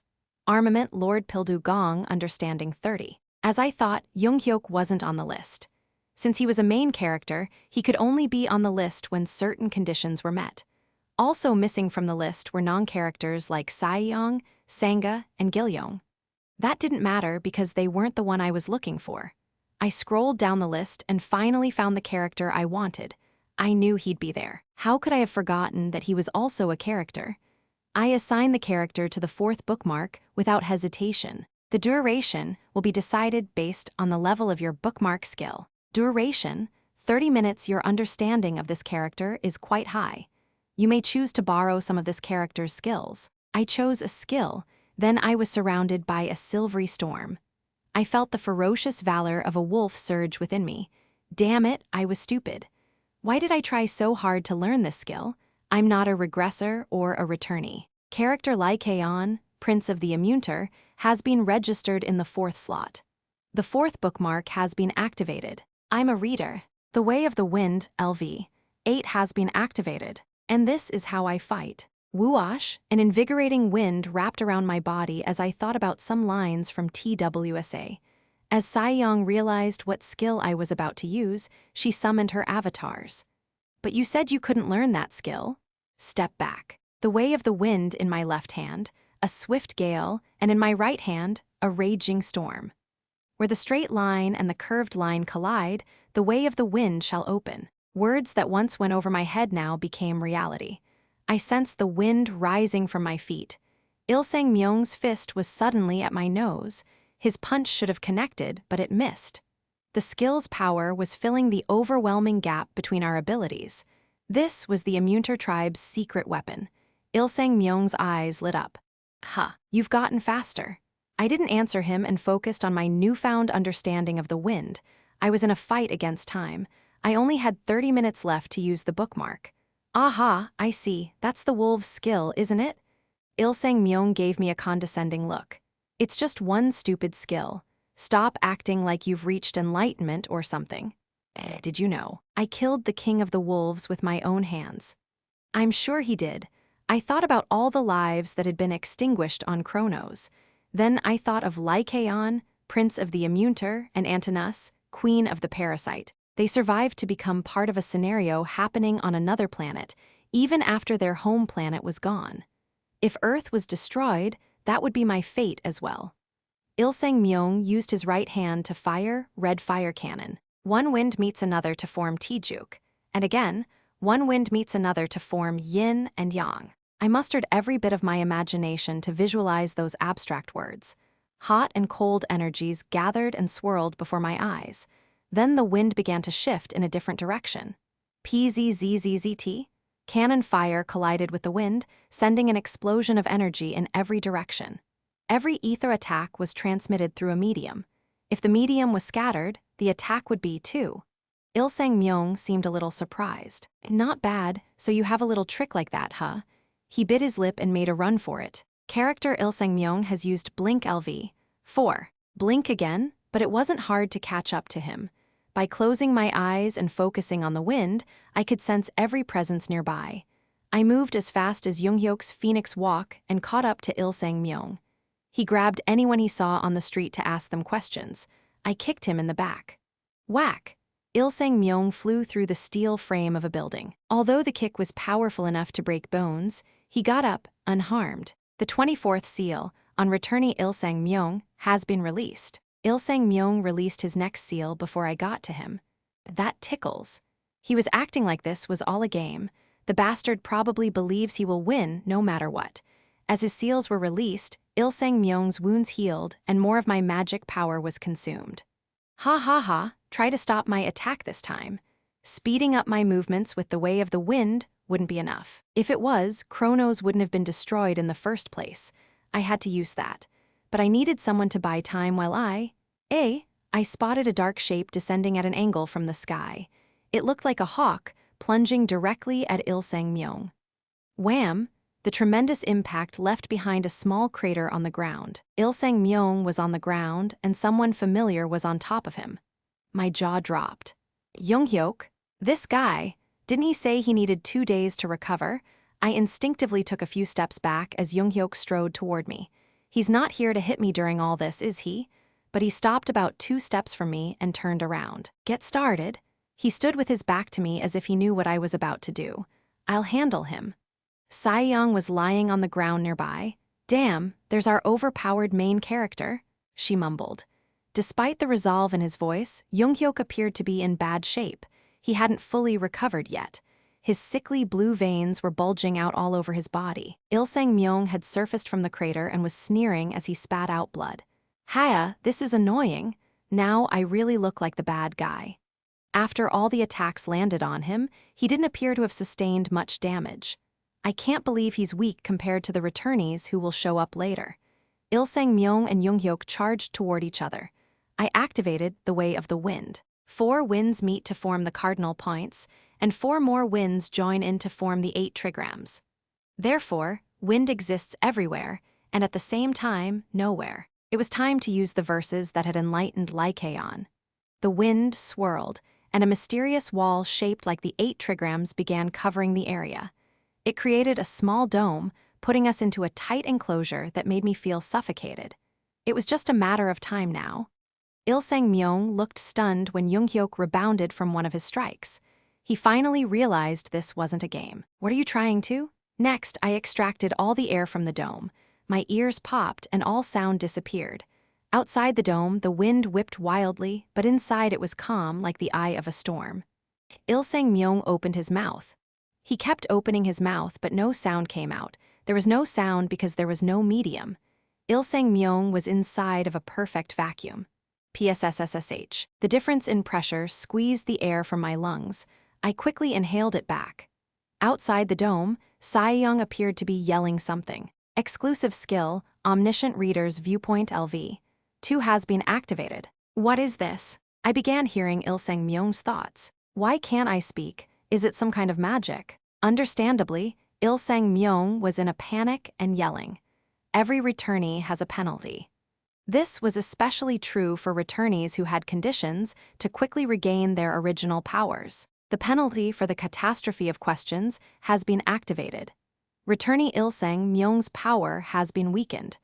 Returnee Il-sang-myung's 24th seal has regenerated. No. Returnees can become weaker, just as easily they gain strength. Returnee Il-sang-myung's 23rd seal has regenerated. Why did the Catastrophe of questions keep asking questions? The answer was simple. If he failed to ask a question for a certain period of time, the penalty was reactivated and his power was sealed again. Shit, open up, let me go. Il-sang-myung struck the wall of air with his fists again and again, but it wasn't damaged so easily.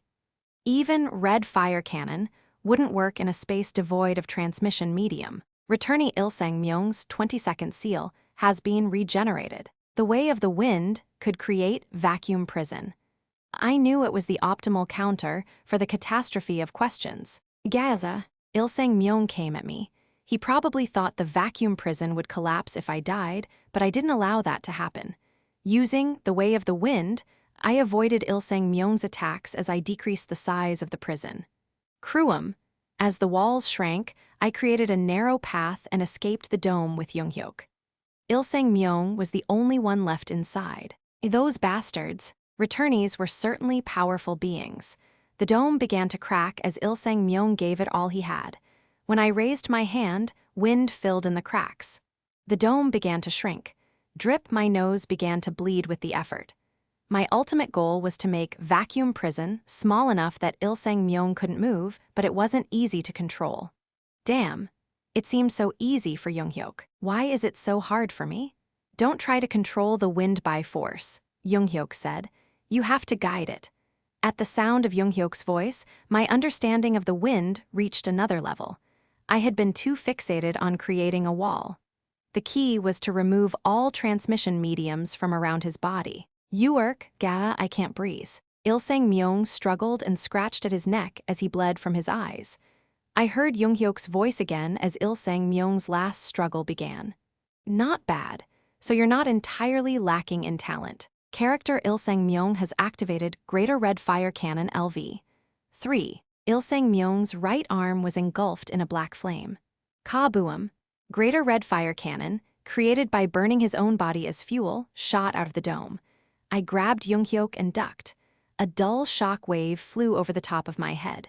Ilsang Myung's Greater Red Fire Cannon continued as if he were trying to exhaust all his magic power.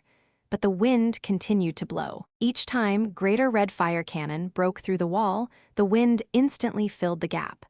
No matter how much Ilsang Myung tried, nothing changed. The only problem was that the flames from his attacks spread uncontrollably, wreaking havoc on the injured people all around us. Stay focused, Dokja Kim, Junghyuk said, seeing my expression. It doesn't matter if those people die.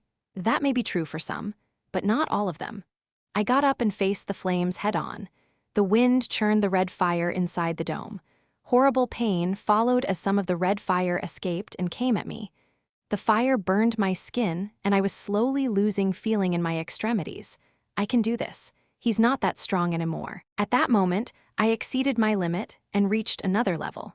It felt as if my body was one with the wind as my senses dulled. A constellation who likes hard work enjoys your pain. A latent talent within your soul has awakened. I controlled vacuum prison with my left hand and dispelled the Greater Red Fire Cannon with my right. I was experiencing another level of the way of the wind. I freely controlled the wind at my fingertips in a perfect flow state. Exclusive skill, the fourth wall has thinned temporarily. This is how characters see the world. No matter how closely I read the novel, no matter how curious I could never truly know.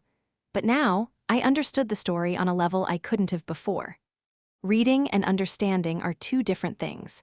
Perhaps I didn't understand even 1% of this world. At last, I sensed Ilsang Myung's Red Fire Cannon weakening. Die bastards, die. The power of Red Fire Cannon was falling rapidly. Luckily, I still had enough magic power to keep it at bay, but something was off.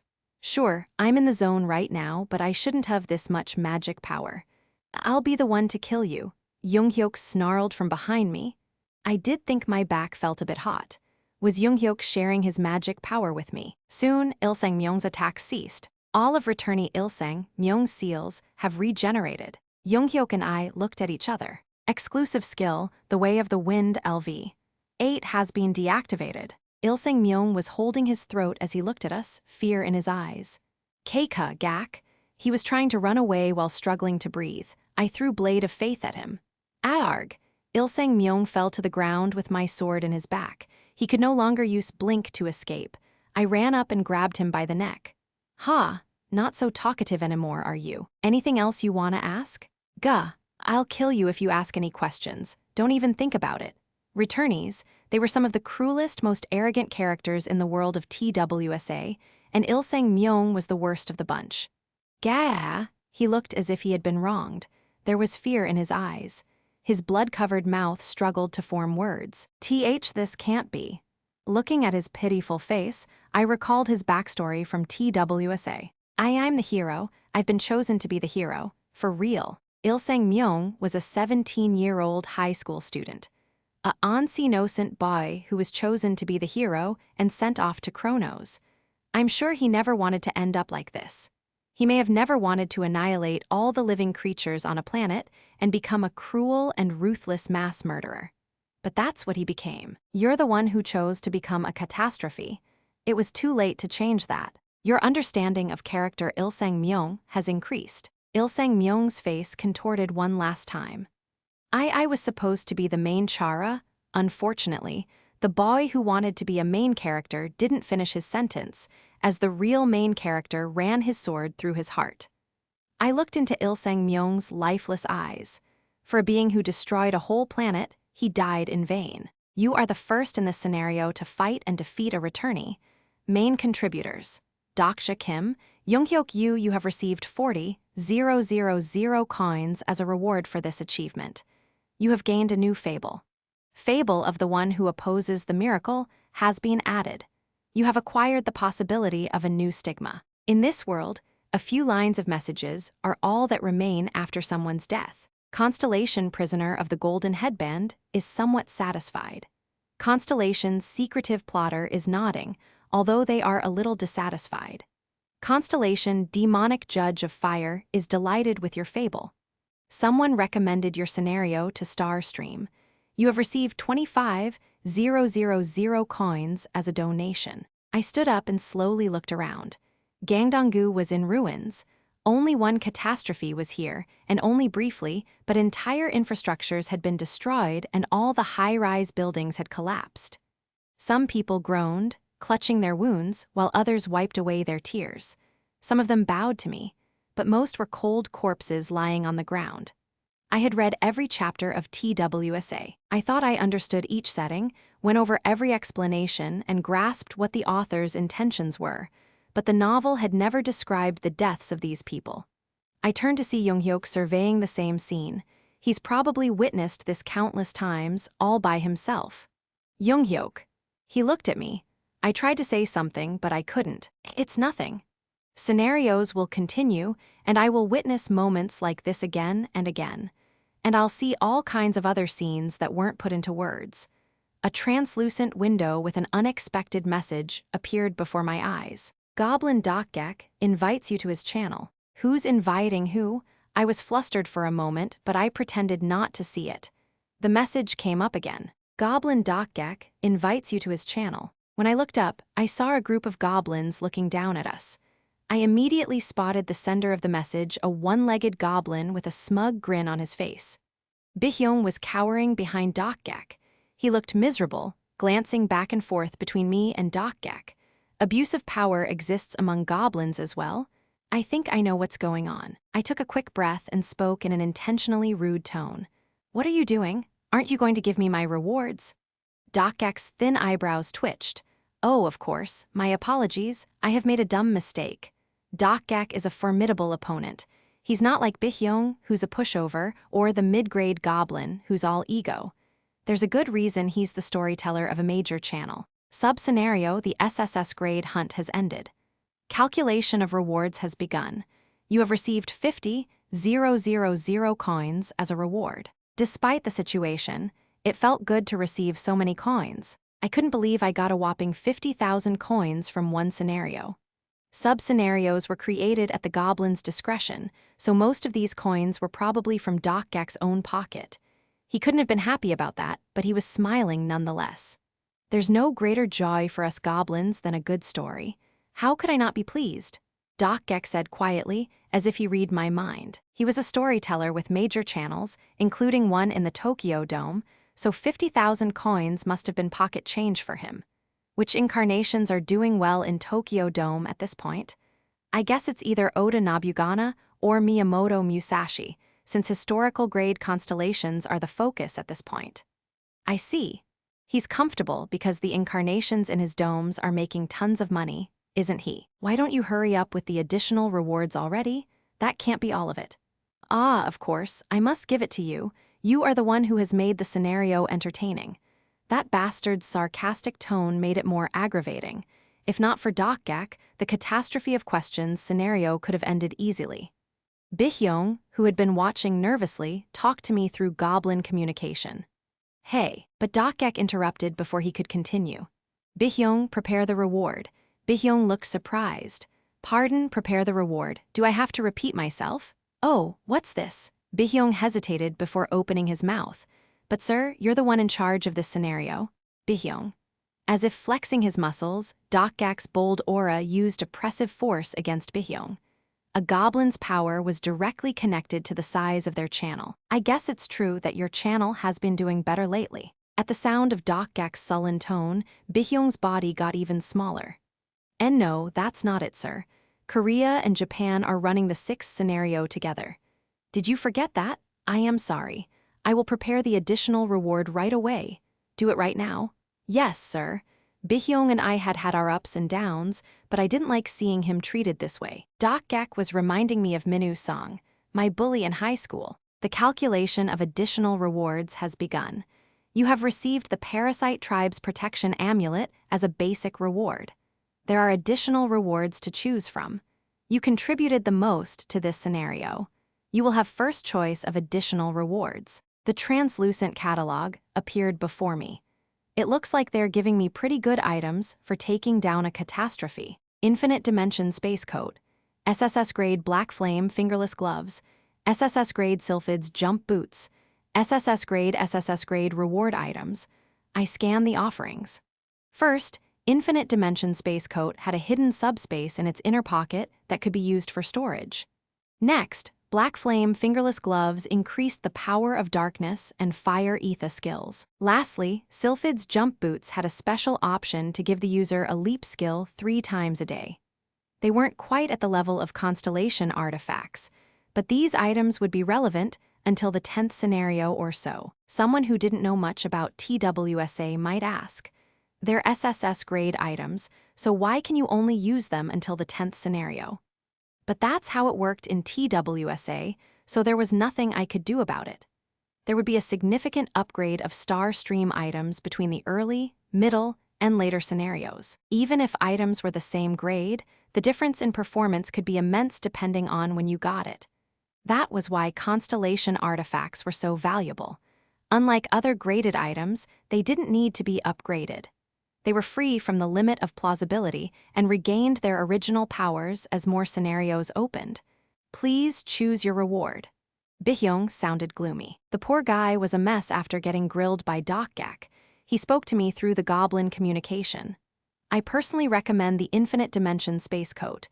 It has a hidden option, and you can easily upgrade it later. But he's still doing his job as my manager, huh? The quick-witted Dokjak glared at Bihyung. Bihyung? Yes, you have to explain the items to the constellations. Did you forget? Oh, right. Bihyung began explaining the items to the constellations in Seoul Dome. I used this time to talk to Younghyuk. Hey, which one are you gonna choose? Even though I had the first choice, I decided to let him pick first since he'd helped me and all. I definitely wasn't hoping he'd hold back when he hit me or anything like that. Younghyuk. There was no answer. He was just glaring at me. Did you pass out on your feet again? I waved my hand in front of his eyes a few times, but there was no reaction. Character Younghyuk Yu is using Recovery Hibernation LV. 3. Well, it's a wonder he was able to fight at all in that condition.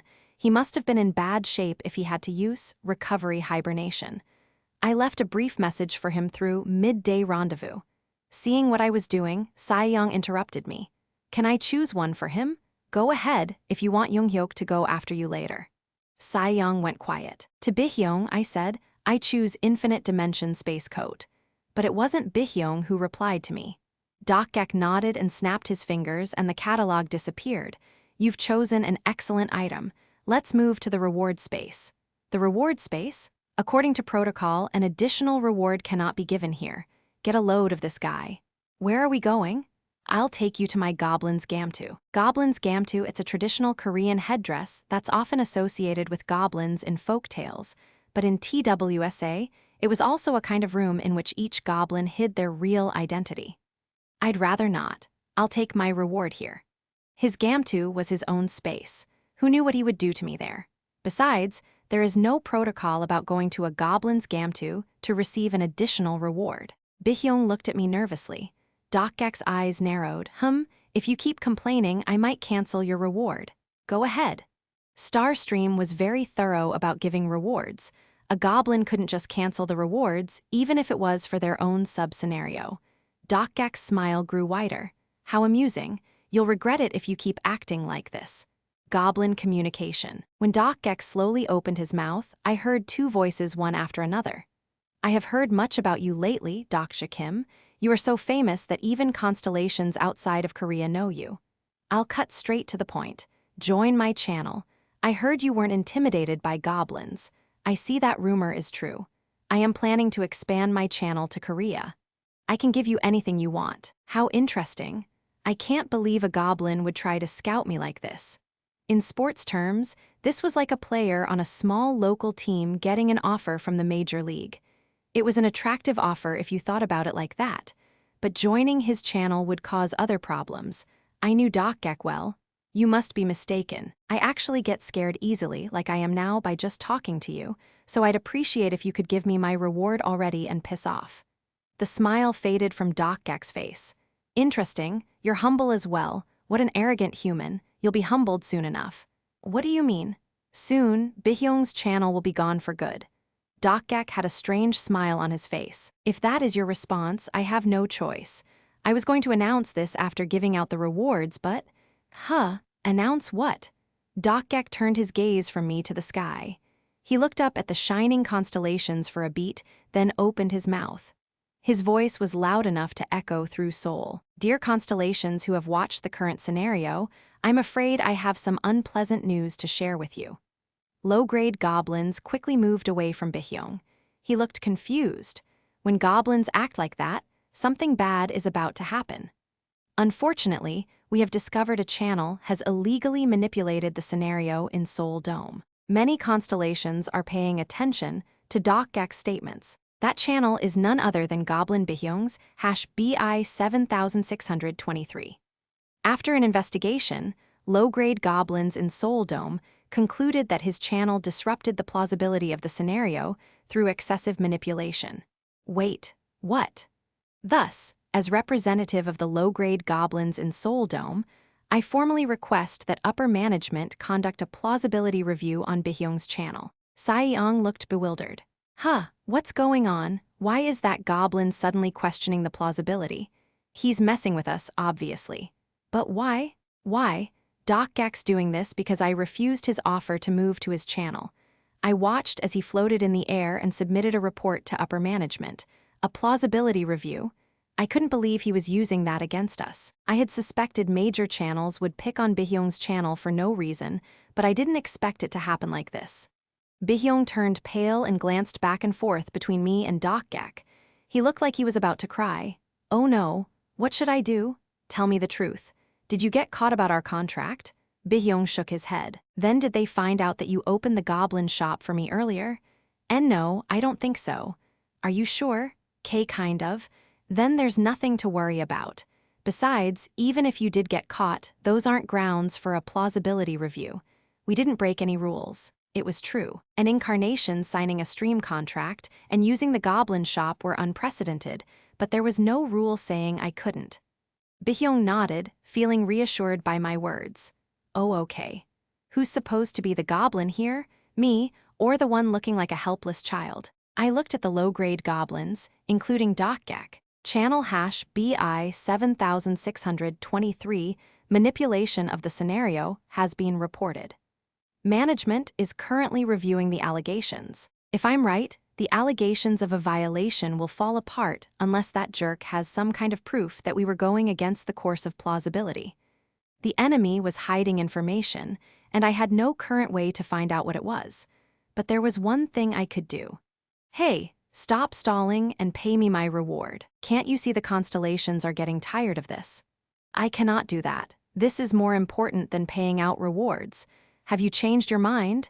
If you accept my offer, I can make everything go away. I quietly looked at Dokja. I see, you really want to do this, huh? What is the problem? Please enlighten me. What kind of illegal things did this channel do? Do you have proof? If Dokja had some kind of proof, all would be revealed. If he was bluffing, the chaos would be over soon. Dokja smiled as if he'd been waiting for me to say that.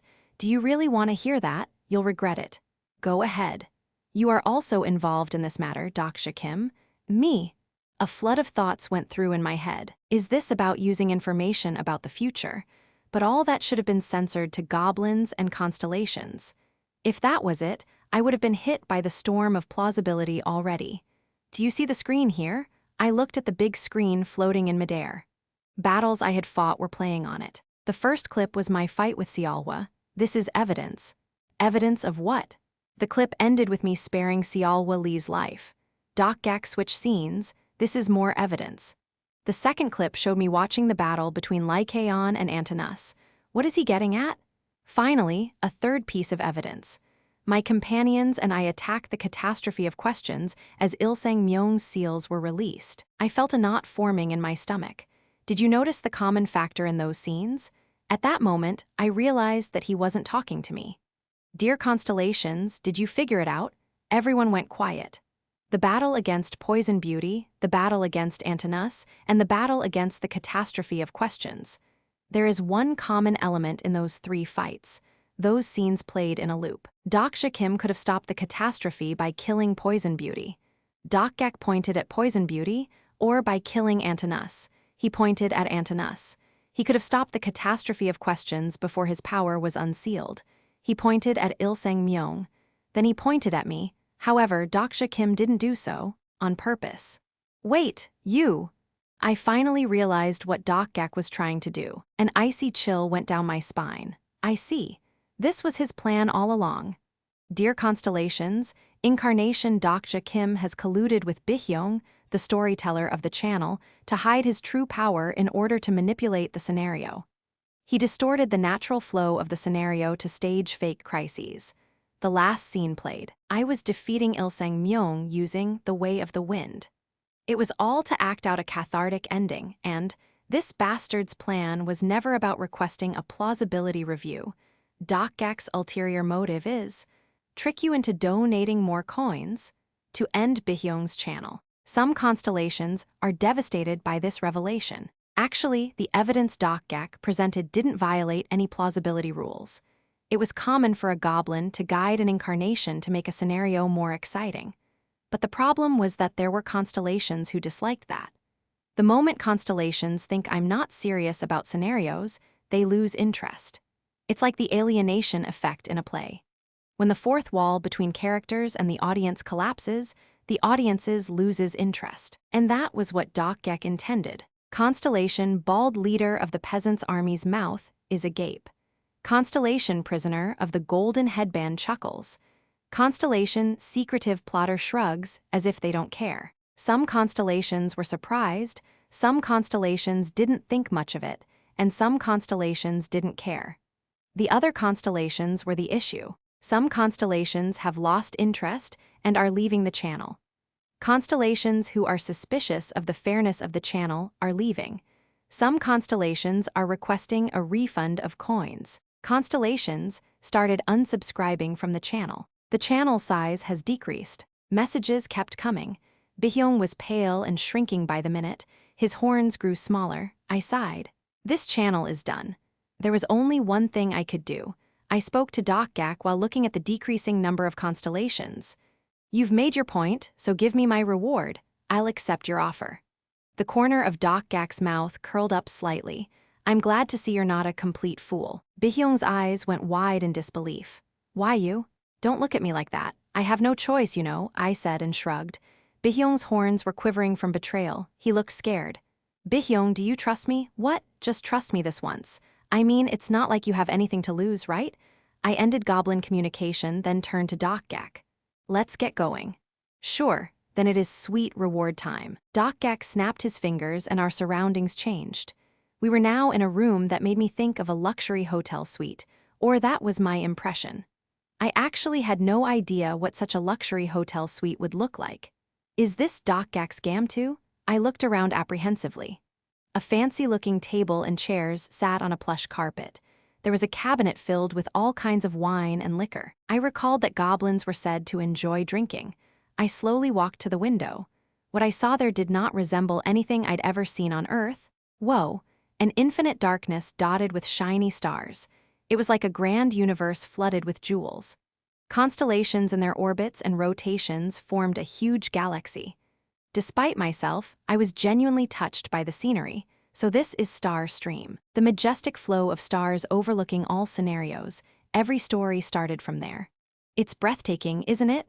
When I looked back, there was Dokja. Even I sometimes lose track of time while looking at it. Right now you're...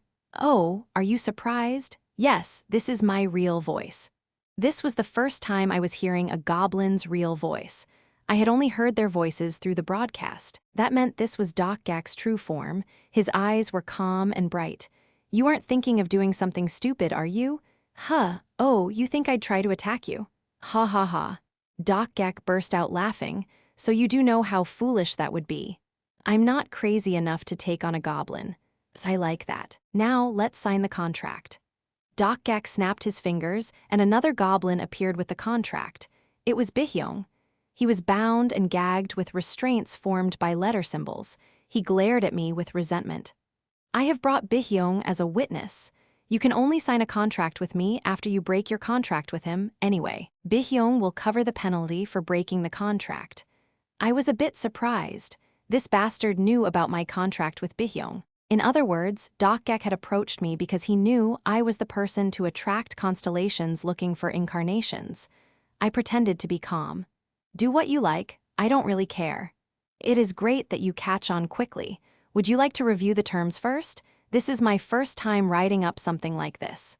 I read the contract. It was plain that it was made to exploit me. All donations split 50/50. There were a few conditions to limit my freedom. Worst of all, I was Party B, not Party A. Dokja turned to me with a smile. What do you think? This is the industry standard, but I can make some adjustments if you like. Standard my ass. Even Bihyong didn't open with such a shitty contract. I nodded. Well, it's not bad, but I have a suggestion before I sign. A suggestion? What is that? It'd be a shame for just me to move to your channel, right? There are some powerful constellations on Bihyong's channel. Oh, like who? Prisoner of the Golden Headband, Abyssal Black Flame Dragon, Demonic Judge of Fire. Dokja's eyes grew wider with each epithet I listed. Prisoner of the Golden Headband. Not bad, Bihyong. I cannot believe you have such a constellation. Bihyong could only make muffled sounds since his mouth was covered. I continued talking. This was the most important part. To be honest, it's a waste to leave these constellations on Bihyong's channel. I want you to help them move to yours. Constellation Demonic Judge of Fire is checking to see if you're being truthful. Constellation Secretive Plotter seems annoyed. Constellation Prisoner of the Golden Headband would highly prefer to avoid the extra hassle. Constellation Prisoner of the Golden Headband asks if you are really going to change channels. Dokja smiled as if his interest had been piqued. Help how? Connect your channel to me, but then you'd be double booked. That's okay. This way, constellations can easily transfer to your channel through me. That's true. This sounds fun. And I'm actually a little curious, too. Curious? I want to see what kind of constellations there are on your channel if I'm going to enter into a contract with them. I've been stuck on this backwater of a channel, so I'm curious what it's like out there. May I? I feigned looking at Bihyong with disgust. Bihyong looked hurt. Dokja looked satisfied. Bihyong, you had a contract with a great incarnation, but it's over now. Dokja waved his hands in the air and the system changed. Very well, I'll give you a taste of the Major League. In next moment, it felt like a new cord had been plugged into my body, connecting me to another channel. I blinked, then felt the gaze of countless eyes on me. 1, 2, 3, all of the hairs on my body stood up. This was different from when I was on Bihyong's channel. I felt the presence of many through all those eyes. Amazing. So this is the Goblin channel dominating the Tokyo Dome. How do you feel about moving up to the big leagues? It looked like the channel had constellations from other countries. This bastard has subscribers from different continents and different dimensions as well. How many coins could I make on a big channel like this? I couldn't even hazard a guess. That was amazing. Your channel is huge. Then shall we talk about the contra? I want to introduce myself first. Is that okay? Sure. Dokja didn't seem happy about that, but he allowed me to proceed. I closed my eyes and began to speak. Dear constellations of Tokyo Dome, can you hear me? Some constellations of Tokyo Dome are looking at you. I'm sure some of you have heard about me. I'm Dokja Kim, who destroyed the absolute throne and became king of the kingless world. For your information, I don't have a sponsoring constellation. So, well, that is all. Nice to meet you all. Constellations of Tokyo Dome are paying attention to your words. I only briefly introduced myself, but a few constellations were already approaching me. Good. That's not a bad start at all. By the way, I am going to hold a little event to celebrate connecting to this channel. Think of it as a collaboration between Korea and Japan. If you're curious, please join channel #BI7623 right now. That would be much appreciated. For those who come early, there will be a raffle for a coin prize, so the connection was dropped with a beep. When I looked, Dokja was glaring at me. What the hell are you doing? It's just a small event. Who said you could? Do you want to die here? Did you think my channel's constellations would fall for your little try? Oh, they will fall for it. Because you cut me off right as it was getting interesting. His facial expression began to change. Wait, constellations, where are you going? The tide was turning. The number of constellations in Bihyung's channel was increasing. A large number of constellations have joined channel #BI7623. The channel has leveled up. I put on my best smile. So many of you have come, thank you. Constellation Prisoner of the Golden Headband is annoyed by the appearance of all the riffraff. Constellation God of Naval Warfare is wary of the constellations that are his historical enemies. Wait, please don't fight. I didn't ask you to come here to fight other constellations. A constellation who likes to wield Muramasa is nagging you to start the raffle. Some constellations are asking when the coin event will be held. Please calm down. I'm going to do it soon, but think about it, what use are coins without your own incarnation to spend them on? Now, let's slow down. Some constellations look at you with dissatisfaction. In case some of you didn't hear me last time, I'll say it again.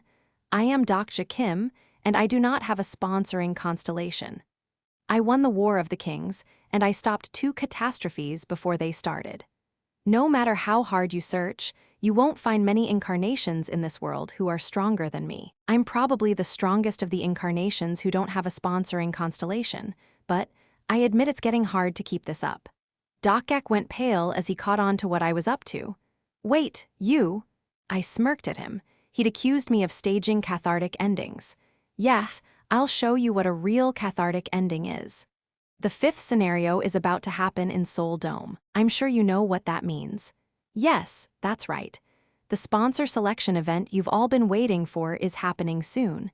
There was even less than a week left until the next scenario.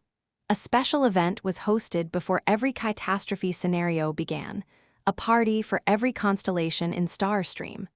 I am going to host a surprise event to celebrate. If this channel has over 10,000 subscribers, by the day of the sponsor selection, Constellation Prisoner of the Golden Headband swallows hard. I am planning to take one of the constellations on this channel as my partner. Constellation, secretive plotter, is looking at you with interest. Young or old, strong or weak, it doesn't matter. I don't care if you're from this country or even this planet.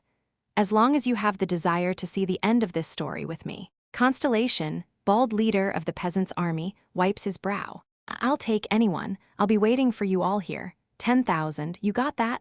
Please tell other constellations about this too. Wait, hang on. Dokja was screaming in panic, but it was too late. There was a flood of messages. The sudden influx of indirect messages made me dizzy. A few moments passed. Dokja looked lost for a while, but then there was a seething fury on his face. He seemed to have come to a decision and raised his hand toward me. Incarnation Dokja Kim, you will have to die here. I knew he was going to be like this. I pretended to be calm, and I smiled. A lot of constellations are watching. Aren't you afraid of what would happen if you killed me? Do not underestimate the master of Tokyo Dome. There was no patience left on Dokja's furious face. You don't think I can handle the plausibility of squishing a bug? Dokja snapped his fingers. It was an effortless gesture, as though he really were killing an insect. ZZZZZT, powerful sparks went off around me. This was Dokja's specialty, called bursting balloons. The electricity would spread through my body and pop it like a balloon. My organs would expand and burst, scattering everywhere. I would turn into dust and disappear into the universe, or that's what should have happened. Why isn't it working? Dokja snapped his fingers 2 more times, but nothing happened to my body. Even the sparks stopped appearing. What? He looked down at his fingers in confusion, but they weren't the problem. A massive shadow loomed up behind me and darkened the area. It gave me chills. "Hey," someone said. It was a voice I recognized in an instant. Goblins used the system, and only a goblin could stop another goblin from using the same system. It made sense. "Were you having fun?" I was hearing Baekhyung's voice for the first time. Dokja was shocked. How did you break the letters of restraint?" He stammered. "Oh, that, I just flexed and they snapped right off." Dokja turned red. "You are merely a low-grade goblin, Baekhyung. What do you think you're doing?" "Low-grade? You're still one of us, even though you have a lot of subscribers." "I haven't moved up on purpose. How dare you go against me? I'm the master of a major dome." "Oh, yeah. Speaking of which, there were so many great constellations in your dome." Baekhyung strode toward Dokja threateningly. "They're all on my channel now, though." Although Baekhyung was the same, he looked bigger than before somehow. His gigantic shadow confirmed my suspicions. As I mentioned before, a goblin's power increases as they get more subscribers. Dokja staggered back in terror. How? You sure were mouthing off earlier. Something about how I illegally manipulated the scenario? A shadowy arm grabbed Dokja by the collar to pull him up. "That's rich, coming from a bastard who tried to steal my incarnation. Where did you learn such shitty manners?" "Ugh, there will be consequences if you do thigh. I don't give a crap." The shadow's right arm expanded abnormally. Bam! The shadowy punch sent Dokja flying through the roof to the other side of the universe. That wouldn't kill Dokja, but he'd be out of commission for a while. Baekhyung wiped sweat from his face. He exhaled to release a bit of anger. "I was too worked up. That jerk probably flew all the way to the Andromeda scenario." "Andromeda scenario?" "Yep, it's a scenario where you regain your common sense." "Anyway," Baekhyung sighed gently and turned to me. Because his channel had grown, he had grown physically. He was much stronger and emitting a cold energy. I swallowed nervously. I was acting on my own earlier. He might have a grudge against me. Do you know what I'm seeing now? It was hard to tell if Baekhyung was smiling or crying, but I had an idea after seeing his eyes. "No, I don't, but I can guess." Maybe that was how goblins looked when they were happy. I looked up. "I think what you're seeing isn't much different from what I'm seeing. The channel has leveled up. The channel has leveled up. The channel has leveled up. A constellation who likes K-pop wishes to become your sponsoring constellation. A constellation who likes to use a Japanese sword wishes to become your sponsoring constellation. A constellation who likes to gender swap is curious about what your true intentions are. A constellation who enjoys subcultures is interested in you." Endless notifications filled both of our ears. Soon, the whole world would become our stage. Episode 19, Singularity Part I. Since this was my first time in a goblin's gamtu, I looked through some documents that were scattered on the table while Baekhyung was busy with the constellations. A report on the status of singularities. Singularity? When I curiously flipped through a couple of its pages, the document turned into dust. It was probably virtual information from the system rather than real paperwork. Baekhyung turned to look at me. "Hey, what are you doing?" "Huh, nothing." Baekhyung eyed the dust floating over the table, then shot me a suspicious look. He sighed. "Do you think we will be okay?" "Why? Having second thoughts?" His eyes darted around as if he was gauging the situation. He spoke wistfully to me through goblin communication. "The thing is, you can lose subscribers just as easily. The constellations who left Tokyo Dome will go back to it eventually, and Dokja will probably exact his revenge on us. But we shouldn't worry about that until it happens." "And what were you thinking, telling a lie like that? What are you going to do if we get over 10,000 subscribers? It's over 5,000 already." I silently shrugged and Baekhyung continued to nag. "When you signed the contract with me, one of the conditions was to not select a sponsoring constellation. I know you were thinking on your feet back there, but how could you be so reckless? I'm sure it'll work out somehow. Worst case scenario, you break the contract for me. That's not possible. Seriously. I risked my life for you, but you wouldn't do that for me?" Baekhyung's face darkened. "The thing is, well, I was stupid to expect anything from this guy. Whatever, I have a plan, so don't worry." "Really?" "Yes. Anyway, give me my reward already. You have the authority now since Dokja isn't here, right? Ah, right. Bihyong finally fiddled with the system. A white coat fluttered down from the sky. One look at its slick design, and I could tell that great care had been put into both form and function. I first checked its inner pockets. Infinite Dimension, Space Coat's special feature Pocket Dimension, has been activated. This coat's hidden option is the ability to store all sorts of items without the inventory skill.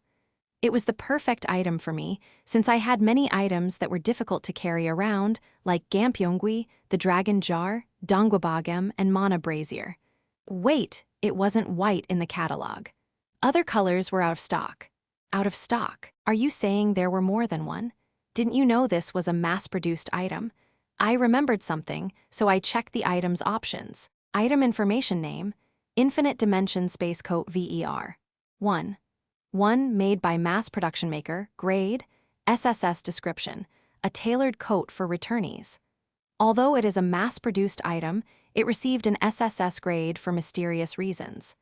As an additional option, a pocket dimension can be activated in the coat's inside pocket to assist returnees who cannot activate their own attribute windows. Of course, one must be cautious, since its space cannot be expanded. Even seeing it again, it felt weird. The pocket dimension was useful, but I didn't think it was worth an SSS grade. Even the heart of the ancient dragon Ignitus is only SS grade.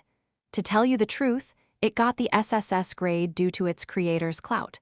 That was understandable. Constellation Mass Production Maker was famous among returnees, after all, and its inflated rating aside, it was a cut above other items that could be acquired this early on.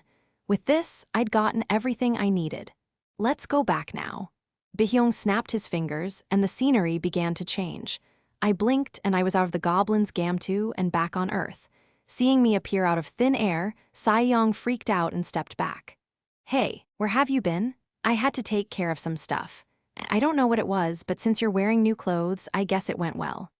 Saiyong eyed my coat enviously, then looked at Younghyuk, who was unconscious while standing up. She looked back and forth between my white coat and Younghyuk's black coat. What? Did you and Younghyuk get matching couples outfits? It's just a coincidence. It's a common design. Constellation Demonic Judge of Fire is giddy with joy for an unknown reason. A constellation who likes gender swaps is excited. I was reminded that some unique constellations had joined the channel. Who the hell is the constellation who likes gender swaps? Was there such a constellation in TWSA? Constellation Demonic Judge of Fire is wary of the constellation who likes gender swaps. Speaking of the coat, I decided to check on Younghyuk. Luckily, his recovery was proceeding smoothly. His breathing was stable and his wounds were healing. Hey, let's get out of here before that guy wakes up. Younghyuk was unconscious with his fists tightly clenched. It wasn't hard to imagine what he would do as soon as he opened his eyes. I left Gangdong-gu with Saiyong. After her avatar had carried Sangha on its back for a while, I took over. Sangha was still unconscious from overexertion. I went back to where we'd had the battle with Antinous, but couldn't find Lycaon. I didn't see his corpse either, so I presumed he must still be alive, but I didn't understand why he hadn't come to find us. He might have been seriously injured after being hit by the hatching Catastrophe. Saiyong looked over her shoulder. Is it really okay to leave Younghyuk there? It's fine. She's Poison Beauty. Can you trust her? I had asked Poison Beauty Seoul Lee to watch over the unconscious Younghyuk. Poison Beauty isn't a bad person. She was only like that because she was infected by the parasite. In Younghyuk's regressions where the guides weren't corrupted, Seoul Lee wasn't called Poison Beauty, but the Sage of Medicine. She would probably be called that from now on. Once Younghyuk wakes up, take him to Gibongdong. There should be an army base there. Unit 5603. Go in and you'll find a certain pitiful soldier waiting for you. Taking Younghyuk's advice, I had revealed Hyunseong's location to Seoul Lee. It was cocky of me to think I could level up my comrades on my own. It doesn't matter whether I finished reading TWSA, there's only one of me, and I have limited time and information at my disposal. The right trainer for Hyunseong right now is probably Younghyuk, not me. I'm hungry. Should we eat that? I pointed at a plant monster wrapped around a high-rise building. A level 7 plant monster Yannispleta is looking at you. A humongous eye turned to us, freaking Saiyong out. You wanna eat that? We should, since there's nothing else to eat. It's quite delicious according to TWSA, and it's not fully grown, so it'll be easy to hunt. Ugh! Saiyong begrudgingly summoned her avatars. Soon we were hacking at the plant monster's stems and cutting off the tentacles it attacked us with. The Yannispleta died soon after we pulled it from its roots. Being able to take down a level 7 plant monster, this easily made me feel like I had grown stronger again. You'll have some too, right? Maybe. Then I'll cook it. I began cooking the Yannispleta the way I read it in TWSA. I peeled off the hard skin from the stem, revealing pink flesh that reminded me of crab meat. I sprinkled it with some herb salt that I got from a grocery store nearby. Saiyong seemed excited. What is this? Are you sure it's a plant? It is. Can we eat it like salad? Of course not. I'm going to grill it. Using tree branches, I skewered some Yannispleta to barbecue them on the Mana brazier. I put the brazier on medium heat, but because it was a level 7 plant monster, it took a while to cook. When one side was cooked, I flipped them. I repeated the process a few times, adding more herb salt. As they cooked, an aroma like grilled meat wafted through the air. It smells good. Wait, you can't just eat it. I stopped Saiyong as she reached for a skewer and handed her a cup of tea, which I had been warming next to it. Drink this first, then eat. You have to drink this before eating Yannispleta stems. What is it? It's boiled sap from the stem. At first, Saiyong looked suspicious. Then her expression changed to look more impressed. She began to eat as soon as she finished the tea. Slow down. Oh, wait, this is so good, you should become a chef. Maybe I should, in the apocalypse. She looked like a 5-year-old chewing a mouthful of food. I couldn't help but smirk at how ridiculous she looked. Some constellations who like to cook are curious about your food. Some constellations who like a fast-paced, violent story are complaining. Constellation Prisoner of the Golden Headband tells the newcomers to be quiet and watch. There was 1 week left before the 5th scenario. I had already subdued 2 catastrophes, Fire Dragon Ignir, the Catastrophe of Hellfire, and Ilseng Myung, the Catastrophe of Questions. Things were going well. Younghyuk Yu will wake up soon and get to work on the Catastrophe of the West with Hyunseong Lee, and the King of the Drifters will take care of the North. Now I have to watch out for the catastrophe at the center. Sangha, she was supposed to be unconscious, but I'd seen her mouth twitch a few times. I know you're awake, come and eat with us. Sangha didn't get up, but I heard a growling sound from somewhere. I guess she's still asleep. We'll have to finish the rest then. Wow, this part is just like tender Surlo. Sangha got up and spoke with a very quiet voice. Wait. There was no way she could pretend to be unconscious after smelling this. After all, she must have been ravenous after expending so much energy. I shot a look at Saiyong, who was still stuffing her face. Hey, get up if you're done eating. Why? Do you really have to ask?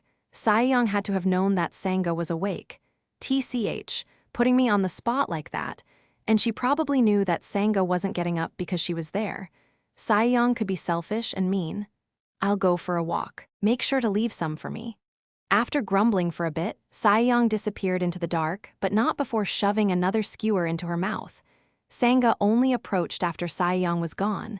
The skewers crackled on the brazier. I gave one to Sangha. She hesitated, but eventually took it. She carefully took a bite, and then another. Sangha slowly finished the skewer. It's delicious. If anyone saw her now, how could they imagine her wielding a dagger? Slow down. But the twin daggers sheathed at her waist were proof that she was, in fact, the same woman. It had been a month since the apocalypse. So many things had happened. Sangha and I ate in silence, and I continued to watch her. The food was literally out of this world. Sangha mumbled something as she stared at the fire in the brazier. I guess, there's no going back anymore, right? She didn't elaborate, but I nodded. Probably not. Sangha's hands were shaking. She killed people with those hands. She used those hands to take someone else's freedom so she could survive. Her hands had been covered with other people's blood. Now she covered her face with those hands. Her shoulders shook intermittently, but there was no sobbing, likely the last bit of pride this woman had left. It's not your fault, Sangha. I couldn't read her mind, so I didn't know if what I said comforted her, but she began to cry out loud. Her tears fell without stopping, and she dropped her food on the ground. She cried like that for a while before eventually calming down. If anyone eats a level 7 plant species Yannispleda's stem without drinking its sap, it works like a powerful soporific. I watched Sangha fall into a deep sleep. It's really not your fault. What I said was meant for Sangha, but it was also for someone else. Why don't you reveal yourself already? The silence of the ruined city was occasionally broken by the cries of monsters, but at that moment, there was a silence that made it seem like I was talking to myself. I didn't look away from Sangha. Playing dumb, are we? I don't know why you've been watching, but I'm sure you know me by now. The blade of unbreakable faith gleamed in the darkness. I won't hesitate to accomplish my goal. I pointed the blade at Sangha's neck. So you'd better speak up fast if you don't want me to kill your precious incarnation. It was the start of a game of chicken. I waited a bit, then pushed the blade against Sangha's neck. It made the slightest cut, and a trickle of blood came out. Sangha opened her eyes. Exclusive skill, the fourth wall mitigates your mental shock. A strong gust of wind pushed me away from Sangha's body. A powerful presence made my chest tighten. Light surrounded Sangha. Her eyes lit up and she looked at me.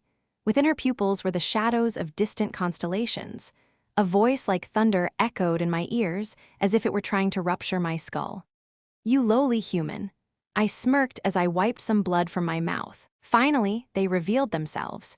Those damn constellations of Olympus. In the world of TWSA, constellations were divided into two groups: free constellations with no affiliations, and constellations that belonged to a specific nebula. How dare a lowly human humiliate the great stars? Some of the famous nebulas based on Earth were Asgard of Norse mythology, Eden from Revelations, and Olympus, to which the constellation in front of me belonged. Don't be cocky. You're not even a real god. Sangha's expression changed when she heard me. I was a bit surprised that a constellation would directly descend into Sangha's body, but I was right. The plausibility in the early scenarios doesn't allow the descent of the gods of Olympus. How? At this point, there was nothing in Seoul that could balance out the plausibility of an Olympian descending here, so the whole city would have been annihilated in an instant, followed by massive storms of plausibility. The gods of Olympus tend to think with their loins, but I guess they are not completely stupid. I watched the magic threads swirling around Sangha's entire body. I guess you're the best they can afford to send due to the current plausibility, abandoned lover of the labyrinth. There were historical-grade constellations in Olympus, just like there were historical-grade constellations in Korea. Abandoned lover of the labyrinth. It was the epithet of Ariadne, the lover of Theseus. The constellations of Olympus must be quite stingy, sending the one with the lowest cost of plausibility. Silence, how dare you? The magic threads spiraling around Sangha shook the area.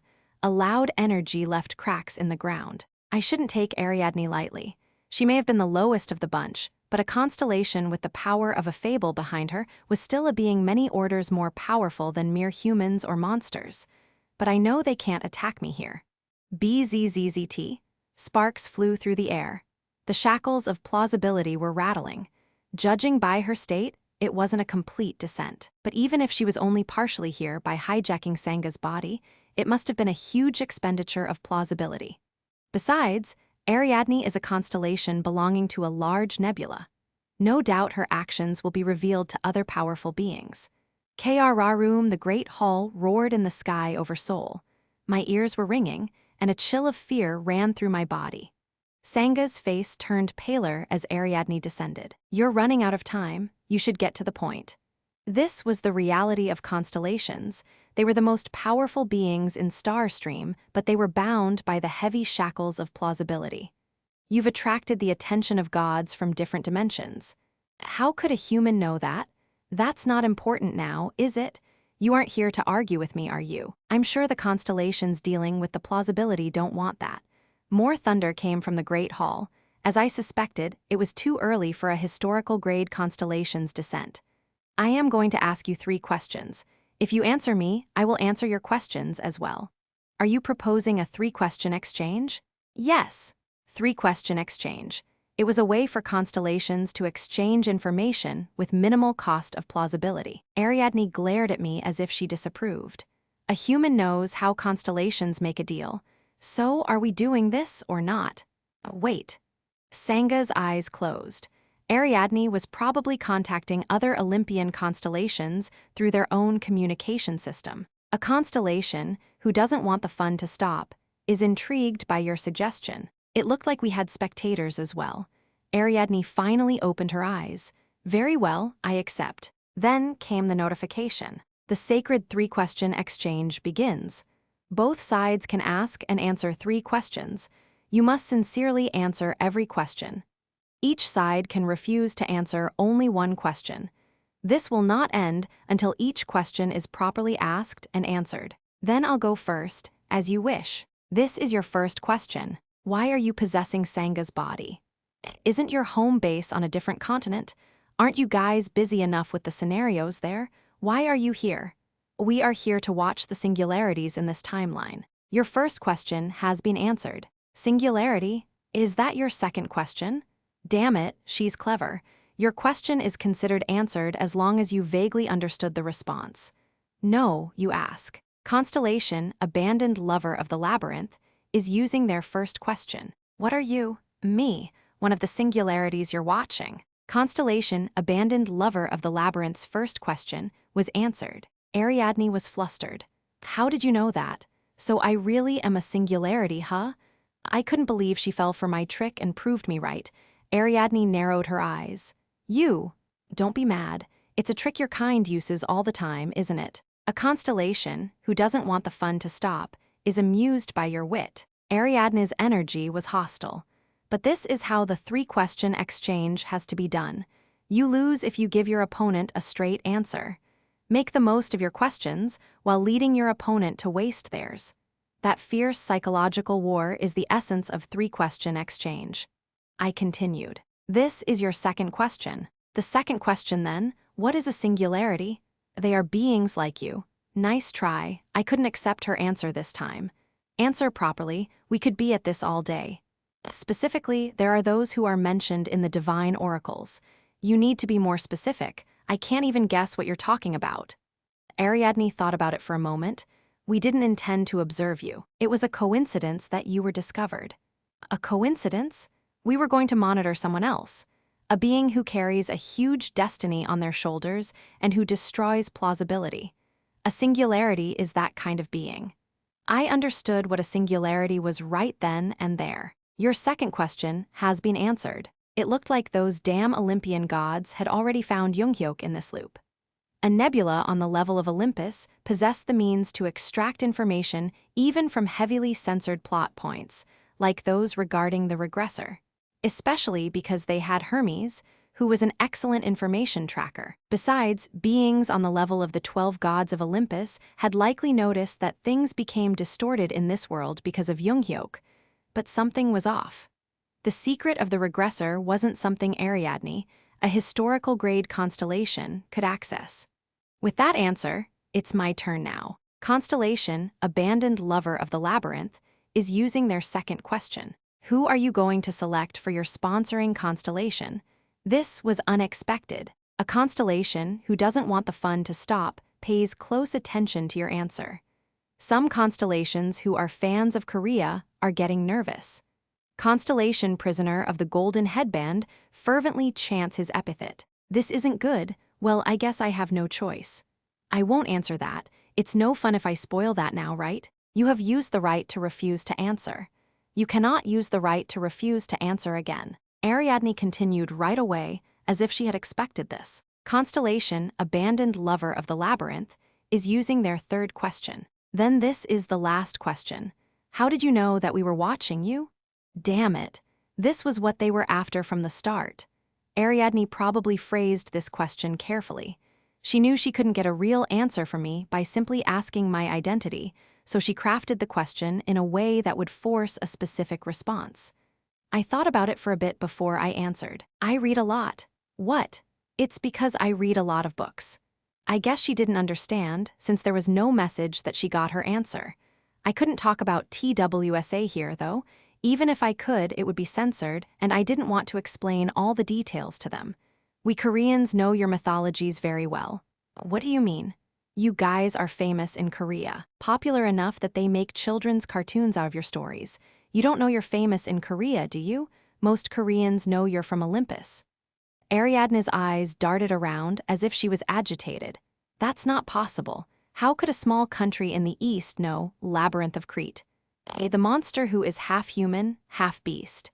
Ariadne's eyes were getting bigger. The lover who forgot about you, being abandoned on Naxos Island, your steamy affair with the god of wine. Should I continue? That's enough. You've made your point, so stop. Constellation, abandoned lover of the labyrinth's third question, has been answered. Ariadne looked offended. How does a human from a tiny country know my fable? I was relieved. I had managed to overcome the situation. There was a reason why the cost of Ariadne's plausibility was low. I was glad she was here as the representative of Olympus. The great hall grew more unstable. I spoke with haste. So, my last question. What is the divine oracle you guys have received this time? Ariadne thought for a long time. She narrowed her eyes as if she were weighing an invisible scale before she answered. I cannot answer that. Constellation, abandoned lover of the labyrinth, has used the right to refuse to answer. All the questions and answers have been exchanged properly. The sacred three-question exchange has ended. I expected that, but it was still disappointing. That was the most important question. A constellation, who doesn't want the fun to stop, is disappointed that the fun is over. Ariadne frowned as she watched lightning bolts fall from the sky. I played along because my husband was curious about your story, but that ends here. She spoke faster, as if she realized there was really no more time left. There is only one reason that I have descended here. This is a warning from Olympus. Do not interfere with what we are about to do. We are working to save this world from ruin, and this woman will grow into a trust shield against the fall. Why did you choose Sangha? It is meaningless to seek the reason. Even the three sisters who weave the threads of destiny know not. Damn it. It's always destiny, destiny, destiny with these Olympus bastards. Heed my warning, incarnation, prisoner of the scenario. The course of destiny is shifting. The flow of the stars shall converge into a single point, and the story that will decide the fate of constellations shall begin. What are you talking about? Do you mean Gigantomachia? I can't believe you know about that too, but do not be so arrogant as to believe you understand everything just because you have some information.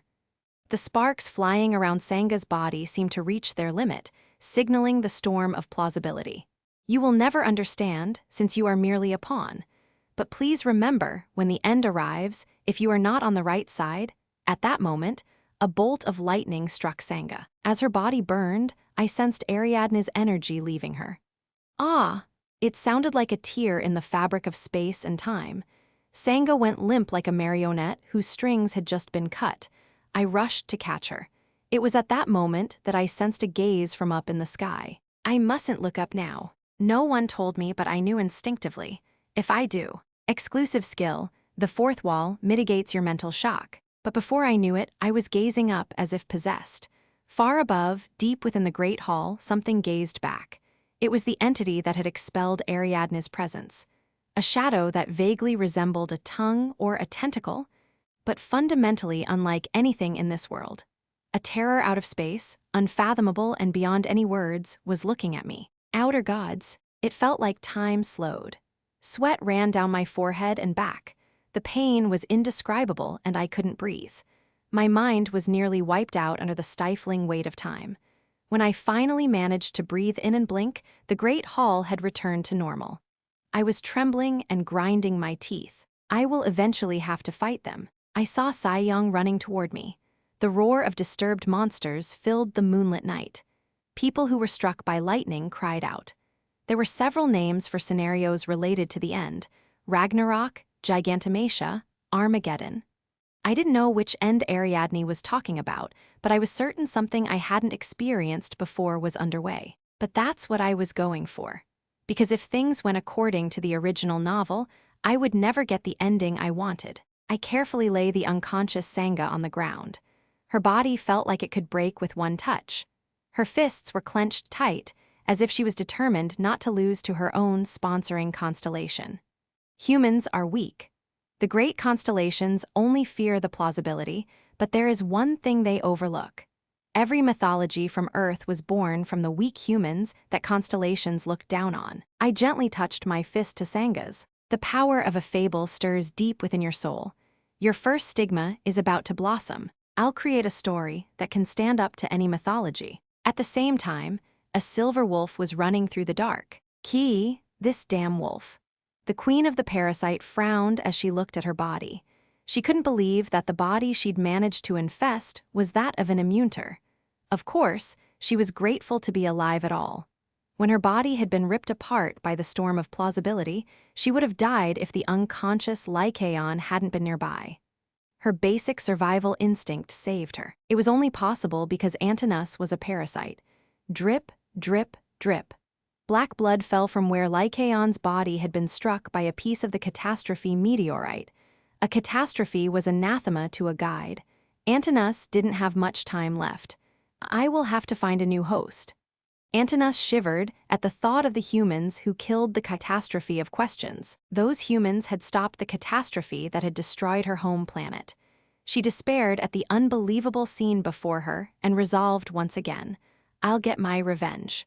I'll make sure the humans who left my home, Kronos, in ruins will go extinct, no matter what it takes. It was at that moment when her antennae sensed something. This energy is...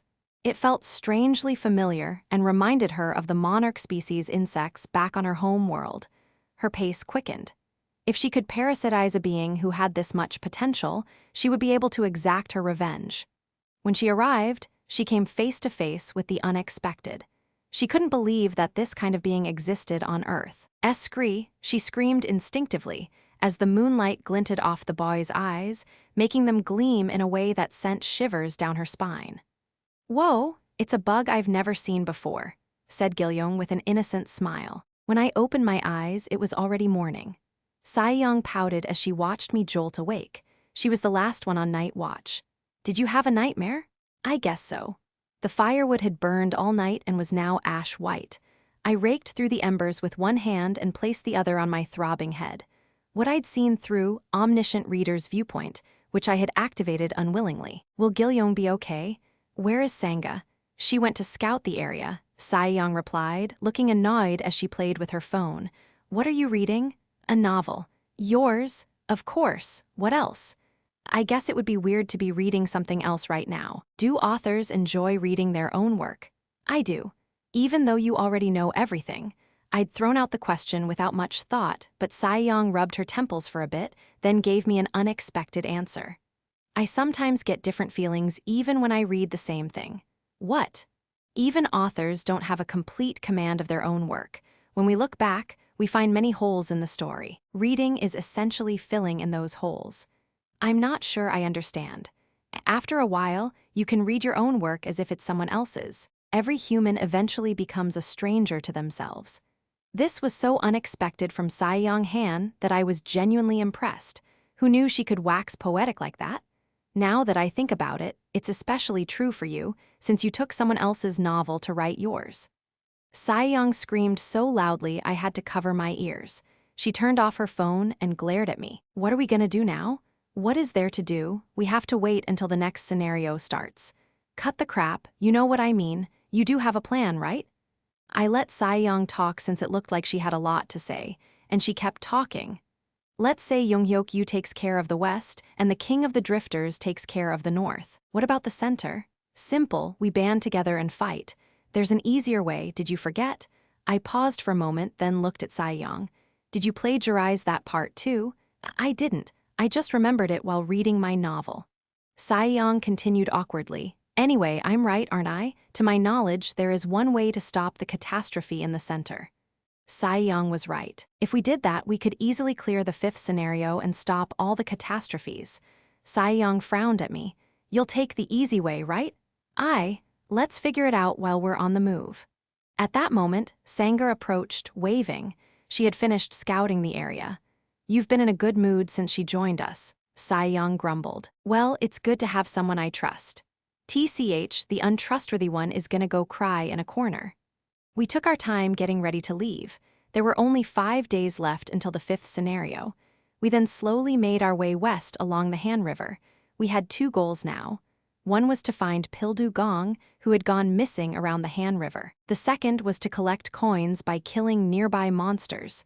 Since there was a special event, we decided to collect as many coins as we could. Sangha, to my right, Saiyong to the back. While we were on the road, we hunted level 7 monsters whenever we came across them. Now that Sangha was with us, we were able to hunt not only level 7 monsters, but also level 6 ones.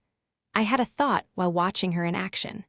The Olympus constellations probably have no idea that I summoned them on purpose. They used up all the plausibility they could afford, so it would be a while before they could interfere with Sangha again. After the battle was over, I told her, Sangha, try to only use 1 stigma if possible. Oh, sorry. I gave you a lot of trouble when I passed out last time, huh? No, it's not that. A person with support from a nebula was special, but being sponsored by a nebula didn't mean all the nebula's constellations sponsored Sangha. The basic rule of Star Stream was that an incarnation could only have 1 constellation.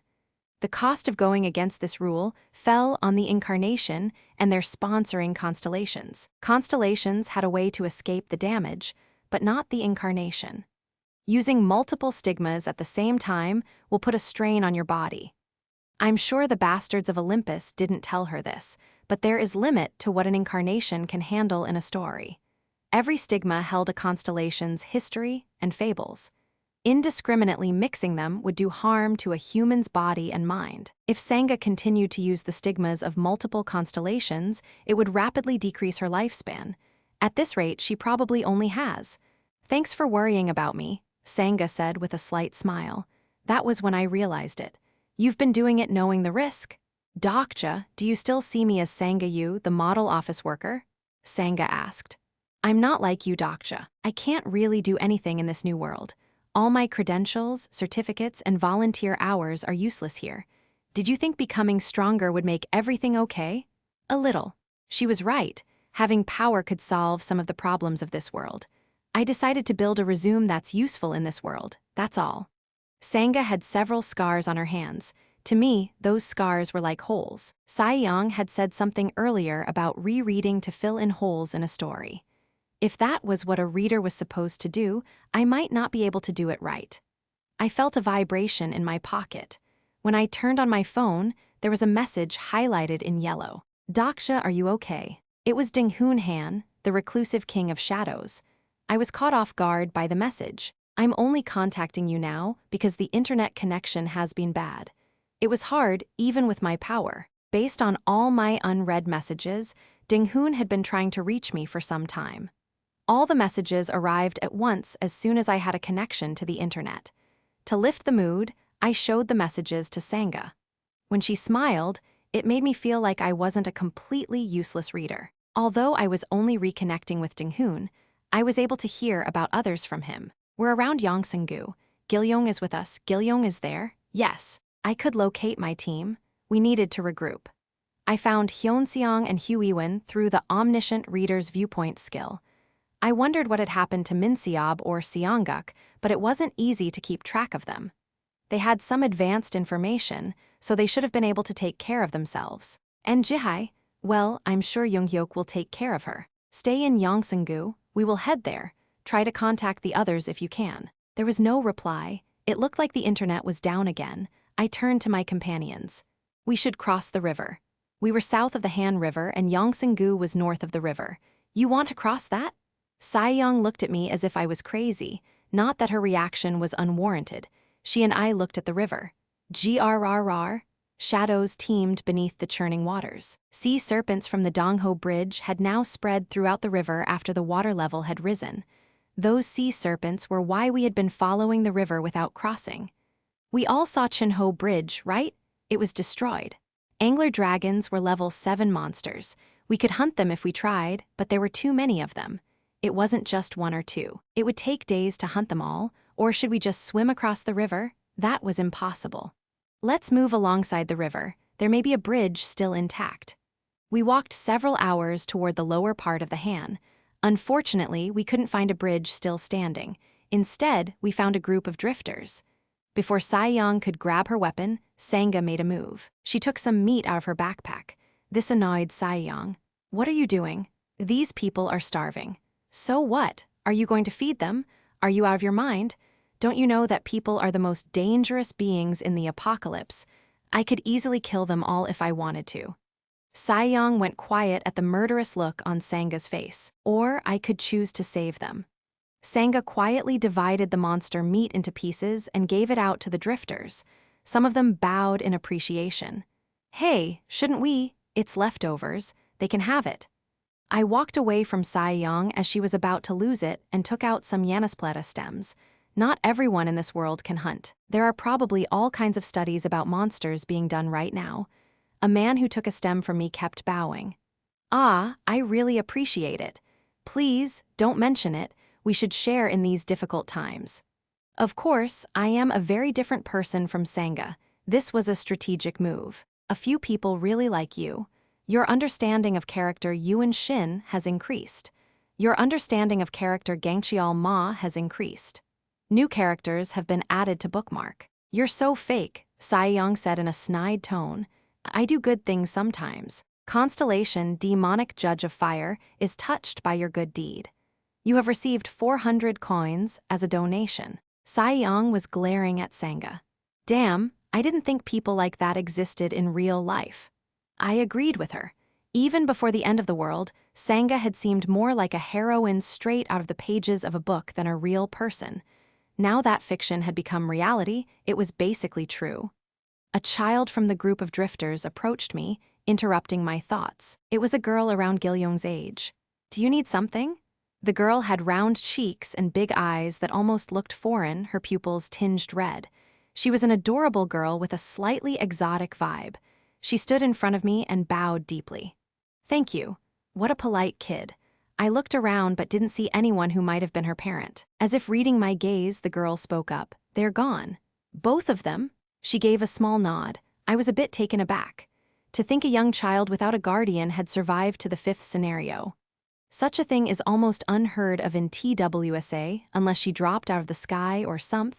Wait, dropped out of the sky? Right as I activated character profile, she spoke again. I'll be going now, bye. Did she really come here just to thank us? I reached out to stop her, then reflexively glanced at Saiyang Han. Luckily, she was looking somewhere else. Be careful out there. The sun went down and the day grew dark. I gathered Sangha and Saiyang. Let's camp here tonight. We looked for a place to sleep. Since it was too cold near the river, even with a fire, we decided to take shelter in a ruined building. Saiyang, who looked like she had been holding it in for some time, spat out a warning at Sangha. Just watch. The drifters you helped earlier, they'll be back.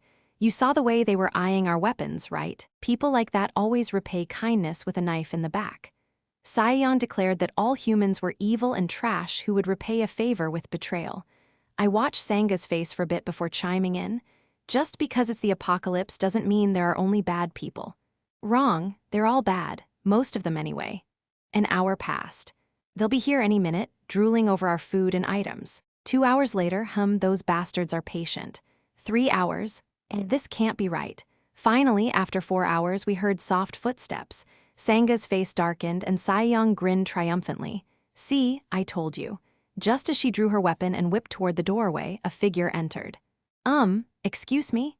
Saiyang froze. It was the polite girl who had thanked us. Her cheeks were slightly flushed as she held something out. I brought this for you.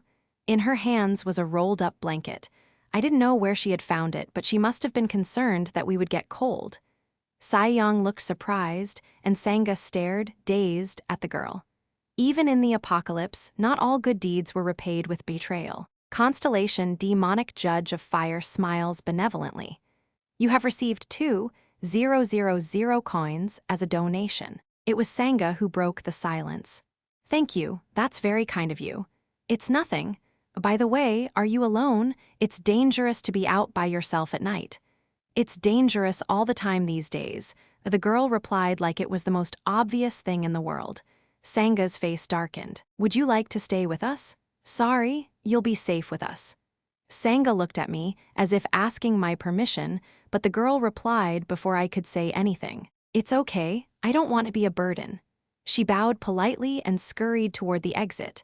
At that moment, a knife came flying out of nowhere and stuck into the ground at her feet. The young girl yelped in surprise and fell on her bottom. The stunned silence was broken by Saiyong's threatening tone. Hold it right there. You're not going anywhere. What do you think you're doing? Sanga's voice was cold as ice as she glared at Saiyong, but Saiyong was looking at me. Dokja Kim, you know what needs to be done, right? I'm sure that's why you suggested we stay here tonight. I closed my eyes. Damn, I thought she didn't notice. Guess I was wrong. Then again, she's the type of person who uses detect attribute on everyone she meets, so of course she knew. Saiyong's lips twitched. Aha, being a hypocrite again because she's a kid. So you want to play good guy again, huh? Fine, I'm the villain, so I'll take care of it. Saiyong cracked her knuckles and stepped forward, but Sanga stood between her and the little girl. Stop. Move. Or are you gonna kill her? Kill her? She's just a child. Why? Just a child? Saiyong snorted and raised her hand toward the girl. I told you to stop, Sanga repeated, this time with her dagger pointed at Saiyong's neck. Saiyong responded by summoning a dozen avatars. Dokja, tell her. Hurry before I lose it and kill them both, she growled. I was afraid it would come to this. I sighed and opened my mouth. In 5 days, that girl. The child gazed up at me with innocent puzzlement, and I was filled with an indescribable sorrow. Will destroy Seoul. Sanga looked like she had been slapped. If we hadn't encountered this child, I could have glossed over it, but now I had no choice but to face the harsh reality. This accursed scenario would never allow the happy ending we wanted. Constellation, abyssal black flame dragon grins. A large number of constellations are intrigued by the new development in the scenario. Looking at the constellation's messages, I was filled with disgust like I hadn't felt in a long time. She is the last catastrophe of the 5th scenario. The girl didn't die that night. Sanga was firmly against it, and I sided with her. Do what you want. Saiyong stormed out, leaving Sanga and me in the ruin. I'd put the girl to sleep using pressure point. Sanga gently brushed the sleeping girl's hair, then turned to me. This child is a catastrophe, she asked with a heavy voice. Yes, do you know that because of your special ability? You could say that. I recalled a passage from TWSA. The finale of the 5th scenario, the catastrophe of floods, was the most dangerous and tragic catastrophe. Sanga bit her lip. Does that mean she's like the catastrophe of questions?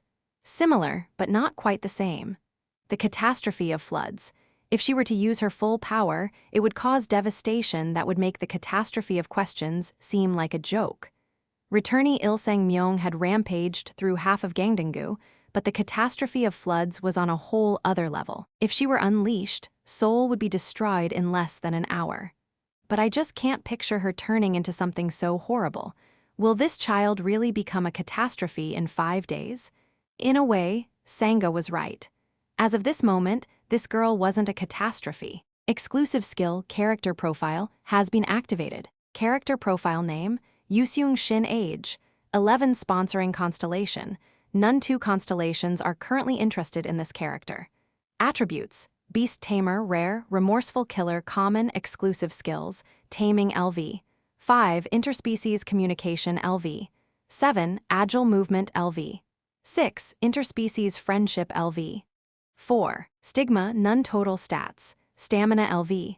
12. Strength LV. 12. Agility LV. 16. Magic Power LV. 24. Summary. She has excellent talents and a rare attribute, but she has been overlooked by constellations due to her soft-hearted nature. Yuseung Shin. Her name was an unmistakable proof that she was a catastrophe. This child would definitely destroy Seoul in 5 days. I heard that they're hatched from meteorites, but that doesn't seem to be the case for her. You're right.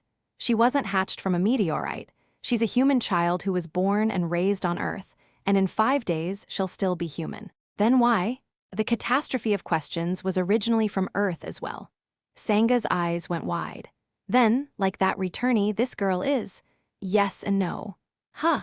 All catastrophes originating from Earth were returnees who came back after destroying other worlds. Yuseung Shin had brought ruin to Kronos, so she was technically a returnee too, but there was more to it than that. Of the 5 catastrophes that destroyed Kronos, she was special. and the most dangerous. The catastrophe that will arrive isn't the child in front of us, but her future. What? Herself from several decades in the future will return to Earth to destroy it. This nice, innocent, polite girl would go on to become the most terrifying catastrophe. That's why Sae-young said we should kill her to prevent her future from coming to pass. Once she was unleashed as a catastrophe, not even Jung-hyuk would be able to stop her. Jung-hyuk looked down at the gaping hole in his chest. It was a critical wound he wouldn't be able to heal without activating Revive. His eyes burning with rage, he glared at the woman who had inflicted this deadly strike. Yoo Shin, why the change of heart? Change of heart? I haven't changed, Yoo laughed. Unlike you, leader, I'm not a regressor who can move between timelines. I'm the same catastrophe you met in your previous regression. Then why? This is your third loop, right? I must have given you a chance in your second. The fact that we're both standing here means you failed. Even with all the information I gave you, you failed. Again. As Yoo held eye contact with Jung-hyuk, her expressionless face changed to a wistful smile. This world can't be changed. You're still the same, and nothing different will ever happen. She gazed up at the great hall in the sky. That's why I believe this world must come to an end. Going through the passages of TWSA, I felt a pang of nostalgia. I was reminded all over again why I could never put it down. Hey, what are you doing? I hurriedly turned off my phone screen. It was Sae-young. Did you decide what to do? I'm still thinking. She frowned at my indecisive answer. She shot a wary glance at Sangha and Yoo on the other side of the room and whispered, Did you forget? Jung-hyuk was almost killed by her in his third regression. But he didn't die. Close enough. The important part is that he didn't stand a chance against her in a head-on fight. What Sae-young said was true. In his third regression, Jung-hyuk nearly died because of Yoo Shin. If delusional demon Namwoon Kim hadn't jumped in and killed her, and that delusional demon wasn't in this loop. For the record, I'm against keeping her alive, and here's a warning, I bet I'm not the only one. Some constellations who don't like frustrating stories are anxious. Constellation Prisoner of the Golden Headband lets out a groan, sensing that things are about to get slow and complicated. Constellation Demonic Judge of Fire expects you to make a wise decision. It seemed like our conversation wasn't getting heavily censored. I guess it's about time they started lifting the censorship from some key information. Sangha, who had been talking to Yoo and sighing repeatedly, walked over to us. Dokja, no matter how I look at it, this isn't right. She looked desperate. The future hasn't happened yet. If we take good care of her, maybe she wouldn't become a catastrophe. You know, like some kind of butterfly effect. The oncoming catastrophe was the future Yoo Shin, and we were in the past that would lead to that future. Sangha was raising a good point. However, the incident that turns her into a catastrophe happens in the far future. There's nothing we can do now. The butterfly effect doesn't happen that easily. A butterfly flaps its wings, and it causes a storm on the other side of the world. It was possible in theory, but it was important to consider how long it would take for the wing flap to turn into a storm. The brief hope in Sangha's face quickly vanished. But you never know. As I said, there's nothing we can do. Besides, even if we can change her now, it won't affect the catastrophe that will arrive in 5 days. In fact, Jung-hyuk had tried the same thing several times. He found Yoo Shin as soon as the scenarios began and did his best to comfort and support her, to no avail. No matter what we did for Yoo, it wouldn't prevent her future self from arriving. And when she did, she would destroy Seoul. Sangha's voice sounded weaker. Why does she become a catastrophe? Just what happens to her in the future that could cause that? I'm afraid I don't know. Of course I knew, but I didn't tell her. Instead, I walked toward the girl who was sitting on the floor, munching on some meat. Do you like it? Oh, yes. I could feel Sangha and Sae-young watching me. Dokja, you won't do it right. Kill her. You wouldn't go that far, would you? Kill her and be done with it. The truth was, even if I killed Yoo Shin, it wouldn't have helped. But if we didn't kill her, even the smallest thing could ruin Seoul. In the long run, it would be better to let Yoo live. As she ate, Yoo looked at me oddly. Can you see the future, mister? Huh, I become a very bad person in the future, don't I? It sounded like she had overheard us talking. I answered her honestly. Probably. How bad a person will I become? Probably the worst person in Seoul. Will I be as bad as the Joker or Thanos? Maybe. Yuseung lowered her head. That's not surprising. What do you mean? Because I'm already a bad person. Even without hearing the details, I may have understood why she said that. I knew what the young Yuseung had done to survive. Your understanding of character Yuseung Shin has increased. Exclusive skill, Omniscient Reader's Viewpoint LV. 2 has been activated. I killed him. She killed her own puppy in order to survive the first scenario. I'm sorry. Stealing a coat from an old man who was knocked unconscious by someone else. Tricking a woman who took care of her in order to keep her green zone. Turning someone over to his pursuers for a little bit of food. Things anyone in this world would do, but no one could justify it nonetheless. I'll be punished. I'm not good enough to be alive. Her fearful eyes turned calm. People with a death wish had the same look, no matter how old or young they were. You can kill me, I'm ready. If I were the main character of this story, I would have killed Yuseung Shin without hesitation. However, I was a reader, and a reader should make his own decisions. I put my hand on Yuseung's head. Don't worry, your death isn't part of the ending I want. If we killed this kid, Younghyuk's regression would be meaningless.